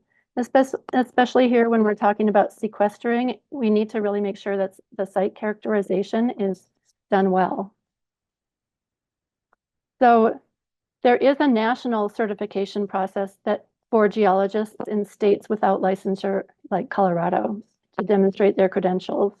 The membership rank of certified professional geologist is provided by the American Institute of Professional Geologists, and this certification is also recognized by Canada. This is what we recommend for Colorado. Colorado does have licensure for engineers, and here's the Louisiana rule that I've customized for Colorado. Here are suggestions to clarify that the rules for corrective action, reporting, and monitoring will protect from leaks and pollution to the atmosphere, equally with the endangerment of underground sources of drinking water. We really appreciated the ALG presentation on this, and we agree with their framing and rule of recommendations to address this as well. I want to emphasize that the chamber represented that there is low risk to the atmosphere leaks to the atmosphere, but there are numerous studies that we included in our exhibits, as well as the ECMC safety study itself that refute that. I'd like to reiterate our request that permit considerations are stayed until any appropriate guidelines are in place, and that the public has the chance to weigh in. I wholeheartedly agree with what Kate Merlin was saying in the last presentation, that the community should be a part of determining net negative impacts and the guidance for that. As the allied local governments also emphasized, although you don't have jurisdiction over pipelines, ECMC is the body that will dictate to some extent where those pipelines will be through your decisions about where you approve a permit. So today I ask you to imagine a fourth option that's not depicted on this slide that I showed you yesterday. Imagine that red X on the other side of the community, on the other side from the capturing factory, and that may lead to a pipeline being proposed right through or very close to the community, even if the facility is quite far from the community. And this should be considered as you determine where to apply the net negative impact standard. Statute is really clear that if any EIC is negatively impacted, the project cannot be approved. We propose that permit applications should include information about alternatives being explored for pipeline infrastructure to the project. This should be included in the application information. This slide shows some revisions since yesterday after Commissioner Oath's questions. Due to the problems of apples to oranges, we've taken out the recommendation to include quantitative, because we do assume that the commission will use available data in their qualitative assessment. And also just have struck out our last two recommendations that we made yesterday, but I'd like to speak to the first two. To look again at the statute, the commission has to determine whether the geologic storage operations will have a positive effect on the disproportionately impacted community. Sequestration will not have a positive effect on the community. It's part of a global strategy to reduce emissions. And if this global strategy is successful, we would expect to still see temperatures continue to rise for decades to come before stabilization. And no communities, disproportionately impacted or not, will receive any beneficial impacts of sequestration for decades to come at best. let's take a moment to ponder the Chamber's proposal to quantify benefits of sequestration using the social cost of carbon. And I'm really glad they brought that up because this is exactly the type of claim that we were concerned about. The social cost of carbon is a measure of damages per ton of carbon dioxide released into the atmosphere. It's an economic measure and it's global. And as we've already talked about, it's an extremely complex assessment of broad economic damages that will take place around the globe. It is not being used anywhere to assess environmental justice. However, as it is being discussed how environmental injustice should be factored into the calculation of the accepted monetary figure, and it may be changed to reflect the fact that there is a lot of environmental injustice occurring. So let's talk about the way that it is actually being used. It's used in economic cost-benefit analysis to determine if policies or proposed best management practices are cost-effective.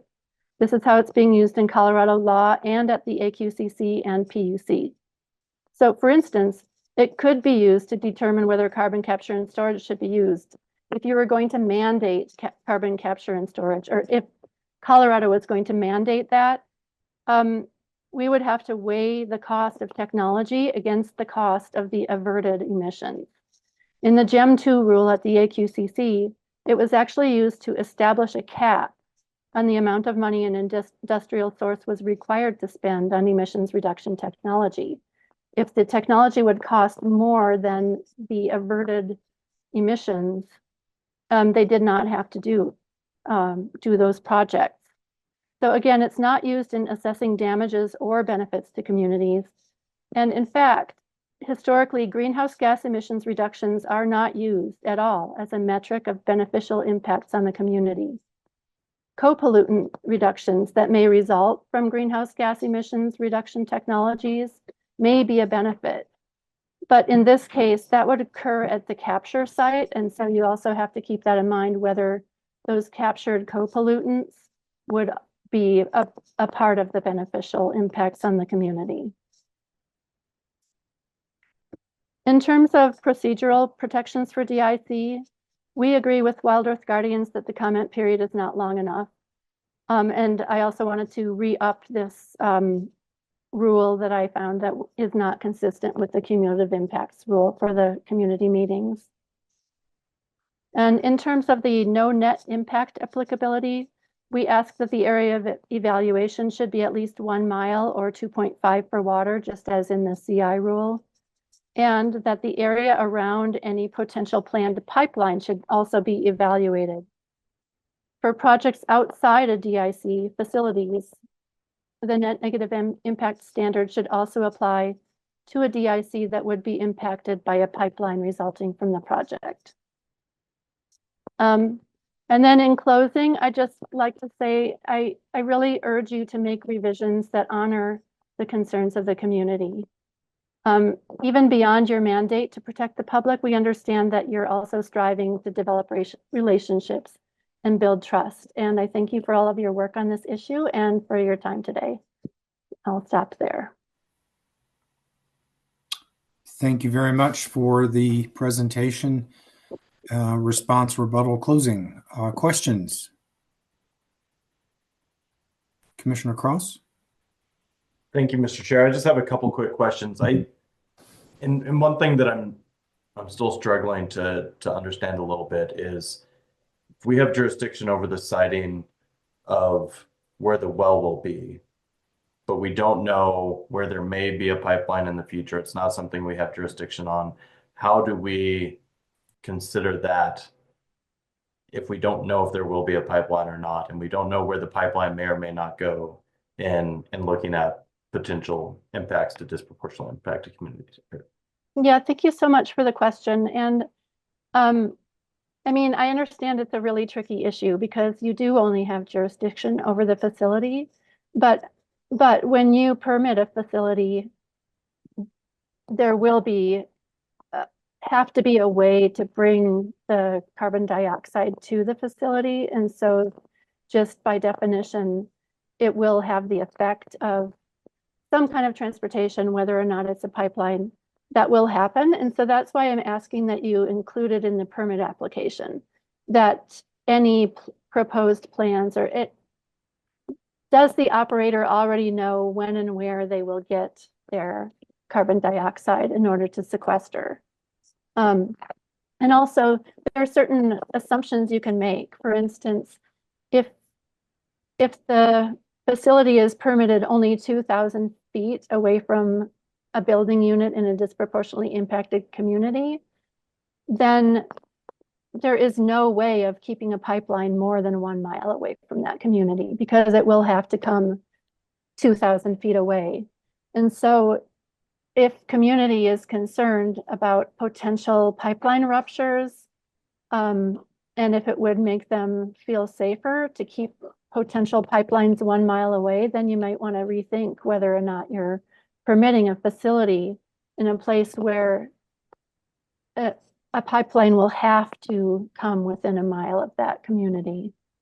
I'm not sure if that's answering your questions. I'm assuming that when companies are looking to develop a sequestration site, that they're really planning ahead and they're going to have some idea about any pipelines that they will have to ask for a permit for from the PUC or PHMSA. And so I think that if you could get that data, that you could include it, because as Mr. Sura was saying yesterday, that is reasonably foreseeable future development as well. And so that does enter into the cumulative impacts. And also, just in your mission to build trust with the community and protect disproportionately impacted communities, it just, it seems like bowing out of the opportunity to assess any potential fears or impacts about pipelines, it just doesn't seem to fit with your mission. Okay, but that would be looking, if they do have an idea moving forward. If they do. If a different pipeline was focused for later on, that's not something you're proposing we go back and try and readdress. That's something that can be addressed through PUC or through PHMSA or through something else, correct? Right. I'm saying if they do have an idea, and then also just like I said, taking that into consideration as you develop this rules in terms of how, when and where a facility should be sited in a disproportionately impacted community, especially, but other communities might also be worried about pipeline leaks and ruptures. And another thing is that if it's, and I would think that operators would also be concerned about this possibility that if it is sited very close to a community and it's going to result in a pipeline application that's going to meet with a lot of public resistance because it's coming so close, that wouldn't be good for them either, because they already have their facility permitted. Maybe they've already started working on it, and then all of a sudden there's all this public opposition to a pipeline that's not under a ECMC jurisdiction, but it still can really be problematic for the operator to come up with all that public opposition at a later date. And then the other question I wanted to ask touches on similar issue in what you were just discussing there. And you talked about the proximity to some of these things in the disproportionately impacted community. And so I wanted to make sure that I understood. Are you saying that when we're looking at the disproportionately impacted community, we should be looking at the proximity to RBUs, to HOBUs, to people in the disproportionately impacted community, like we did in cumulative impacts, not looking at all of Garfield County and saying, well, this half of Garfield County is disproportionately impacted community, so we need to do extra there. Yeah, I hope I'm understanding the question correctly. I think, are you talking about when you're determining where to do the net negative impacts analysis? Yes. So because one of the things you mentioned is within 1 mile, and you talked about within 2.5 miles, and kind of looking, and we're kind of, I think we are conflating a little bit the cumulative impacts analysis with, so the area of review with a little bit of the proximity to people in a disproportionately impacted community and doing that analysis. And so are you saying overall, are you looking at proximity to people there, or are you saying if it's in a disproportionately impacted community as defined, you're not worried about people regardless, you're going to have to do that analysis? I think it makes sense. I mean, I definitely understand the problem if a disproportionately impacted community as defined is a very, very large geographic area, and to require that analysis of net negative on that entire area might be problematic. But I think the half mile is way too small. Because currently the rule says that that net negative adverse impact analysis would only take place if the facility is a half mile away from a building and people. So I think it should definitely be at least a mile based on what you were talking about with the area of review. I know it's not the same thing, but we talked in the cumulative impacts rulemaking about the fact that because the area of review was at least 1 mile and up to 2.5 miles, that we needed to have certain other aspects of the rule that was tied to that impact area. So, yeah, that's what I'm saying. Okay, thank you. Other questions? All right, thank you very much. We appreciate you being with us one more time. Thank you. Commissioners, let's take a 7-minute break, return at 3:40. During the interim, let's get the ALJ panel, which is a number of different people, up, and then they will be our last closing statement rebuttal. Welcome back. Allied Local Governments of Larimer County. It appears they are represented by Ms. Burke and Mr. Sura. You are acknowledged. Thank you, Chair. I think I've got just a 1 point, and Mr. Sura's got a couple, and then we have a couple other folks for questions available if you need. So I'll go ahead and start, Matt, if you don't mind. Because Dr. McLaughlin via Ms. Shepard confirmed that a geologic storage operator could pause in their injection for a period of time and then restart. I would just reiterating our request then that we go ahead and make a simple amendment regarding 503 G12, and I'll just share my screen super fast. This is what we submitted with our PHS. Does it work? Oh, there it is. I'm sorry. Okay.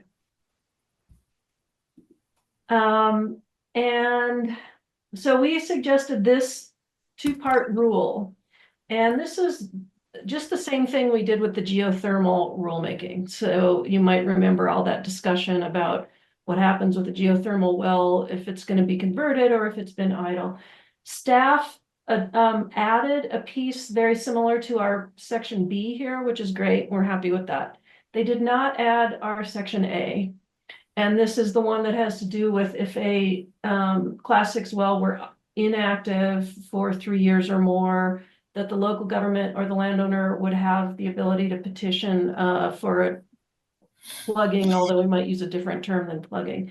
So because it's possible that an operator may cease injecting for a period and then something may happen. I thought it was an interesting point Commissioner Messner raised about the tax credits going away and the conditions on the ground changing. So just in case, I don't see how it could harm anything to add this amendment if it were never to become relevant, but if it were, it would be very useful.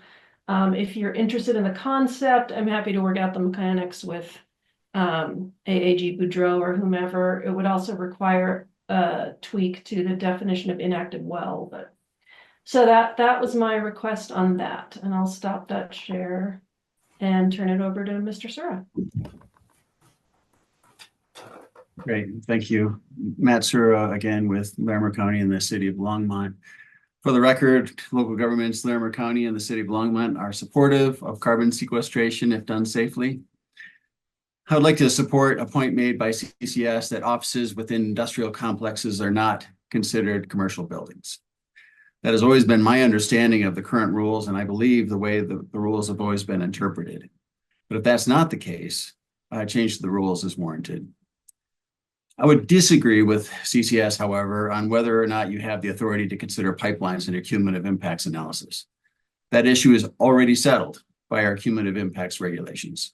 All nearby industrial activities, both existing and reasonably foreseeable future industrial activities, must be considered in cumulative impacts evaluation. This would certainly include the nearby industrial activity creating the carbon dioxide, as well as the pipeline transporting the carbon dioxide to the geologic storage location. I'd like to take a minute to give some more detail to the answer I gave to Commissioner Oath. To do so, I'm going to pull up a slide quickly.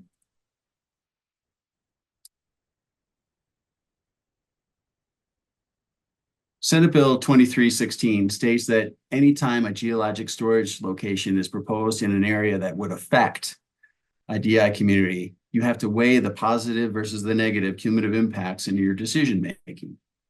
The relevant question is, will a proposed geologic storage location affect a DI community? This is the draft as it currently stands. The applicability of the no net cumulative impacts to a DI community standard is addressed in D1, which is highlighted here. It states that the weighing of cumulative impacts to a DI community will only occur if the geologic storage location is within a half a mile of a school, home, or childcare center within a DI community.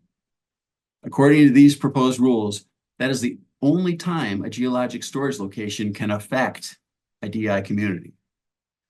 Well, that is clearly not inclusive enough to meet the legislative requirement. There are other areas that could be affected.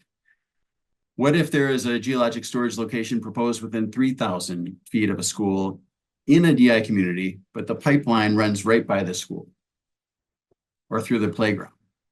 What if the geologic storage location was proposed more than half a mile away from homes and schools, but was right next to a park within a DI community? What if the location was next to an outdoor community farmers market that occurs throughout the summer? Give me time and I can list 20 more examples. But remember, in Mississippi, it was people outside that were most impacted by the CO2 leak there. Again, a site-by-site analysis is necessary to determine if the well will affect a DI community and if you are to meet the requirements of the legislation. To answer Commissioner Cross's question to 350, here is our proposed language. We would like to see this analysis occur anytime a geologic location is proposed anywhere within a DI community or within 1 mile of a DI community. And of course, proximity to people matters. If the location is nowhere near any buildings in a DI community and there's no possibility that any member of a DI community can be impacted, then staff believes there will be no adverse community impacts, then the inquiry can end there. That's the end of the inquiry. So in closing, it's really important that we get this right. This is the first time that a requirement like this and no net adverse impacts to a community is required in legislation.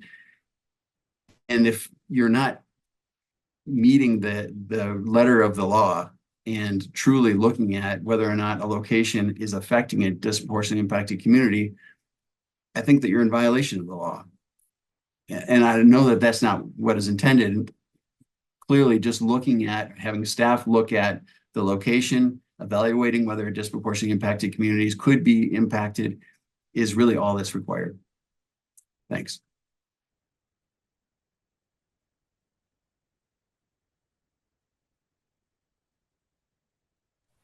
Find the unmute button. Okay, the panel is available for questions. Commissioner Messner. Thanks. I've got just I need to better understand a little bit of rationale here, Mr. Sir, on the area of kind of evaluation for no net negative adverse cumulative impacts. And I understand your desire to see it apply something bigger than a half mile.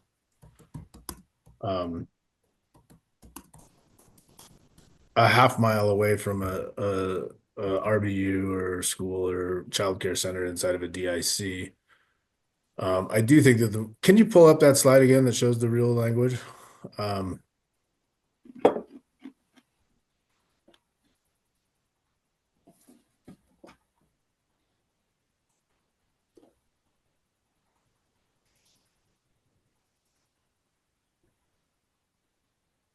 So I guess, are you reading this as the area of evaluation for no negative net cumulative impacts on DICs to be only within that half mile, or that is the trigger to have to do the analysis? Well, that's what's most important, right? The trigger to do the analysis of no net adverse impacts is the most important thing here in this rule. That's what this rule is about. Okay. And so I wasn't sure. I was just unsure whether you were thinking that it was just that half mile that needed to be analyzed, or whether it was the trigger for the analysis, but the analysis could be much broader, right? The analysis will be much broader, but as it pertains to disproportionately impacted communities, it's constrained by this D1 that is applicability. It's saying it's only applicable if it's within a half mile of a home or a school or a community child center in a disproportionately impacted community. And clearly we can think of dozens of other locations that would impact disproportionately impacted communities. And the applicability, though, would be the trigger, right? And the evaluation could be broader. And so, and I'm asking you this first part to make sure that we both, are reading this the same way. And so the applicability is the trigger. The evaluation is not limited to a half mile, but could be as broad as necessary in order to be able to determine no negative net cumulative impacts on a DIC, right? Right. And so that's the way I read it right now. And so if there was potential impacts associated with, the proposed application, the proposed operation, a mile away because of some reasonably foreseeable future development, it could and should be analyzed by the no net cumulative impacts analysis, right? No net negative cumulative impacts analysis. As it's written here, that's the way I'm reading it. And so I guess my question to you is, are you reading it the same way that I am? Yeah, and you could do that analysis only if the geologic storage location happens to be within a half mile of a home. Correct. Right. Correct. And so I note that in the new cumulative impacts rules, other types of analysis, alternative location analysis is a mile from an RBU. Community outreach plan is a mile from an RBU. Community liaison coordination is a mile from RBU. Cumulative impacts analysis requirement trigger, these are all triggers, is a mile from an RBU. And so I wonder, what are your thoughts about applying, for consistency's sake, the same standard here as we see in the cumulative impacts rules, as again, it's a trigger for an analysis? I think your trigger is whether it's affecting a disproportionately impacted community, it's a legislative trigger. And I would say that could certainly affect a disproportionately impacted community if it's located within that disproportionately impacted community, or if it's nearby within a mile of a disproportionately impacted community. Then you can do that analysis as to whether or not people are actually impacted. my example about the park is, in Longmont, there is a park that everybody uses that is nowhere near anyone. It's probably a half a mile from a Walmart. That's the closest commercial building.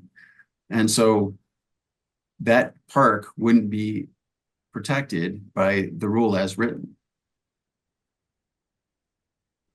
Unless there was a house within a mile of the proposed. Which there's not. Yeah, exactly. Okay.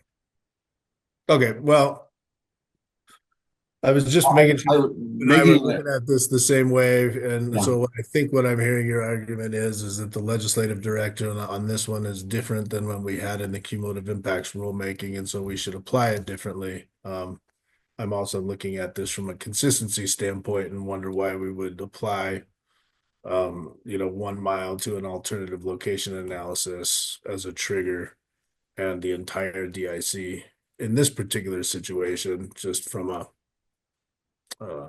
logical standpoint. I'm just trying to work through that. But I understand your argument. I appreciate the question. Thank you.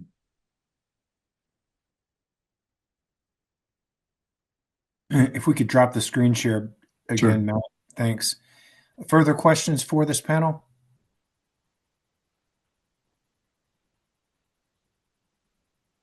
All right, I'm not seeing further questions. So we'll let this panel go away. Thank you very much. Commissioners, I've had a little bit of a process issue. We were supposed to have taken the party's closing rebuttal in the original order, which would have had some of the pro folks, Colorado Chamber in particular, going more toward the end. And instead, we did it opposite. Colorado Chamber has 3.5 minutes left, and they would like an opportunity for Sir rebuttal or whatever we want to call it. I'm inclined to allow Courtney Shepard on behalf of Colorado Chamber to come back up and provide 3.5 minutes of additional rebuttal, closing, whatever it is, to be more consistent with the pre-hearing order. Does anybody have a concern with that? All right, seeing none, hearings manager Thomas, if you could elevate Ms. Shepard.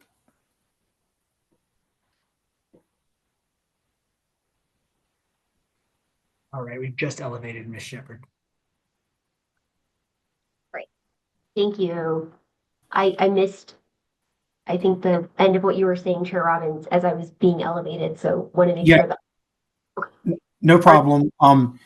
You and carbon storage had about 3.5 minutes left, and I understand that we didn't, and it's nothing was done purposefully, but we didn't quite follow the intent of the pre-hearing order in terms of allocation of witnesses for closing rebuttal. So I wanted to give you that opportunity to utilize those minutes. If you have been listening in to some of the other folks that went after you and you had kind of Sir rebuttal, we'll definitely entertain that now. Opportunity, we really appreciate it, and I will address a few points that were raised in the rebuttal statements that we hadn't had a chance to address because we went first. So appreciate the opportunity to do that. So I was just trying to quickly organize my thoughts because I just found out about this, and so I'll try to do this in a useful order. First of all, a few of the parties called out our recommendation to potentially use the social cost of carbon as a tool to quantify in monetary terms the impact and benefit of carbon sequestration in communities and to the state and honestly the globe as a whole.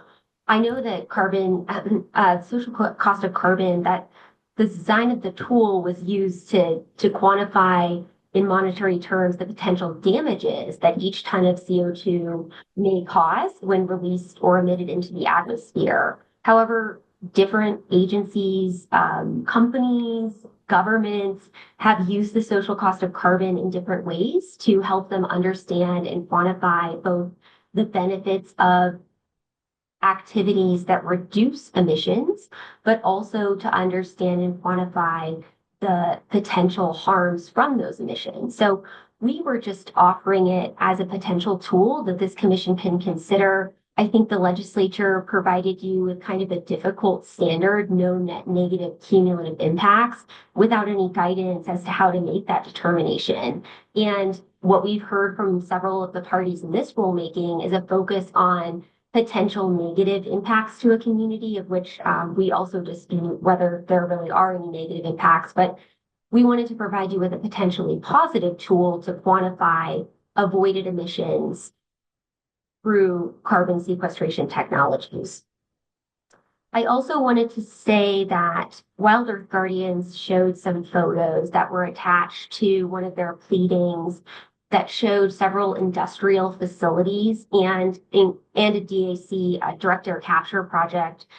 Several of those photos are misleading. They're largely the source of the CO2, the industrial process that is producing the CO2. They're not showing the actual sequestration site, which is what you all have the ability to regulate. So as Dr. McLaughlin showed, the actual sequestration site is typically just a wellhead, perhaps one or two wellheads, perhaps a pipeline. It's not the source of CO2. This commission does not have a jurisdiction over the industrial businesses that are producing the CO2 that is likely to be sequestered.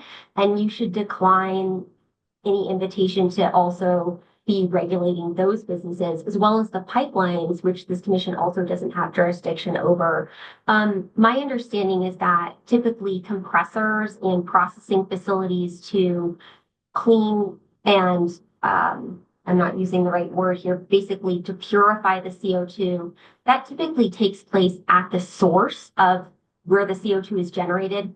That equipment is not on site at the Class 6 wells. So this is very different from an oil and gas operation, which will include compressors, storage tanks, those types of equipment at the actual oil and gas facility. That's not the case for these Class 6 projects. So the photograph that Dr. McLaughlin showed of the project in Wyoming, that is an accurate photo. It shows that the actual well site where the CO2 is being sequestered, and the commissioners can verify that online, or you can visit it in person and see that the actual sequestration site doesn't include any of that equipment that Ms. Merlin implied may be located on the site. I also wanted to share that during the rebuttal testimony, 350 Colorado raised new information that they didn't share during their initial presentation on geologist licensing requirements. That doesn't seem to be relevant to this rulemaking, and didn't feel like it was appropriate to bring up that new information on rebuttal when it hadn't been brought up before. And then finally, when you're thinking about requirements for sequestration projects in DIC communities, I just wanted to remind the commissioners that nearly half of Colorado is designated as a DIC, making it already quite difficult for projects to be operating in communities. Many of these communities already have sources of CO2 and would benefit from that CO2 being sequestered rather than released into the atmosphere. Additionally, DIC communities are not all the same. I think there is a larger problem, which we're not going to discuss today, about DIC rules that are sort of a one-size-fits-all solution, which is actually part of the problem, in my opinion. Some DICs are designated as such due to environmental issues, but many are due to economic reasons. And removing certain industries from those DIC communities, whether it's, an ethanol plant that's forced to shut down because they're unable to sequester CO2 and meet their greenhouse gas reduction requirements, or deprive a community of a new and exciting industry from coming in based on the fact that they're a DIC, that seems problematic to me and actually adverse to the overall purpose of DIC rules and requirements. I will admit I was not timing myself, but I'm guessing that I'm probably about out of time, so I'll leave it there, but would be happy to answer any additional questions that you all might have for us about our overall presentation today. And we appreciate your time and the opportunity to come back and share a little bit more information with you. Thank you, Ms. Shepard. Appreciate the additional information. Commissioners, the witness is available for questions.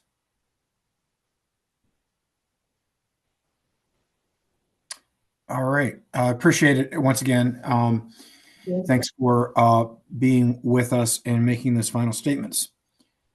All right, commissioners, at this point in time, it's just us. We have gotten through the agenda with party presentations, case in chief, as well as rebuttal and closing. We need to determine what we want to do next. We do have 2 more days allocated for this rulemaking, Thursday and Friday from 9 to 4 each day. So I think we've got sufficient time this week to get through this. It's 4:04 on Tuesday afternoon. Do we want the other thing that I want to do, and sort of my next thought would be to bring staff back and have staff provide, any additional information, having heard all of the party statements, closings, and rebuttals.